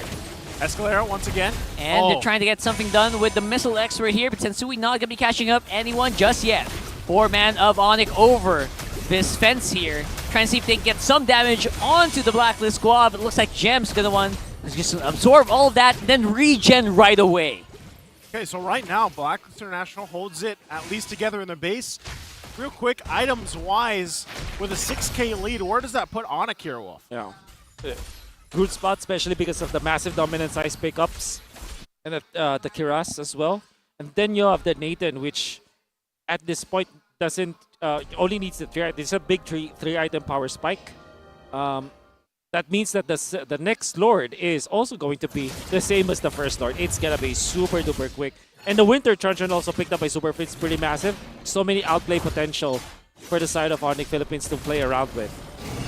So I'm wondering if it's better if Blacklist International doesn't actually contest this next Lord yet because of the gap in terms of itemization. Are they better off defending in their base, kind of dealing with that? Clear speed-wise, they should be all right for the most part, but what they really have to watch out for is, once again, Escalera, once that flicker is available, even if you're defending in your base, you know he's going to look for just putting the pressure. I don't know why they do that, but maybe that's just Super Finsleo sending a message over here. Now we can kind of do this and maybe not be too scared, but you can never really let your guard down against a Lo Yi. Yeah, there's not much right now. This kind that of Blacklist defense can from do. Blacklist, I've seen this ever since Season 10, where if they're behind, they're just waiting for... They're not clearing the waves so that they can hold their minions like this. So they were able to clear out 2 lanes of waves without it crossing the river. So pretty smart. It's like letting the minions like manage themselves, Yeah, right? in a way. So that you can at least when it's gonna push in. So there's an internal timer. 3, 4, 5, 6. Oh, they stopped. They 6 stopped. seconds and that's 3 bars. Oh my goodness, look at that. And there you go. The fight is already erupting with Haji in the middle of everyone, but only one man getting knocked up. That's King Kong with the assist from the Lord as well. The DPS from Blacklist is going to be really, really strong here in the back eye, but that's not where the fight is focused on. Edward is going to be the first one to fall. That's 4v5 for the next 42 seconds. Looks like because of that, Blacklist going to concede this one. Yeah. Great idea from Blacklist, but super friends with Flicker as well as the Winter Truncheon. Oh my! Oh, Hep, are you paying attention? That's going to be Kelra demolishing the goal laner here, not knowing Oh, you can see where it was going to come out. they were excited about that too in the player boxes there from ONIC. What a play now. What a play. Nearly 10,000 ahead. They're going to be marching in the base of Blacklist. Still down a couple members. That's 3v5 for the next 15 seconds.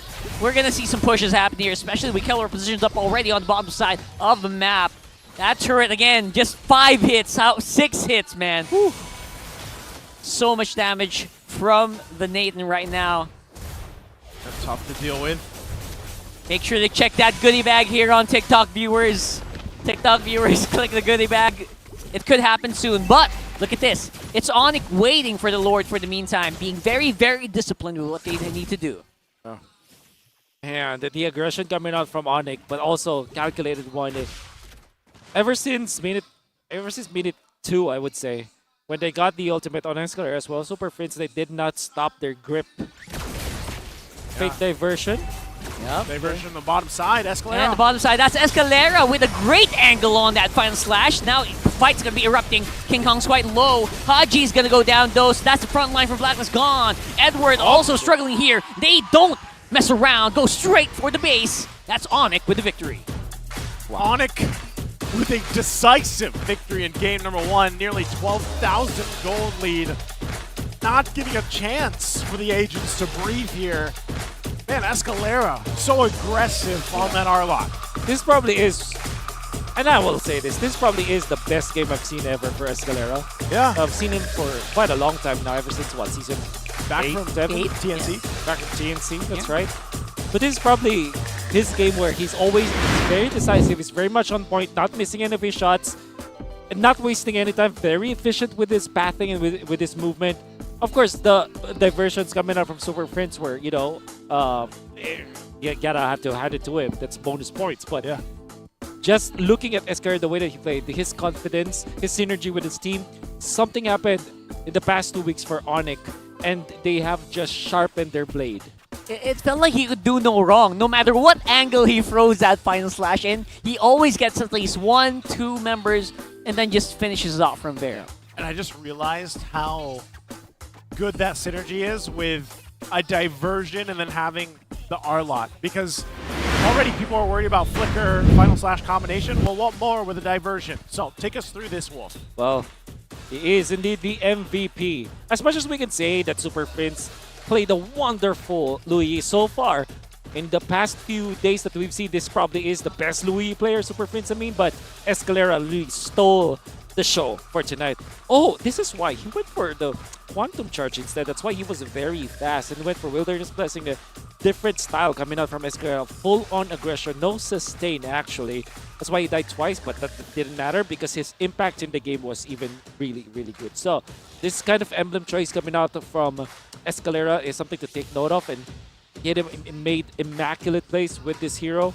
Wonderful usage of the Roam Arlot, and we are going to see it in action once again. All started with First Blood, obviously. There will be another slash. Now Escalera is level 6, and he's going to make another play with the Flicker, which actually went in afterwards. And look at his movements, going into the backlines and actually just skewering 2 members of Blacklist International even under the base because of the aggression. And another one with the flicker play, calculated play coming out from Escalera. The way that he's getting delivered and airdropped across the map, ONIC are really just getting all of the advantages of being very aggressive in this game. As even Keldar threatening for a pickoff onto Edward with that ultimate entropy, and marvelous play, marvelous read coming out from ONIC. Some birds have told me that one strength of Super Prince as a player ever since was his map awareness. And I think that is the best visualization of how ONIC benefits from Super Prince's map knowledge, or control of the map and map awareness. That play alone, another Vince at Go Hard. I mean, Super Friends is like the unsung hero here. It kind of reinforces that value where it's not MLBB's not all about the highlight plays. Yeah. Right? It's all about getting people to where they need to be to do their jobs. And everyone did their job there in ONIC so beautifully, so efficiently. It was the connection, right? Yes, and I agree. And it wasn't who typically I would say people expect when we talk about the connection, because even back in the storyline a couple weeks ago or week 2, it was the KK connection, Kaura and King Kong. But this one, where really the shine, like we said, Escalera, Super Prince, Gem just held it down. Like this was a Uranus debut pick, and he just held the lane down. Like, he didn't have to really do too much. Yes. But still, that played a big role in them getting this such a big lead against Blacklist. CC, as we know, is one of the strongest XP laners out there, especially in the absence of an X-Borg. You know for sure that the CC is going to have a great time. No matter what you put in that lane, it's not going to be easy. Yeah. But then again, you put someone like a hero like a Uranus, then you're kind of shutting down the snowball potential of CC from getting any bonus skills. And you kind of pin down the CC, because the thing with CC is it does not have the best wave clear. So if it's a lane-to-lane frozen kind of lane situation where the Uranus just tanks it up, just takes a beating from the CC and goes out good in the end, that's a great, I would say, adjustment, game plan coming out from ONIC. It works, and I'm wondering now if more teams actually want to roll with picking Uranus in the XP lane. Sometimes if you just want it to be like a dead lane, so to speak, to kind of nullify that for now. And he's an oldie, but he's a goodie. So don't count him out. But don't count him out. Speaking of don't count him out, we're still waiting for this hero to pop up. The Phase Technician chip is now available with teleportation at your fingertips and portals offering endless possibilities. Come join the game and develop your own unique strategy. And you can get that chip bundle with a skin for only 469 diamonds during launch week. So hopefully you guys are able to catch that. Open your clients now. Get it. Gosh, imagine a lineup with a chip and a Louis Yi. Yep. Wow. Stop. What is going on? Wow. That's how you would feel. That's gonna bend my brain. Yeah. I think though it's proven that if you wanna have a Louis, you need to have a I don't know, like a Assault Soldier, like a Back to the Soldier. Harlot, yeah. Yep. Well, speaking of, assemble your own community tournament. Be a part of the E-Project Esports for everyone and show the world your impeccable esports prowess. Yeah, you can get the access to the highly coveted tournament mode. And obviously get free in-game items, diamonds, and more. All you gotta do is just register on that QR code down below. I hope this is the time, Wolf, that we actually get to see Chip pop up. We've been talking about him eventually, or maybe none of these teams play it until we get to the playoffs. That could happen. Yeah, that could happen. That's enough time for them to kind of settle in on a strategy. Honestly, it's a tricky hero. I mean, it's almost a brand new new Have you guys mechanic. played him? Yeah, I have played him. It's tricky to master. I have a hard time with it. Yeah. Well, again, hopefully he pops up. But once more, we want to welcome everyone to grab the rewards and all the streams that you're watching from. Come and watch the MPL matches in TikTok. Join the Goodie Bag Lottery and be one of the lucky winners. All you gotta do is go to TikTok, open the MPL Philippines TikTok channel, just at MPL PH_official. Then click on the live stream where you'll see our faces. And then click on the Goodie Bag on the top left corner of your screen. Let us know by the way, what you got in the goodie bag. We'd love to know. I'm very curious. Make a TikTok about it. Make a TikTok about it. Yeah. And maybe for our restreamers even, they can join that as well. Now, once again, we'll take a look at the draft preview from the previous game. I'm losing the word, gentlemen. Yeah. The draft Picture. preview. The draft review. Preview. Yeah. Recap. Recap. Draft recap. Okay. There it is. Woof. Yeah. I'm getting some of the wisdom. The wisdom. Back. Come on, man. No, but Yeah. the recap. Okay. Yes, I lost the word as well. My wisdom teeth are all out, so I Yeah. lost all the wisdom. But again, the recap. Yeah. And when you look at the lineup, because guys, this was the most one-sided game we've had today. So far. One thing that I also want to say is that ONIC kind of drafted very quickly. It's almost a blitz draft, right? Especially for their first two picks immediately after the CC was picked up, Fredrin, Arlet. Yep. Classic combo. You thought it will be comboed up with a Faramis. No, Louis, that answers the Barrett. It's like they're I don't know, a machine where there's an if-else kind of programming where if this is picked up, this is what we are going to answer with. And then eventually they picked up this Uranus at the end, which kind of ties it all together. And I think that we mentioned this for ONIC. It's a gem profile kind of. It's just him. It's just him. It's the kind of player that he is, right? Yeah. Sustain heroes. You have to think about the kind of player whenever you pick about the roles or the heroes that you pick. Speaking of picks, by Kelra. What is that word? Lasso. I actually have lasso. not heard of this word. Lasso pick? Is it lasso? Maybe it's... Or is it supposed to be... Maybe there's a typo. Is it supposed to be lasso? Am I I not don't getting know. something? Well, that's Freya. That's Freya for sure. Which he brought up. Was it Wait. last week? No Ixia, no carry, no 1-1. We pick Freya. Cute. All right. Shout out, by the way, to Ked's art. Yeah. Great comic strip. But Thank you for the reminder that this is a possibility that can appear Yeah. here in this specific team. That's what I'm saying. I like this version of ONIC that we've been seeing so far in Season 13 because they pulled out a lot of interesting things. Even the ones to bring out the Loyi before, they still made it work here in this previous game, and it was a dominating game. Yeah. As here it is, the draft recap from Game 1. Yep. The Nathan. I think the clip makes a lot of sense in this game.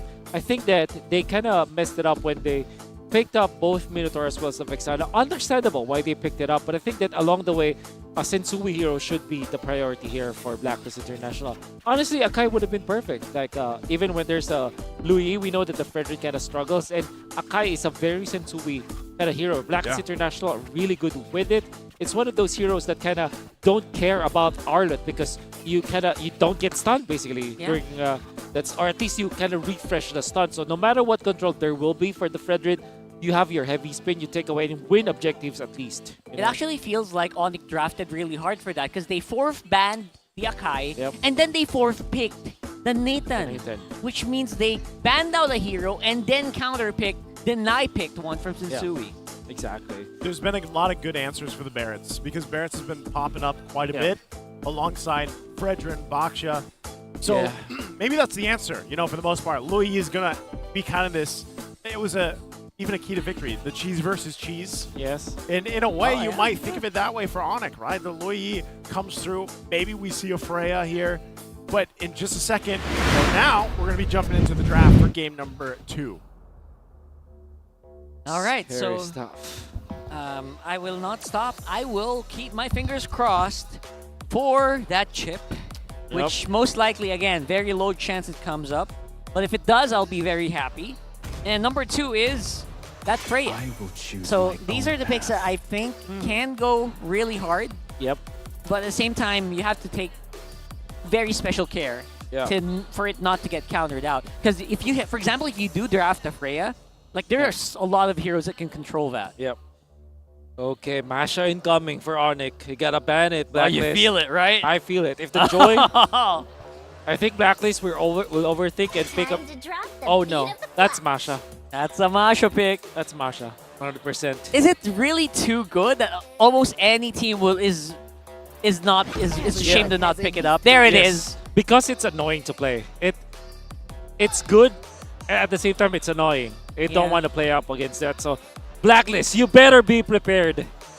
CC might be an option. Angela as well. Angela CC should be the first 2 picks. Be crazy like that, Blacklist. Yeah, because right now... Or Fredrin Angela, actually. Fredrin Angela. One of them is already locked in. Or Fred CC. Those three heroes. Right. Heroes along those lines. Is that like a reaction to this Masha pick? Is it more like it? Yes, it is. Yeah. And most especially because you don't want to give Angela to the Masha. Okay. All right. I'm scared for Blacklist. There's a good chance that this Masha goes on Rome, right? Yeah. Escalera, a very aggressive player. Do they go Nathan Louis? Oh, sorry. Yeah, like Masha Louis. Oh, that's scary. Oh my god, imagine someone appearing out of nowhere to just scratch you. That is, oh man. They gotta be. The Masha bomb that you can drop anywhere. Yeah, exactly. Oh, they go Barrett's instead.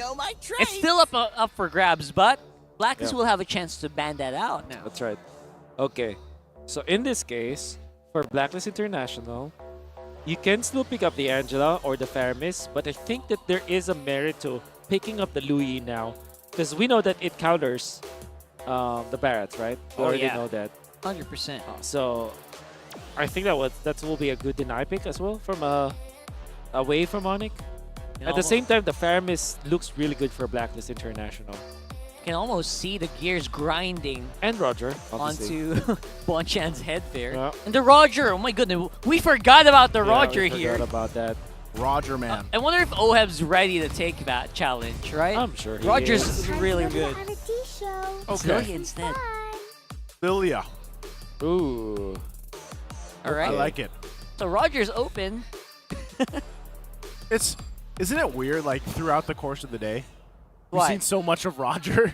We have, haven't we? And then now it's just like, it's different. It's different. But, hey, it works. It's built diff. Built diff.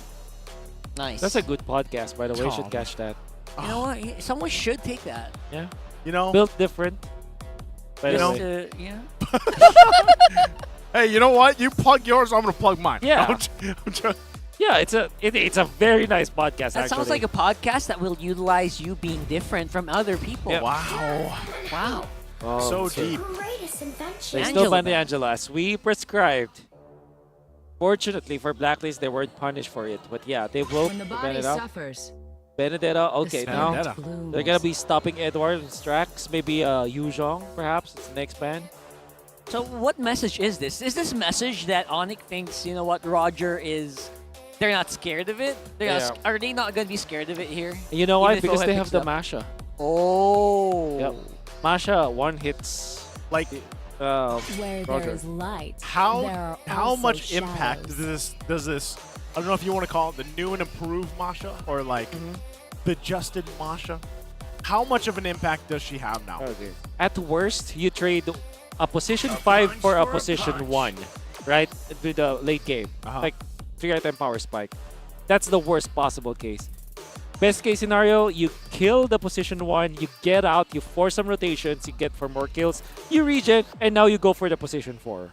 And I just realized 4 heroes banned out against Edward here. That's right. And they're forcing him to play the CC.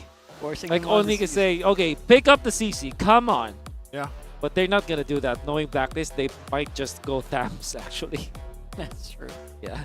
Which has worked for a lot of other teams here. And Yep. it's actually being banned. I think it was banned out in the previous series as well. Yeah. Against someone. I forgot who. Carry. Answer. Okay.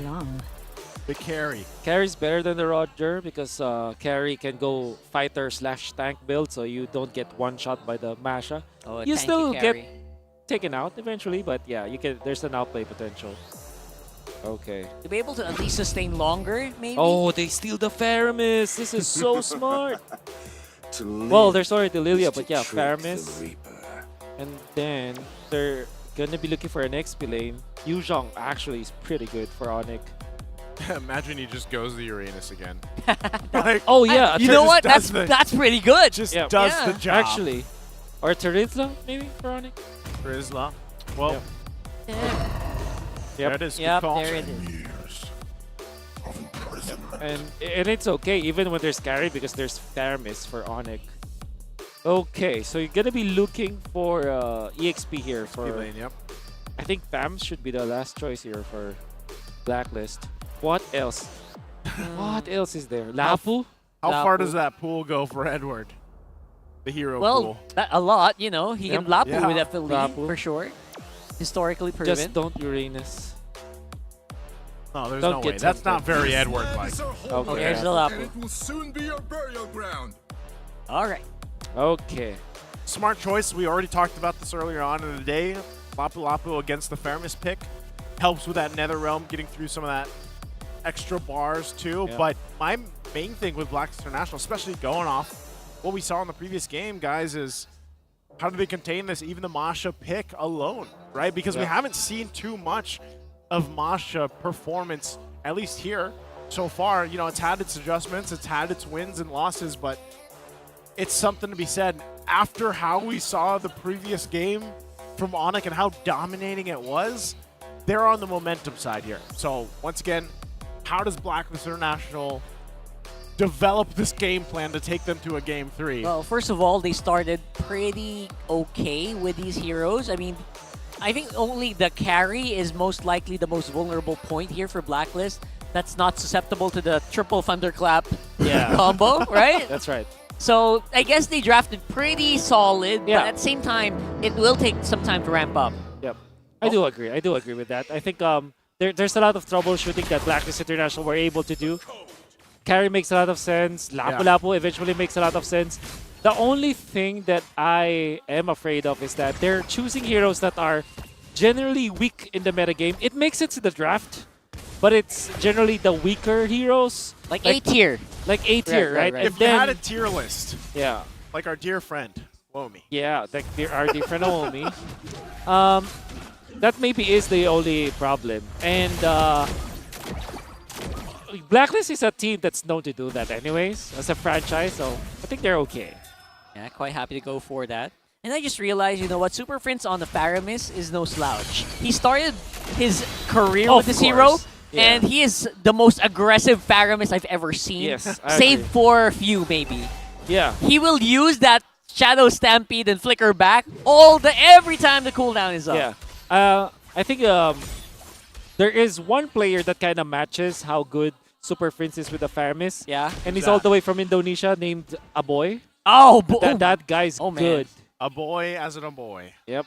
Yeah, he is. And that's the thing, though, is I feel like that's one of the biggest things that sets apart certain players that pick up the Fairness, you know, is how they play to that aggression, but at the same time, they don't overextend. That's one of the hard things about it, especially when you pick up, you know, when you have this flicker available to you. Right. Because we've seen actually a couple different play styles of a Fairness where some even just, they're more on, you know, with Super Prince running Quantum Charge here, he's looking for that type of play style, where we see some take more of that support role. They just there for the Nether Realm. They try to get a little poke off, but that's it. So There's nothing wrong with that, Yeah, right? there's Just nothing- yeah, staying there's not. alive so that the Nether Realm is available.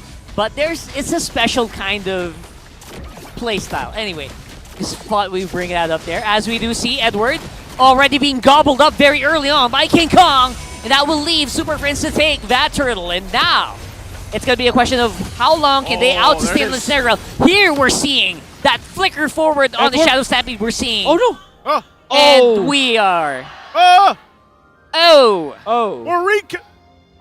We're going to take a minute here. Let's take a minute. Running Man Challenge. But guys, that's what we talked about. So aggressive. It's funny because, like, looking at the player cams, they're still playing. I think that was a spectator. Yeah, that was a that was a spectator spectator thing. thing. I see I the was- skills pop yeah. in there, so... All right. Okay. Hopefully we can get that. But hey, that's exactly what we were talking about. You saw Super Prince flicker in. Flicker forwards, the heck? Get them pulled, the Stampede, and then the follow-up through it. So that's what we And- talked about, the way they likes to play. And that, I mean, that was a very strong showing. We didn't see it play out, but I'm pretty sure that ONIC got the upper hand there in that team fight. Obviously, they did get the turtle buff, additional shielding, which means they can fight longer after that one. Yeah. And they'll hit harder as well. I'm gonna be guessing what is happening here. Yeah. I saw a double kill for Gem. Okay. I'm gonna give you a blow-by-blow. So far, it's They're a still going. 3-2. I was going to say, the in players are still going, favor right? of it's a 3-2 in favor of ONIC. It's a spectator thing, so we're back. We're Oh, back, we're boys! So All what right. was it? Yeah, the 3-2. Didn't mess with the game at all. That's good. All right, so now, for some reason, ONIC feels more confident to go forward, which Oh. means they pretty much got a huge amount of momentum. Now it's Escalera using up all them thunderclaps. With Haji, of course, close by, able to heal, but no healing available if you are gobbled up. And there you go, the Nether Realm being used by Super Friends here, but still being very hard for King Kong to survive. A lot of AoE damage from Blacklist is available, man. I gotta tell you. Here we go again. Oh no! It's uncanny, but it's Blacklist who seem to have enough damage to give ONIC a hard time and make him second guess whether to engage or not. Wolf, I think you've got the wolf. the wolf cam. view, the wolf cam up. I'm What's going sorry, on here? It's also another Running Man challenge. Running this Man. one. How about this? Why don't we go classic All right, and what's classic? cast the games from behind the players? Yo, dude, that would I be would a, love to do that. that would be a throwback. That's a PC bomb com shop days. Okay, Wolfcam is open. The wolf cam's open. What's going on, Wolf? What's going on? Coach is seeing it still as well. 3-2. Turtle going in favor of ONIC. This is Turtle number 2. Yep, All right. King Kong gets it. So, and They got the turtle slay. We saw the graphic. Yeah, we saw the Turtles. graphic. Yeah. Turtle's taken. Thank you. There is an aggression from Gem and Kelra grouping up together in the bottom lane. Kelra is rich. He's rich. How rich is Kelra right Kelra now? is 3.7k. Oheb is 3.4k. Oh, that's not far. That's far, but Oheb and the gang will be able to push up top. That's 300 gold, and look at that. They're also getting the turret. Yeah, they're also getting the turret. Not bad. This is called use your imagination. Use your imagination. So Let's paint the picture. Turret up top for Blacklist International. They've evened up almost the gold. Okay, we're jumping back in, ladies and gentlemen. Catching up one more time. It looked like there was a kill on the board. I think both teams just start to stabilize here, with Kelra obviously being having more freedom to do whatever he wants because of how far ahead they think they are. Okay, But well, it looks like Blacklist is just keeping up. they are, and that's good. Economy-wise, though, what has happened here in those couple minutes? It's more about like Blacklist International taking advantage of the trade-offs that we're seeing. Like when they saw that ONIC was focusing too much on the turtle, what they did was to push up top and allow Oheb to get so much farm, and now they're funneling things onto Oheb.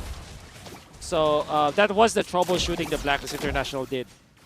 I think with that, too, like, the fact that they were able to alleviate some of the stuff that happened early on for ONIC's favor, that's good for Blacklist International. Now, from that point, it's really like, how do we keep Oheb to be able to farm up, not die, get the positioning that he needs, and they have all the tools that they need, especially with a Minotaur on their side. No. You can already see an ONIC making their way down at bottom once again, but here's the response. Everybody making their way down to that bottom side. Escalera, though, going to hold his own up here. That top side, look at that, though. Oh, this is looking really, really sketchy here for ONIC. They don't have the Masha available here to take the fights. And Blacklist had vision, right? They knew that the Masha was on top defending. Yeah. That'll be real good. That's why they're right Whoa. now. Oh, you went! Oh my god, that was the scariest Black Shoes right now. But, of course, Gem will spot him out and activate that penalty zone, which will get ONIC a lot of these damage hits. But look at that. Blacklist has some damage of their own. They're shredding hard. Sensui up on front. And Oheb just having quite enough to do something about it. But in the end, Kelra still a lot healthier compared to the gold laner of Blacklist. And now they will have control of this turtle. Oh man, that's what really sets apart Kelra from other gold laners. He is very aggressive but also calculated. Waits for his perfect timing. Oh! Sensui! Well, no way! That's the Retry God! The Retry God, he strikes again. Even... How many times has he done this? I know someone's counting, right? Someone's counting. Someone's counting this. If I remember right, he set like his own personal record already back in week 2. Yeah, exactly. Like somewhere along the lines of the entire league, if the entire league has 11, he's got 6. Yeah. He's got 50% more, or more than 50% of the Red 3 steals across the league on his own. So that's like his 7th or 8th Probably. Probably, right? So, oh, come on. That's why they call him the Retry God. Yep. Instincts from Sensui. I mean, Sensui instincts. these are things that he's not supposed to do, but he does anyway. So, but so far, I would say ONIC still have a bit of an upper hand in terms of like engaging, and not to mention, they also have the NetherRealm. That's something that I think Blacklist has to kind of tiptoe around if they want to be able to get a win out. But yeah, 1.4K for Blacklist is no joke as well. Yep, and they're taking advantage of it. They're pressing the tempo down the bottom lane. That's going to be very comfortable spot for Edward. And then Oheb is just getting bodyguarded by both you and Haji. The perfect way to go. And at this point now, as they get set up for that first Lord of the game, they're still trying to make plays around the map, put some pressure, but they're bunched up. Look at this. Yeah, bunched up right now and in a very tight corridor. That's exactly where Sensui wants the fight to happen. Same as Haji, who is ready with the Minoan Fury, just making sure that he is forcing people off of the soft targets of Blacklist. And now it's a 4v5. What's this going to look like for ONIC? Gotta be... They have to really just wait for their timing at this point. For ONIC, the damage just isn't there right now. Yep. Yeah, surprisingly, Kelra's damage not hitting as hard as I thought it would. Yeah, I think, okay, so the reason why they're feeling this way is that Gem was kind of shut down in a way that he wasn't able to farm, and he's so squishy compared to the damage output of Blacklist International. And that's surprising because it's Terizla. Yep, there's the... But then, that is one of the problems when they picked her is that after the carry was picked up. Carry deals true damage, which doesn't really care about the body of Smith. And so far, Blacklist's idea of just funneling everything and protecting Oheb at all costs, it's like a protect the king kind of mentality now for Blacklist International. Man, there's a lot happening here too. Even with just having the pressure from Escalera on this Masha. Edward already used that Bravest Fighter earlier. So they got a couple of resources down. It looks like they might want to go ahead and actually commit to this Lord, but they're still filling it out here. Gem, though, to get knocked up, takes quite a bit of damage even on this Terizla. The sustainability, though, for Blacklist International. Oh, it's interesting positioning here for Escalera. It's going to be the gobble, gobble, gobble. Daytona's one comes straight to Edward, but again, beautifully activated penalty zone, but the follow-up damage is a little bit lacking, but now it looks like it's starting to ramp up. Look at Escalera. Oh my goodness, he also disappeared there. Where did that damage come from? Whew. Definitely Oheb, and the fact of the matter is they have forced the Faramis ultimate way too early. Blacklist International, you gotta credit that to Edward. Sacrificing himself actually did not die eventually, but the positioning was there, and he timed it when the Lord is about to go down. So classic Blacklist zone out coming out from Edward, and Edward also forced the early pop of the NetherRealm, which allowed Oheb to have a great time. Faramis should be the counter to carry, but whenever the Faramis ultimate is not up, carry is gonna have a great time.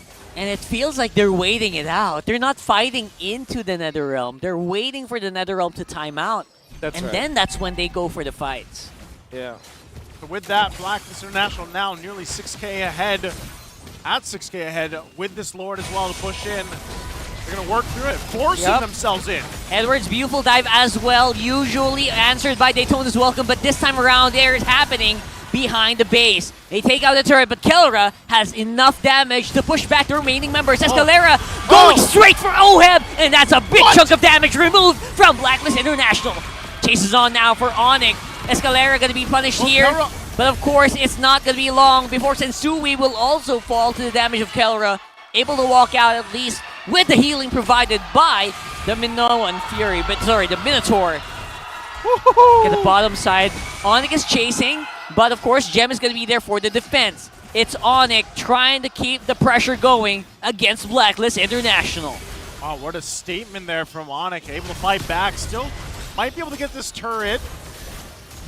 Can't complete it just yet, but that's the thing. ONIC is starting to get to a point. I mean, we saw how much damage the burst came out from Escalera against Oheb even. But they find a little bit of a victory there for ONIC. They try to continue to work around that. We'll take a look here at the replay brought to us by Infinix. Look at this aggressiveness from Escalera to start this out.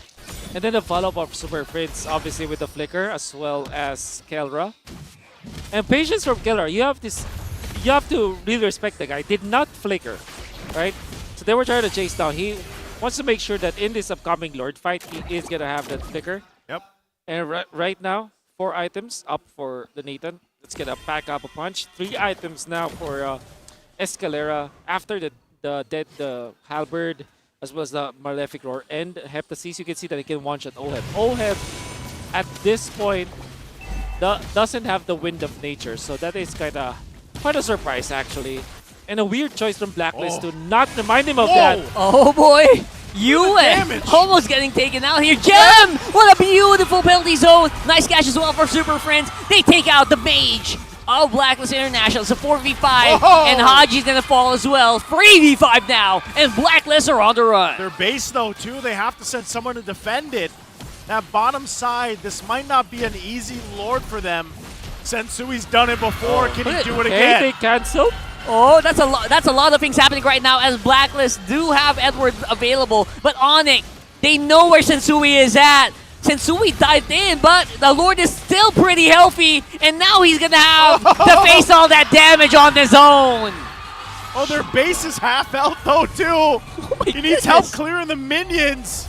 They managed to do it. Oh my, ONIC though. You saw the maneuver of Sensui. He thought he could just dive in while everyone's chasing him. Yeah. Again, Escalera with back-to-back great plays. First, taking out Yue. And actually, because Blacklist International were too desperate to save Yue, what happened was Haji already overstepped his bounds, and because of King Kong just using the Tutorial's Welcome to isolate Haji, it wasn't worth it to commit the flicker. They lose 2 of their members, effectively losing the Lord fight afterwards. Yeah. And then, Escalera finds the kill to Sensui. So, Escalera, despite dying 5 times, making the great plays. Yeah. Definitely the Masha bomb that we expect. Not the one we expected, but definitely the one that we're getting right now. Whenever you go for someone, that guy's almost certainly gonna die. Yeah. That burst is insane.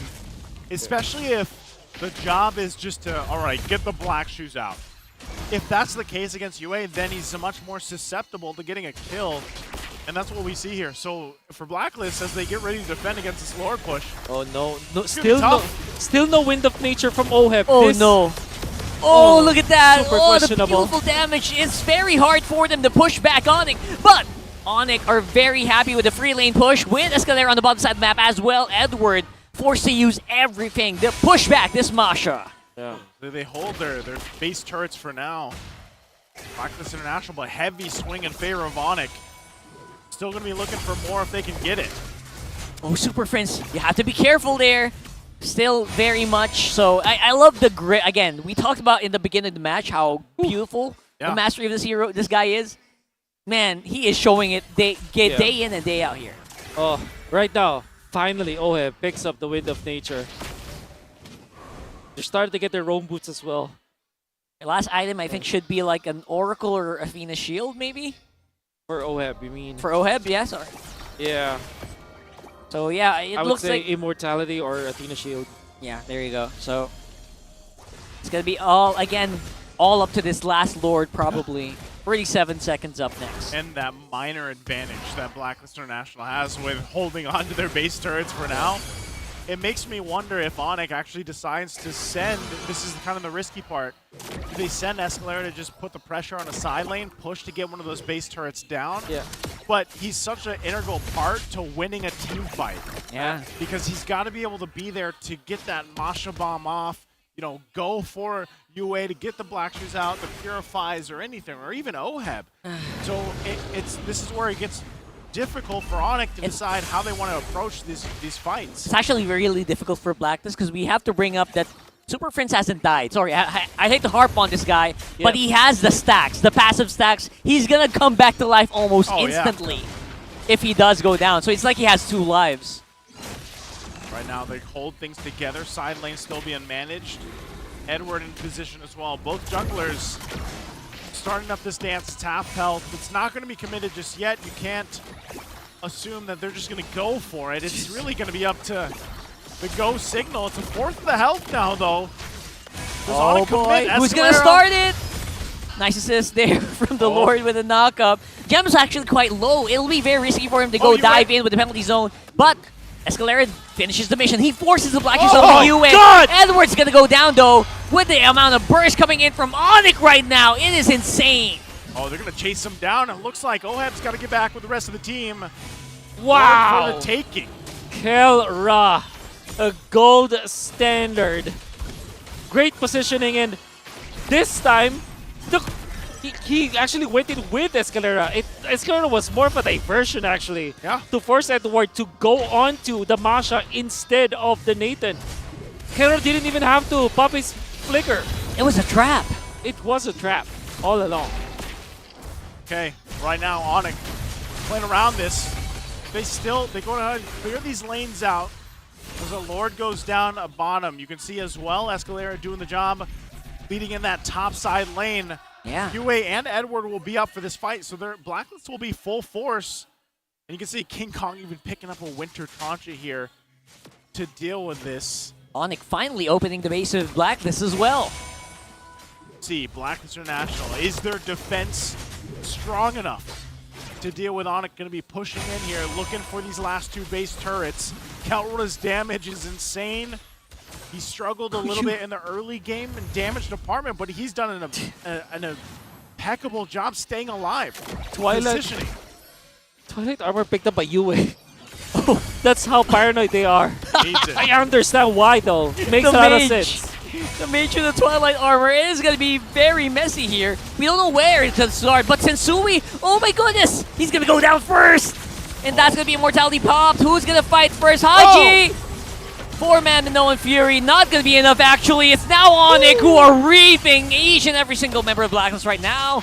And that's going to be at least one man down for each of these squads. It's Escalera down and Haji down as well. And don't forget to grab your TikTok goodie bag in TikTok before the game ends.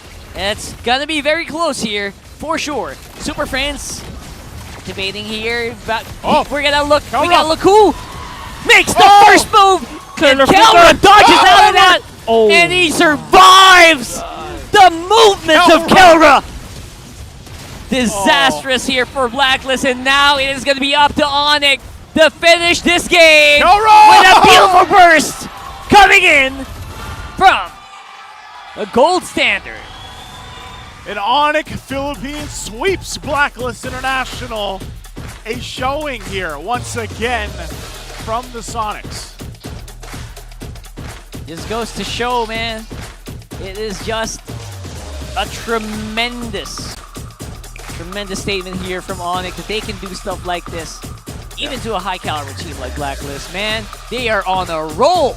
I want to know what ONIC Philippines did in the past 2 weeks. Did they go to a hyperbolic time chamber?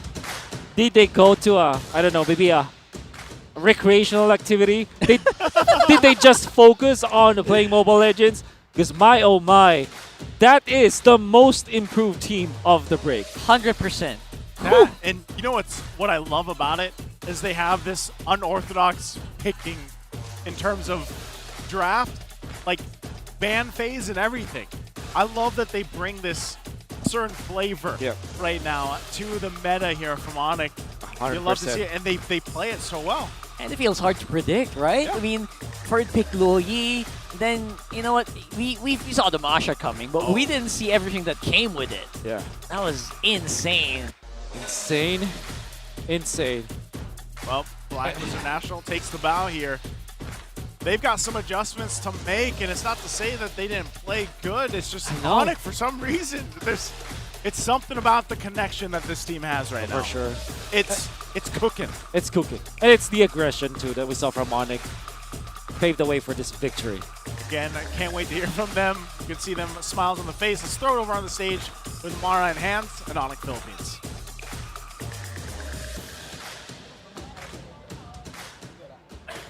All right, great job once again, everybody. Give it up to ONIC.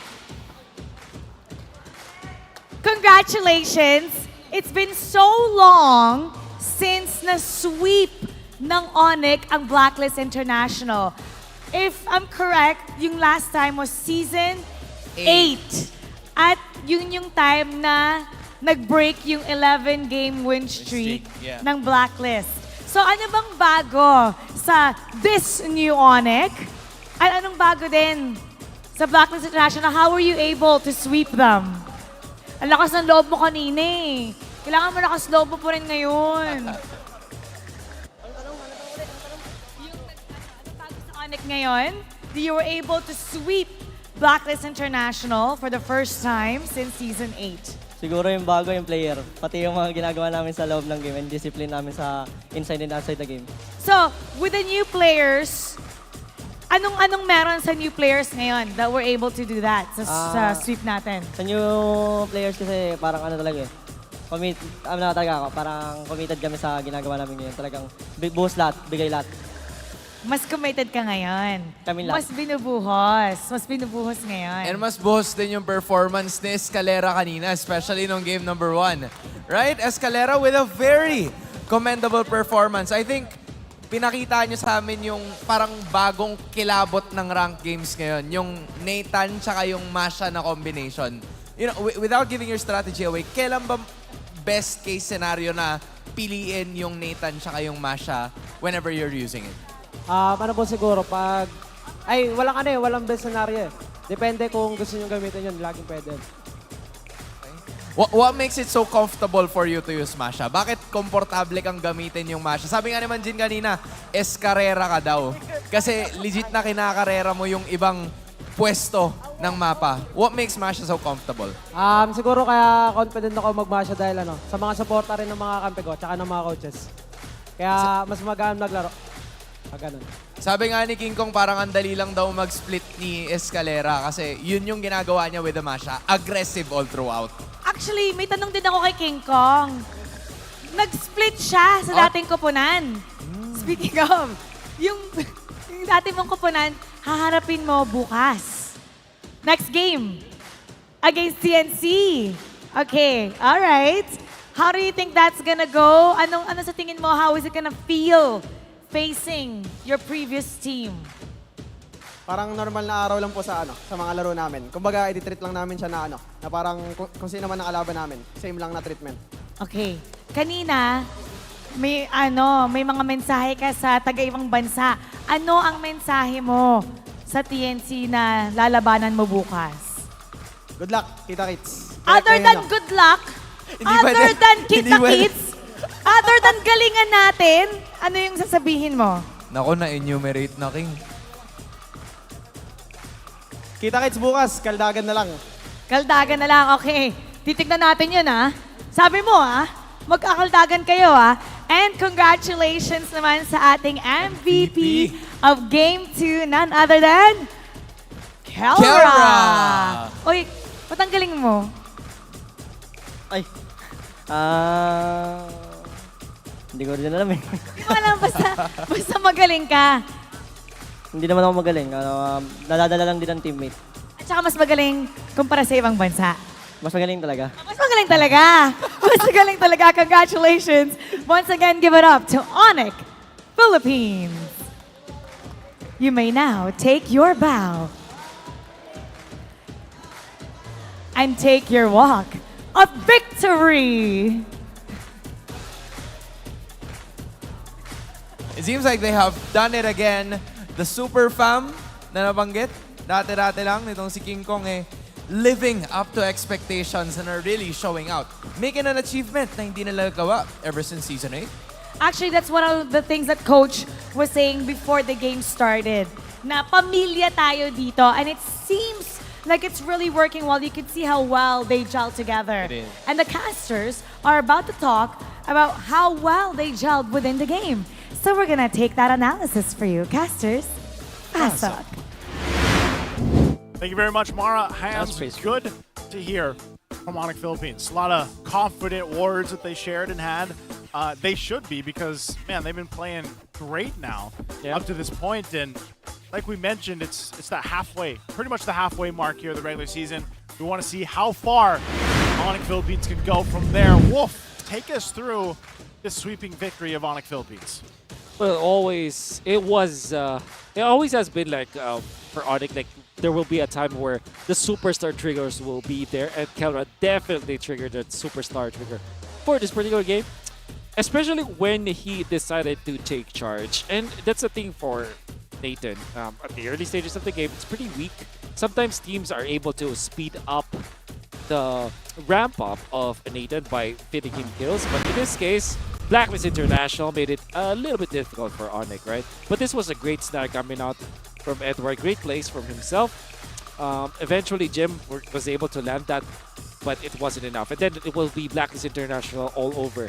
This is the fight where it became questionable for Blacklist. No Wind of Nature for OHEB despite him leading by a lot. And then the flicker play coming out from Super Fins. And obviously, Escalera just making it really good. Kelra did not use the flicker in that case.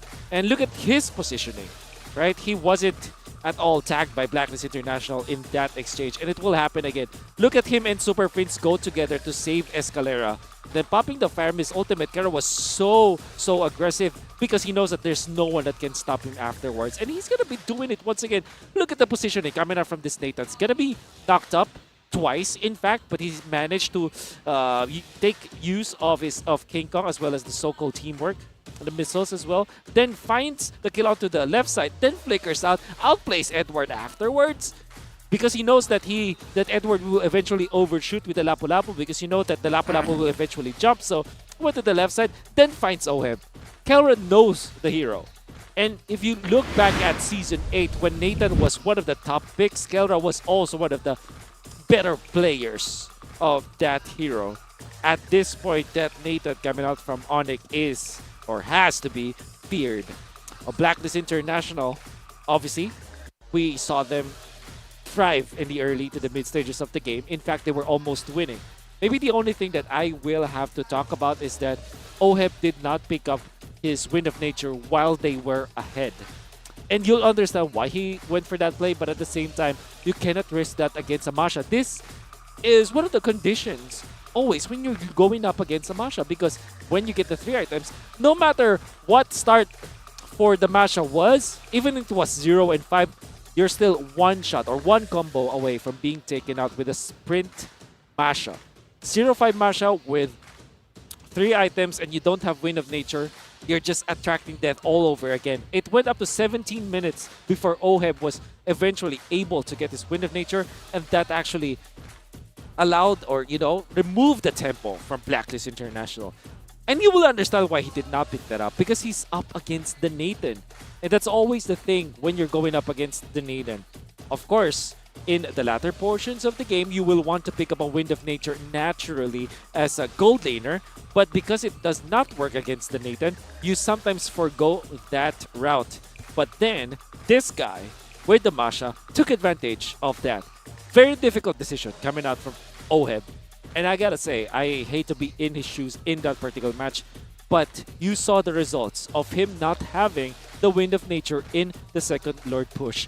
They got obliterated, but this guy eventually lost the tempo and eventually lost the game. And those Masha bombs for physical damage, 3 times, Thundercloud, you need that Wind of Nature. You're gonna get clapped. That's right. Thunderclapped. That's but right. It was nice to see, and really when you break down, I know Kelra got the MVP there, but again, the Masha, the decisions that had to be made, whether you're putting the pressure in the side lanes, whether you're focusing on UA to get the black shoes out, whether you're keeping Edward busy. There were so many things there that escalated again in that game that just was a big part of what allowed Kelra to get to the point where he really shined. So great matchup here, great way to round out the day. Again, guys, thank you for joining us. I'm Naisu. This is Rockheart Wolf. On behalf of us, thank you for joining us. We'll see you guys tomorrow. Let's throw it over on stage to close the day.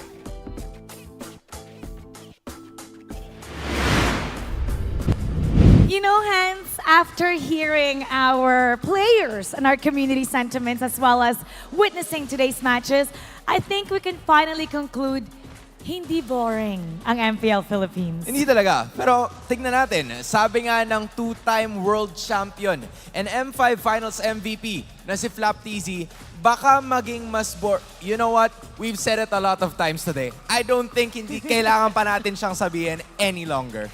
Marami pa tayong dapat abangan simula bukas dahil 3 laban pa ang ating matutunghayan. Muli ako po si Mara Aquino. And my name is Hans Galeria. Na nagpapaalalang, magkakaiba man ang ating pinagdadaanan, sama-sama pa rin tayo sa laban. Para sa tagumpay. Keep it good vibes, everybody. And see you tomorrow.